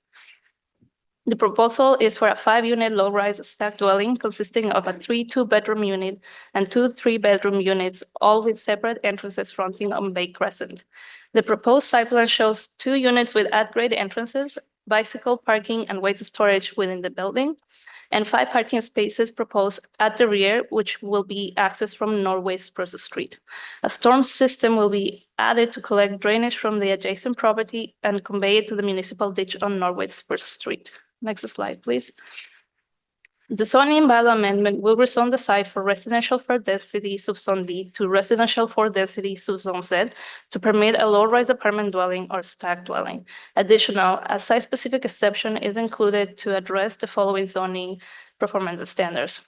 Minimum corner side yard setback of 4.5 meters, minimum lot width of 15 meters, no visitor parking required for the apartment dwelling, low-rise or stacked dwelling, 1 parking space required per dwelling unit for apartment dwelling, low-rise or stacked dwelling, and the maximum required rear yard area to be occupied by parking does not apply to apartment dwelling, low-rise or stacked dwelling. Additionally, staff are recommending that a holding symbol be placed to address the stormwater management on site. Next slide, please. Staff is supportive of the rezoning for the following reasons. The proposed rezoning will permit intensification in a gentle manner by introducing missing middle housing in proximity to a corridor. The proposed development conforms with the established building heights in the neighborhood designation and helps achieve the city residential intensification targets. The imposing of a holding symbol on the site will ensure the proposed stormwater management system is implemented as per the site servicing and storm management report and drawings, and the development achieves several objectives of the urban design guidelines for low-rise infill housing, such as emphasizing front doors and windows and providing at-grade living space. Next slide, please. In conclusion, staff recommends the Planning and Housing Committee recommend council approve the zoning amendment to permit a 3-story, 5-unit stacked dwelling and 5 parking spaces associated with the development. Next slide, please. That concludes my presentation. Thank you. Thank you very much for that brief presentation. We'll come back for questions of staff in a moment, but first we'll hear from Anna Keller. And I'm not sure if anyone from the applicant team is here, but Ms. Keller, please feel free. You've got 5 minutes to make a presentation to the committee when you're ready. Yes, can you hear me? We can. Great, thank you. And I have a PowerPoint presentation. I don't know if it's been shared. Oh, there we go. Okay, thank you. Great. So if you could advance to the next slide, please.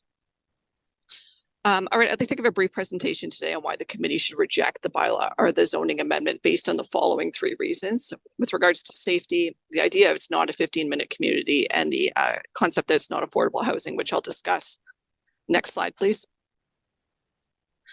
This is a picture of Bray Crescent and shows the proposed development site. So you can see on the right, there's that green lawn space, and you can actually see the city development sign there by that pole.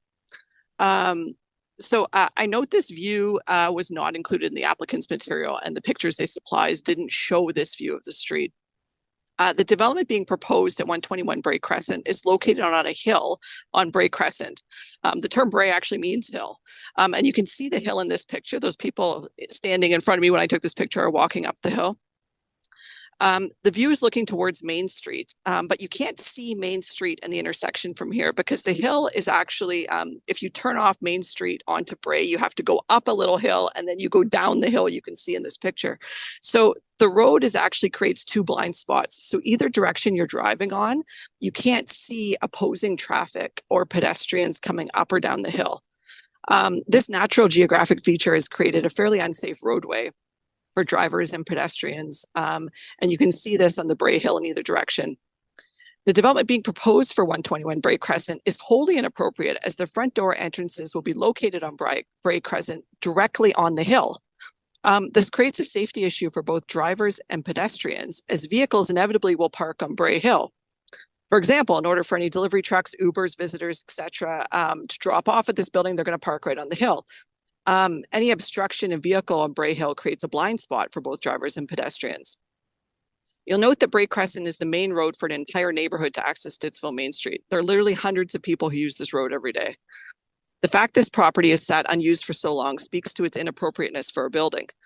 The development will create an unsafe situation for all pedestrians and drivers who use Bray Crescent.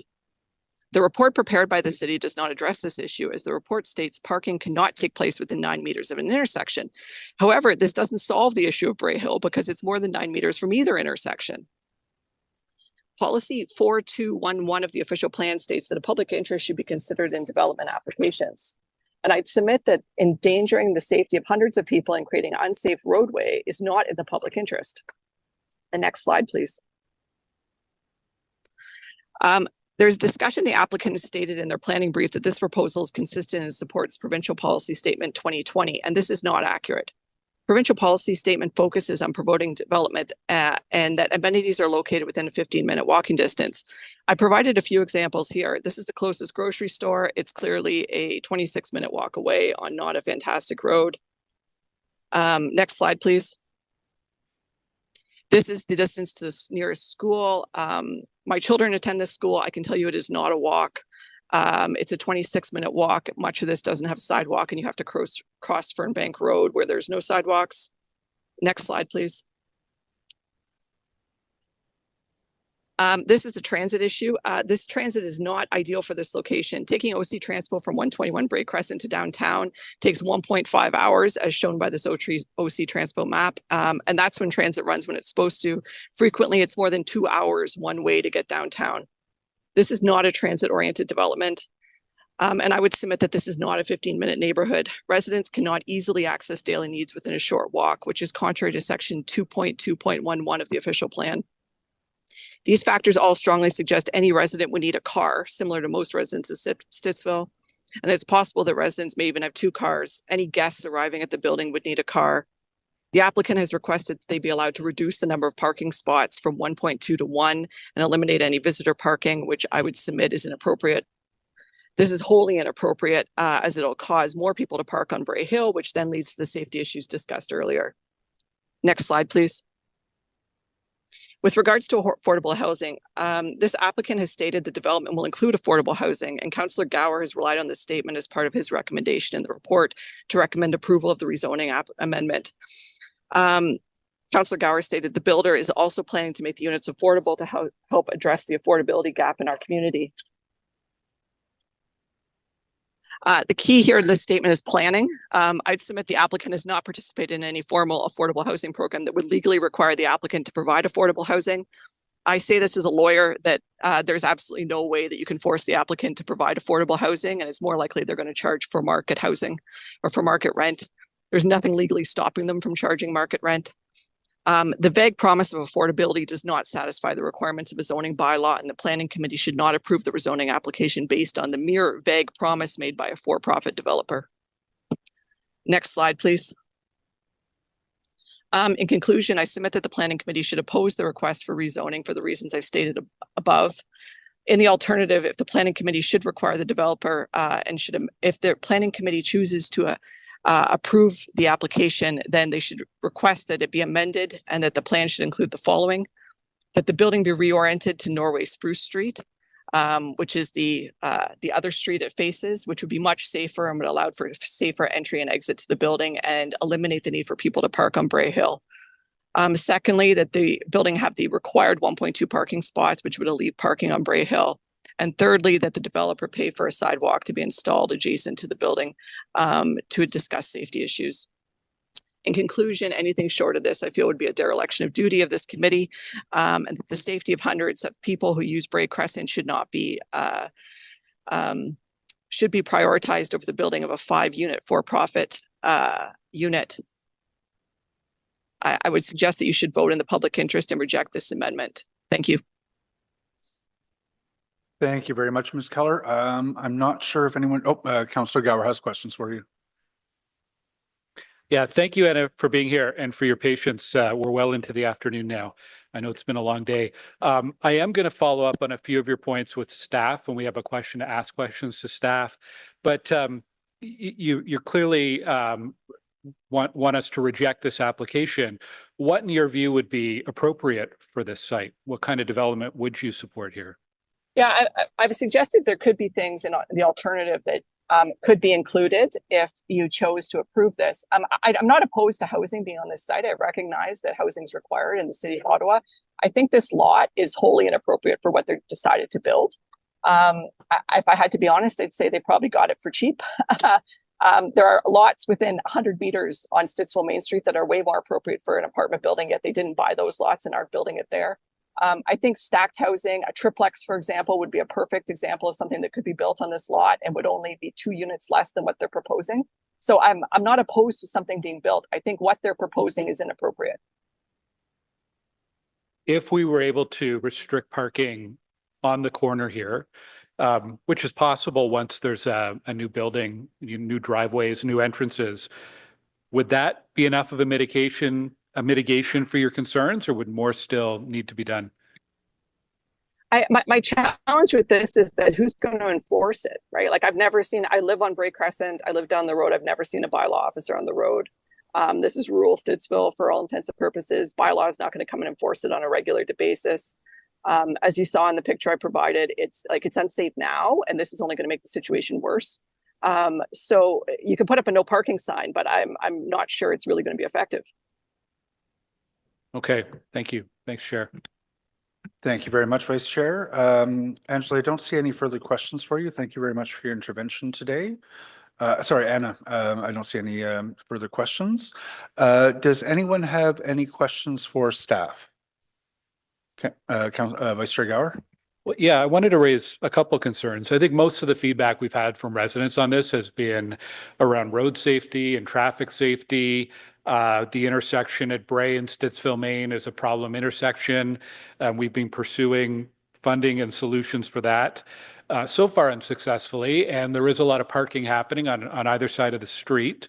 But the question about sidewalks, why haven't staff required or why aren't there sidewalks required along Bray Street as part of this development?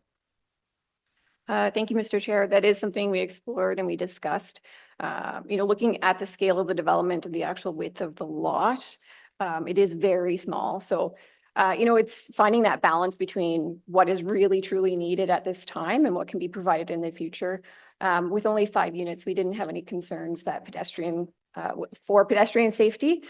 So we did not make it a requirement for this development.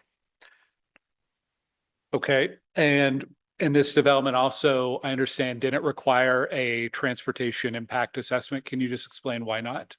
That's correct. As we heard earlier today, a TIA, in order to require a TIA, development must meet certain triggers. And due to the scale of this, with only having 5 units and no proximity to the intersection is not close enough to trigger that proximity trigger, and then there's no safety concerns. There's no need for a TIA. Okay. Yeah.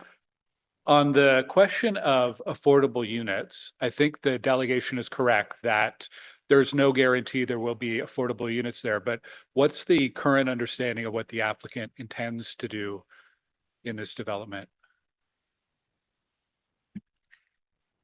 To my understanding, I believe the applicant had offered to perhaps provide what they would call affordable, but I'm not sure for to the extent of what that it means for them. Yeah. And I would just add to that, Mr. Chair, as the delegate did say, and as you stated, it's not something we can impose. Of course, we would, accept that. That would be, support our official plan policies even further than the proposed development already does. Sorry, I've lost my train of thought. If I think of it, I'll come back. Sorry about that. My understanding from the most recent conversation is they are applying for CMHC financing, and one of the requirements to get that fundraising is to provide a rent that is below market rent, to a certain level below market rent, but that's still not confirmed that they will receive that. Okay, yes, thank you for that. And what I did want to add was, this development wasn't evaluated based on them providing affordable housing. Like I said, it's welcome. It was reviewed on the whole of its merit and how it, relates to the official plan policies and our growth management policies. So, that wasn't a key driver for us recommending approval today. But of course, we welcome that. Okay. I guess, and on that, I mean, I don't disagree with the feedback we've had from residents. The cumulative impact of all the development in Stittsville, like in Orleans, like many other parts of the city, is putting a real strain on infrastructure, especially our roads. And I certainly don't disagree that we need stronger transit in Stittsville. But I do support staff's recommendation in terms of a 5-unit apartment and the recommendations from staff. I think it's reasonable given the small scale of this development, and I'll be supporting staff's recommendation. Thank you, Chair. Thank you, Vice Chair. I don't see any other questions for staff. Does this carry? Carried. Thank you.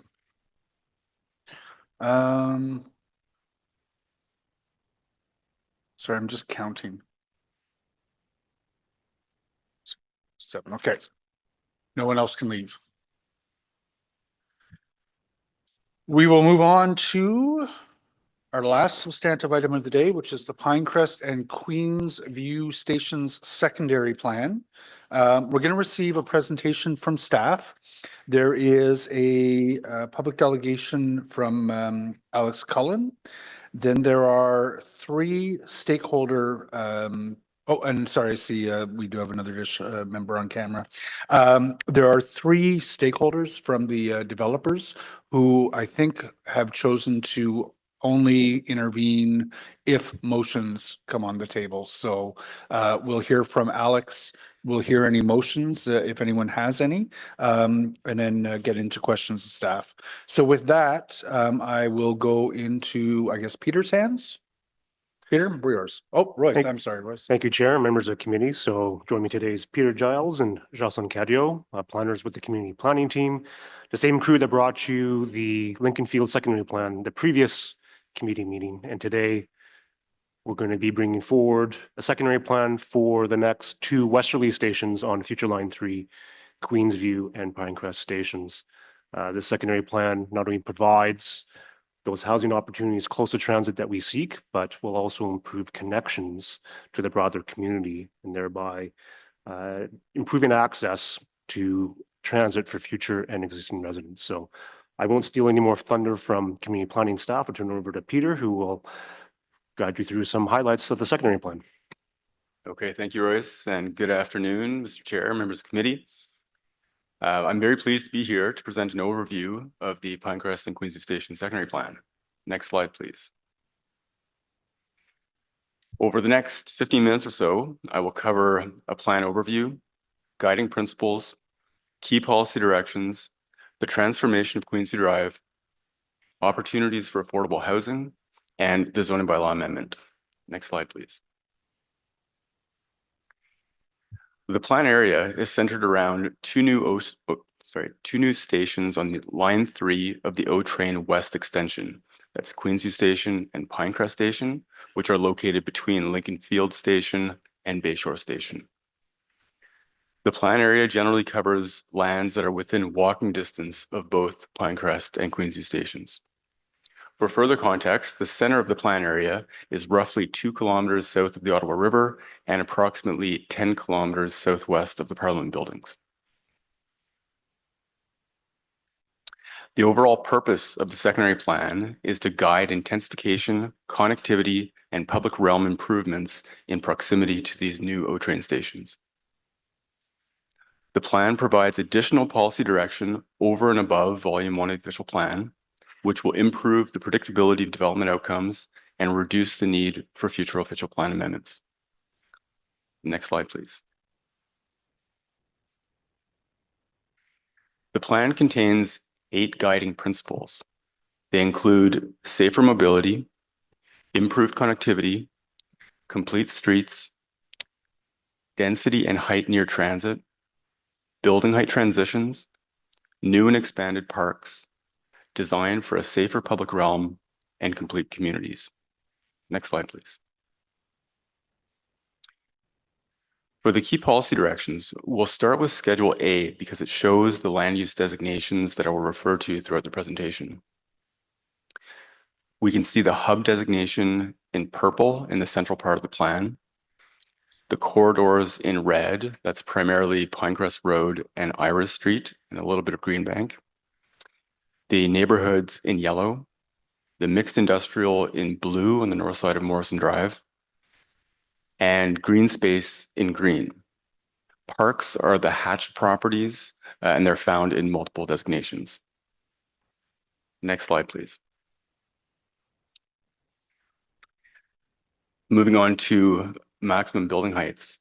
First, the key policy directions are summarized overall in Schedule C, maximum building heights, connectivity, and parks.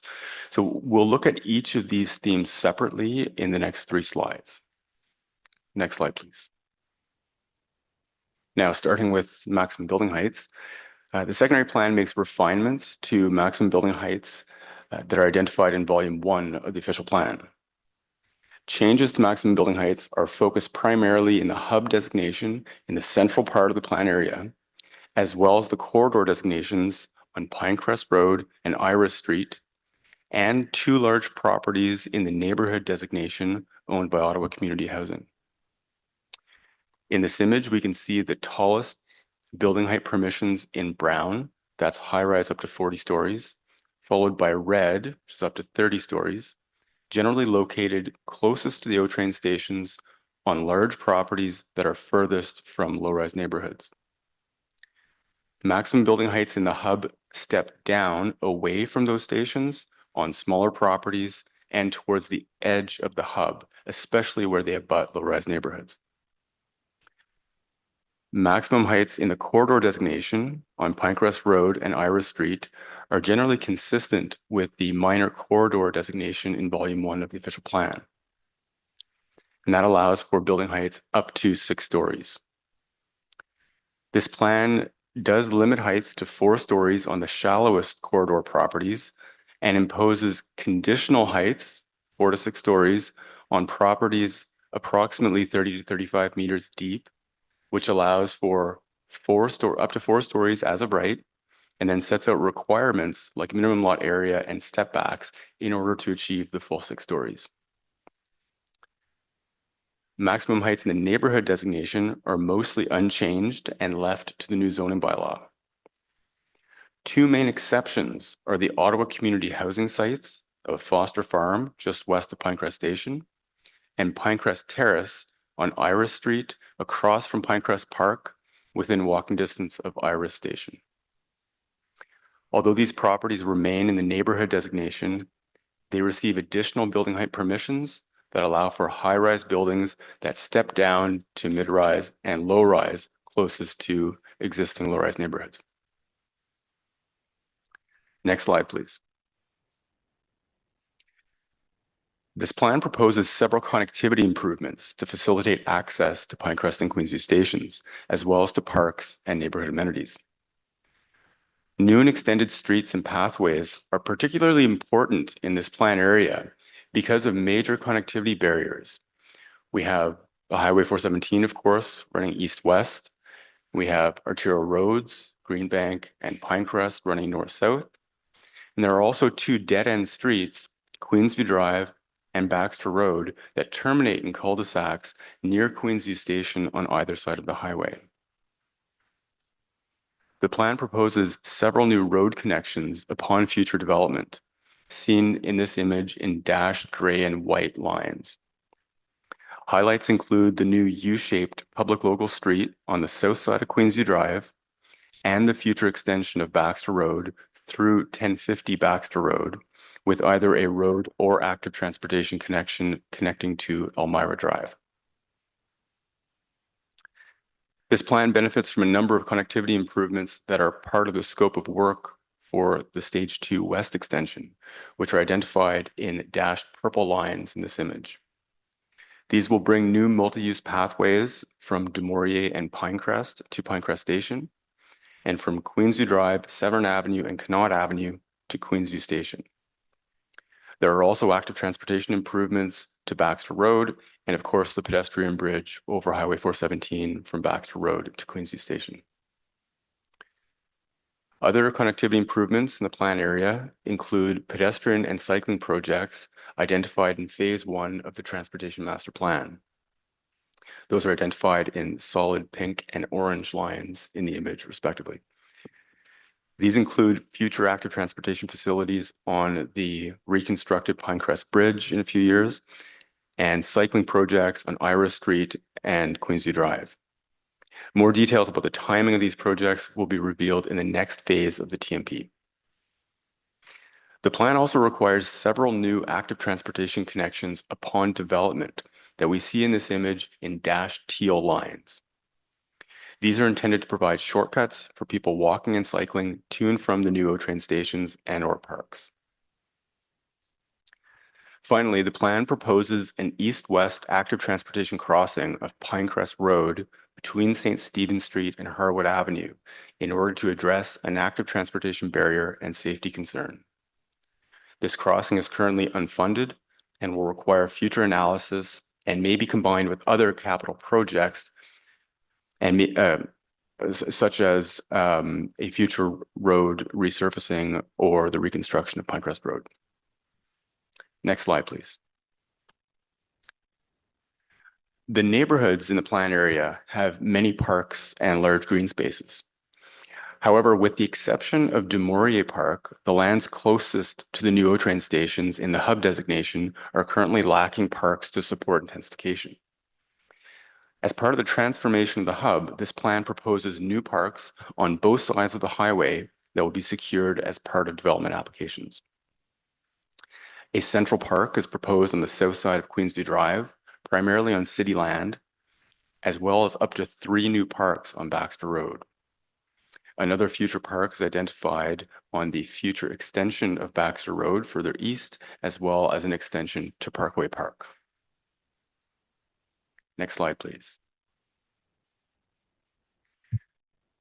Perhaps the highlight of the secondary plan is the policy direction to guide the transformation of Queensview Drive from a light industrial district to a high-density mixed-use hub. There are 5 key moves to guide this transformation. First, we have the reclassification of Queensview Drive from a local to a collector road to allow it to be a candidate for a complete street design. Next, we have the new central park that I just mentioned on the south side of Queensview Drive, and that's primarily on the city-owned 2670 Queensview Drive. And that will also allow for disposal of some of that property for housing. Another key move here for the reconstruction, for the transformation, of Queensview Drive is the future recreation complex at 2550 Queensview Drive. That's the existing OC Transpo bus maintenance facility.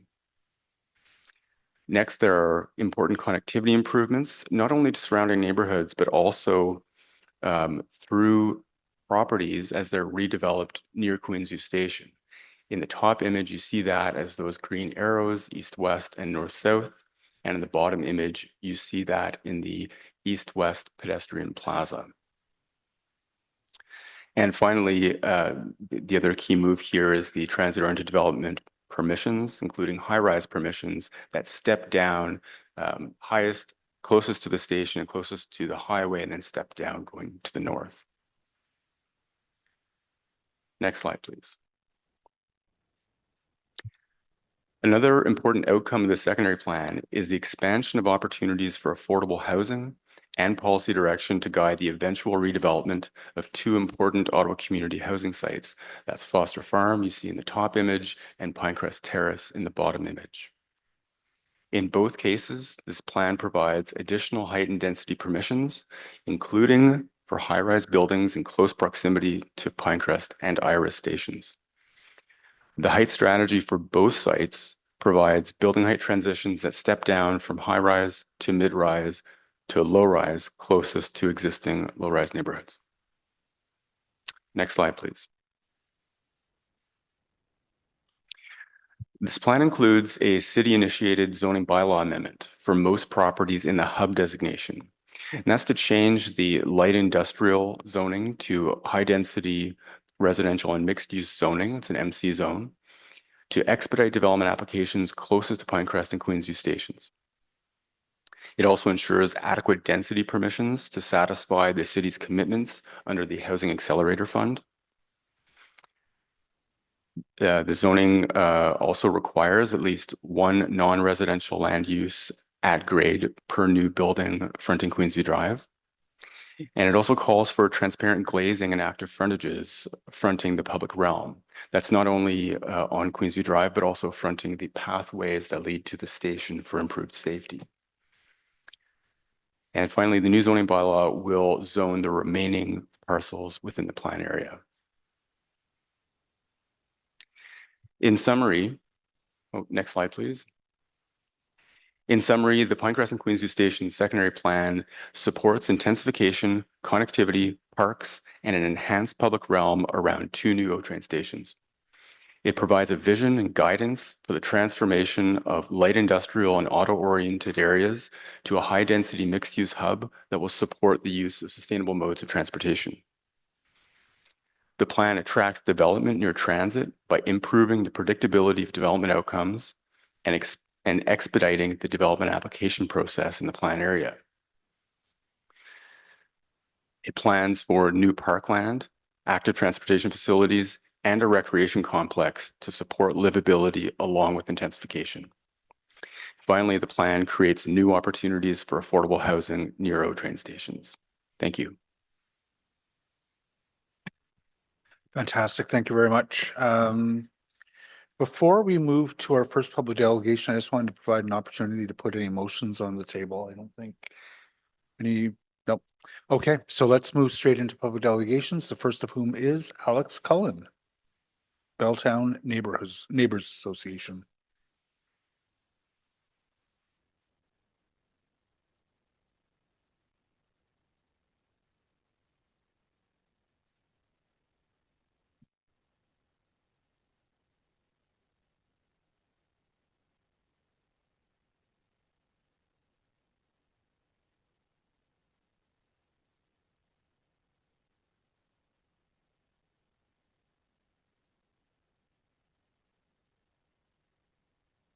Just taking a moment here.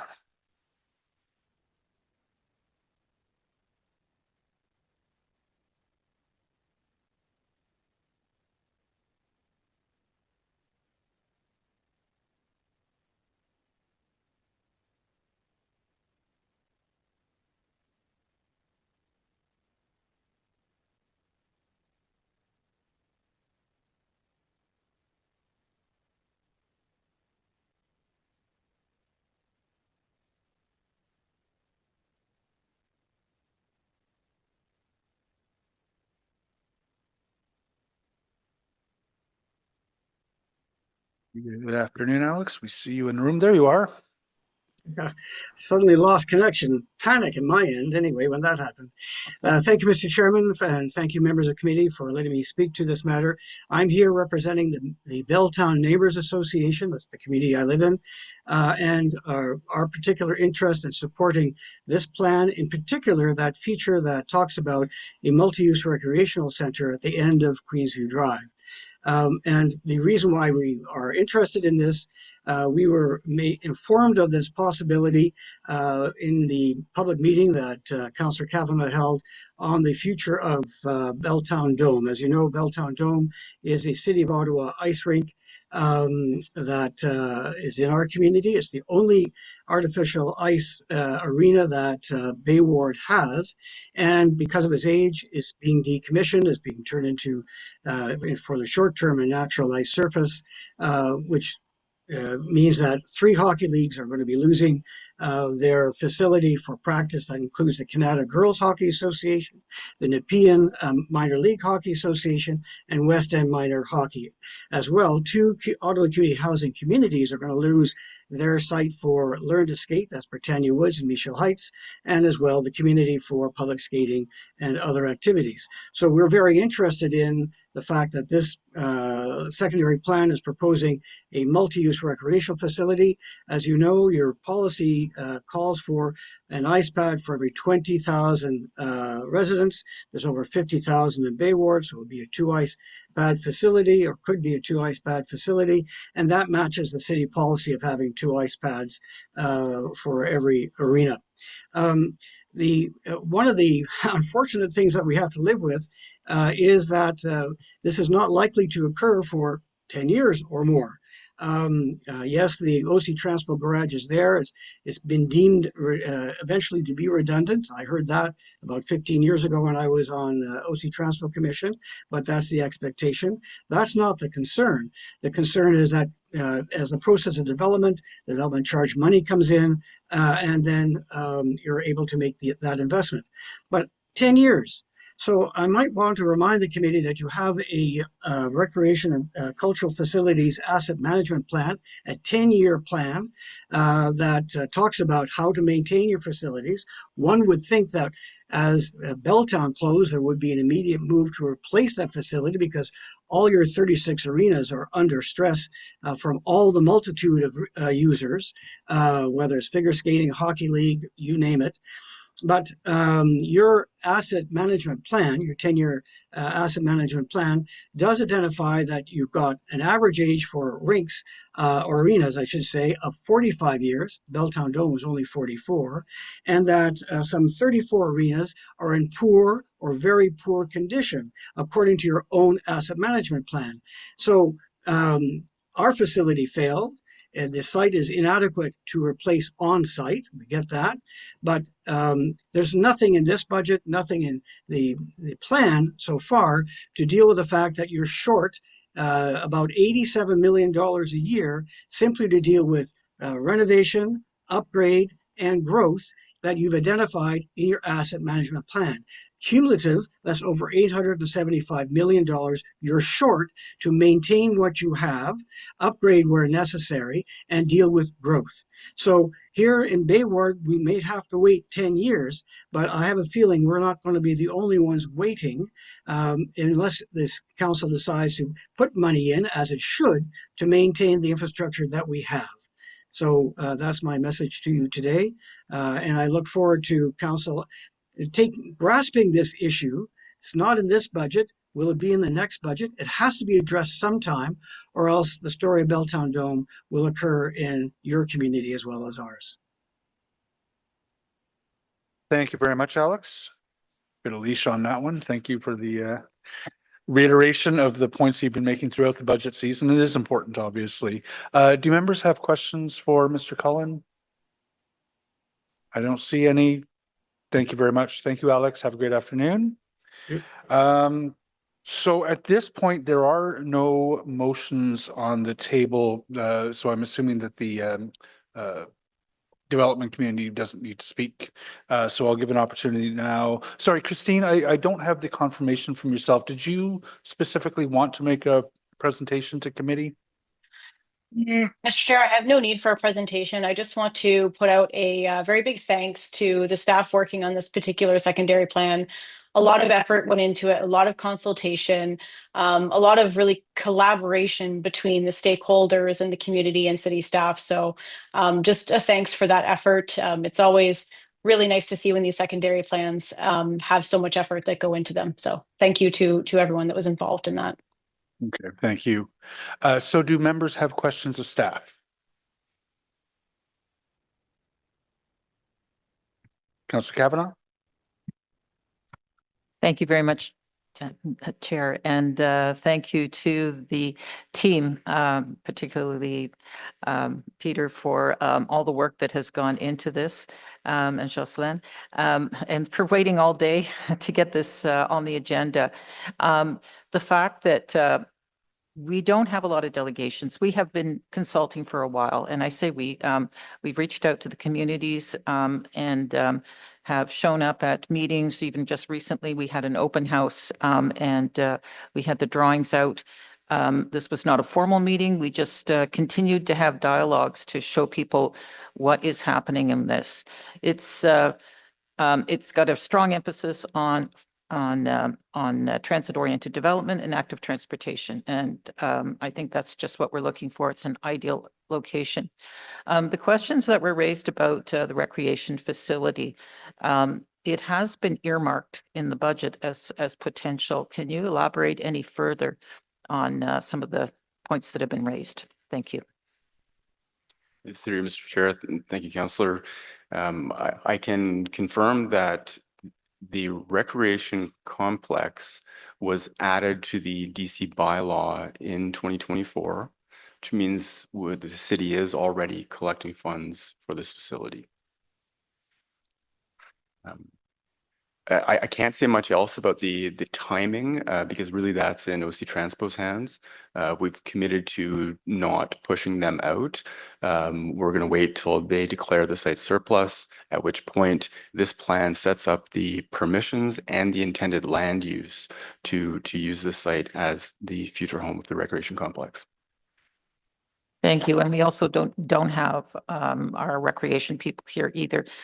This is an overall plan, and appreciate very much that this area has been designated for a recreation facility, considering, as you've illustrated, the immense growth of population. I don't know if we have an estimate of what could potentially be the addition of how many people would be living in this area over and above now. Councillor, I do have some high-level population estimates. I can go through those here if you'd like. First, there was a scenario where we looked at a full build out. That means if every single property in the hub and corridor were turned over and built to maximum potential in the plan, and if the neighborhoods continued to intensify at their current rates, then that very long-term hypothetical scenario would result in almost 50,000 additional people. Of course, that's next to impossible. So we looked at other scenarios where, if half the units, if half the 50% growth scenario, if half of those properties were to turn over, then over time, many decades in the future, there could be close to 28,000 new people. That's 17,500 units. And then another scenario looking at 25%, which, frankly, is still quite optimistic, even over the long term. Then we're looking at something like 10,700 units with an additional population of 17,000. Thank you. I think it's just important to give an idea of the scale of what we're talking about here. Just Foster Farm, if I can say so, as Chair of Auto Community Housing, I'm well aware it's a priority and it's coming down the road. And it will take a site that is currently a few thousand people, and it could be tenfold potentially. And as you illustrated with high rises closer to the station and then transitioning out. I think that it shows really good planning. And I know that the community, there's a few issues in terms of height and transition on some of the corridor.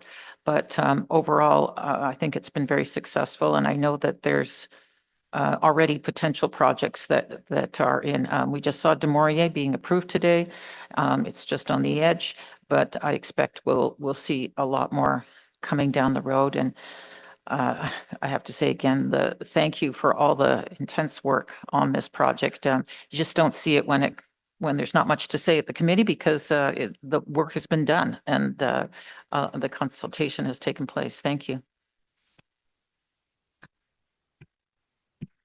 Thank you. Councillor Johnson. Thank you very much, Chair. So this is a secondary plan that was initiated prior to my election. I attended one of the consultative sessions as a resident. I was very impressed with the pace of the presentation, the content, you know, the language. But yet also when I went and knocked doors when I was elected and I was asking residents in the secondary plan study limits if they had heard of the plan, they had not. And so since my election, I've been very much trying to introduce the idea that growth is coming and what opportunities can be afforded from that growth to this area. Certainly the IKEA parcel is of particular interest to residents. Do we have a status on the sale of that? I know it's been something that's been on the books for, well, probably 18 months or so. Do we have a sense of whether that's been moving forward? Through Mr. Chair, Councillor, unfortunately, we do not. I'm aware that that's been considered, especially for the northeast corner of the IKEA property. We call it the IKEA Triangle. That's the one that's closest to fronting Baxter Road and closest to the bridge over to Queensview Station. We expect that that would be the first to move, but I'm not aware of any sale at this point. Fair enough. And then with respect to the transportation plans on this site, I know that Iris has sort of been designated as the cycling route east-west. I wonder if, how does that compare to future plans on Baseline? Is the intention that residents from the west side of this study limit will be expected to travel up through onto Iris, or will they be able to expect facilities along Baseline at some point? Councillor, there are future facilities planned for Baseline. The road cross section that includes the bus rapid transit does include cycle tracks. Otherwise, yes, I think the idea would be that cyclists would travel north on the local streets, cross Iris onto Baxter, and there are some active transportation upgrades to Baxter as part of stage 2. I think those are the painted on-road cycling lanes with flex stakes that will take cyclists up to the south side of the bridge that goes to the station. And similarly, can you describe to me what the patterns will be for those that are on the south side of the Queensway being able to access that pedestrian bridge? Like for those communities that are on the east side of the study limits, will they be able to get through to the pedestrian bridge to access the LRT easily under this plan? Yeah, good question. Actually, maybe we can pull up the connectivity image, Kelly, in the presentation. I'll tell you which slide here. So that's slide 8.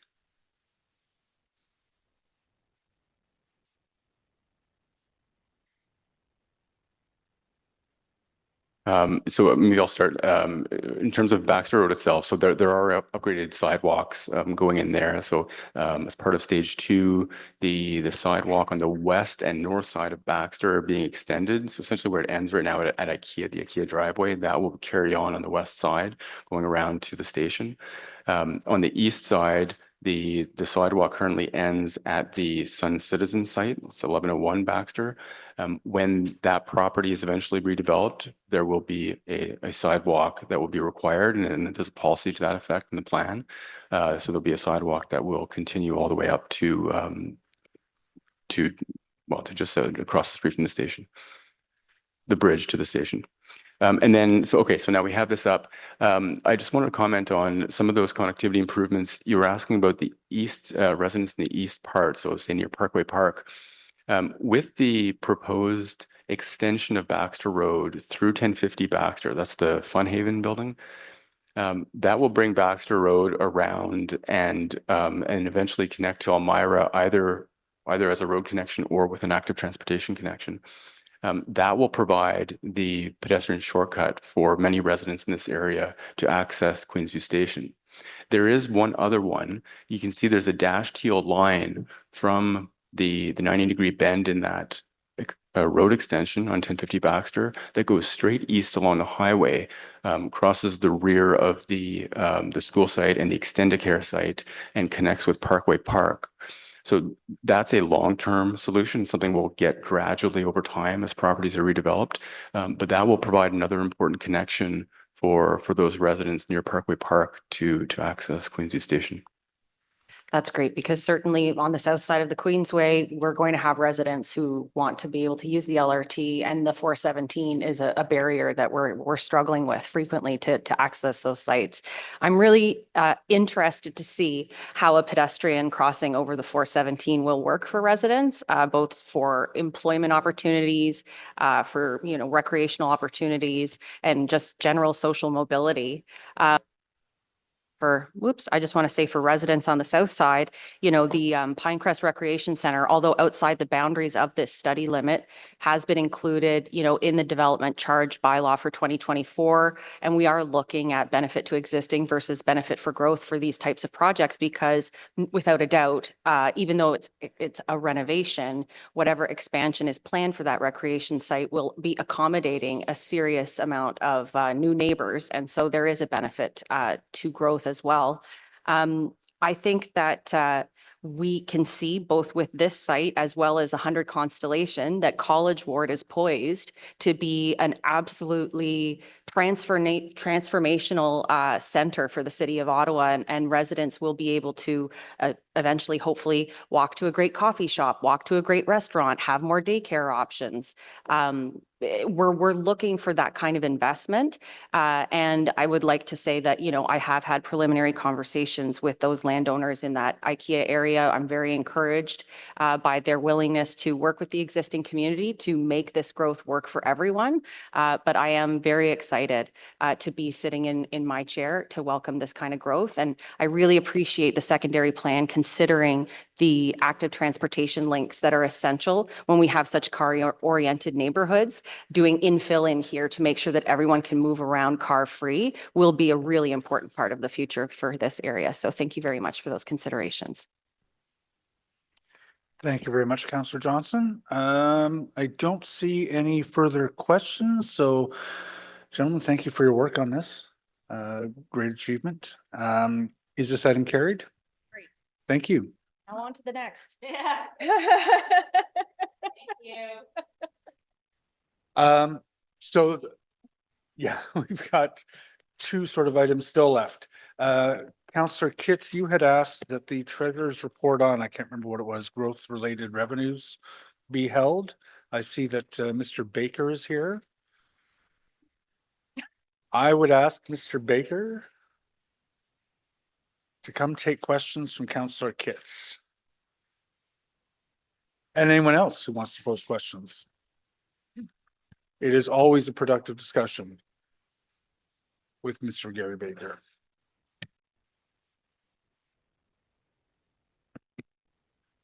Councillor Kitts, I think we can dispense with any kind of presentation if you just want to move ahead with your questions. Yes, thank you, Chair. Just a couple quick questions.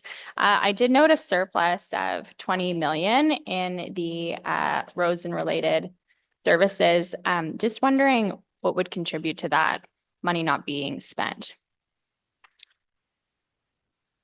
Through the chair, I mean, I guess every year that when staff look at the budget and make set the priorities, they would look at, I guess, assume what's in the reserve fund and make a calculation as to what could be funded. But I think maybe over time, some of the funds have been accumulating on the road side of things. And maybe it's reached a point. I think this year they were discussing expanding the amount of funding that's being allocated to growth related road projects for that reason. Okay. And of the 45 million that was spent on arterial and major collector road projects, 22 million of the 45 million was spent on arterial and major collector projects. That would include active transportation facilities in some cases due to our complete streets policy, correct?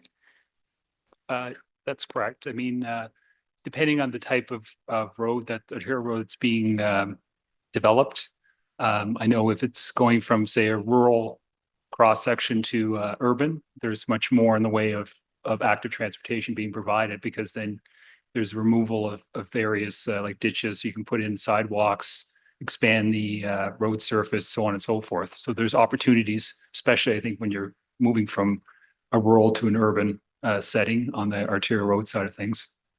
And is there any way to delineate those figures, like what active transportation spend is captured in that arterial and major collector road spend? Not as far as I know. I've asked that question. I think it's probably based on like specific road projects, right? And you'd have to delve into each one of those, I think, because probably each one of them is unique. But as far as I know, there's no set criteria or set amount, and probably each situation is slightly different. So it's hard to come up with an accurate analysis or costing of those services at this time. Okay, would you have like a ballpark figure? I don't. I've asked for a ballpark figure, but I think it's hard to come up with a ballpark figure. But maybe when they're going for it now, there could be more detailed analysis done as to what those particular items cost. Because I know when they do the analysis of establishing what project costs are, they have a detailed listing as to what components will cost to add up to the estimate of what the road will cost overall. So that's something maybe they can look at when they're doing that analysis. Okay, those are my questions. Thank you. Thank you very much. Does anyone else have any questions while we have Gary here? Nope, it's getting late in the day. Thank you very much. Appreciate you coming back at a later hour. So is that report received?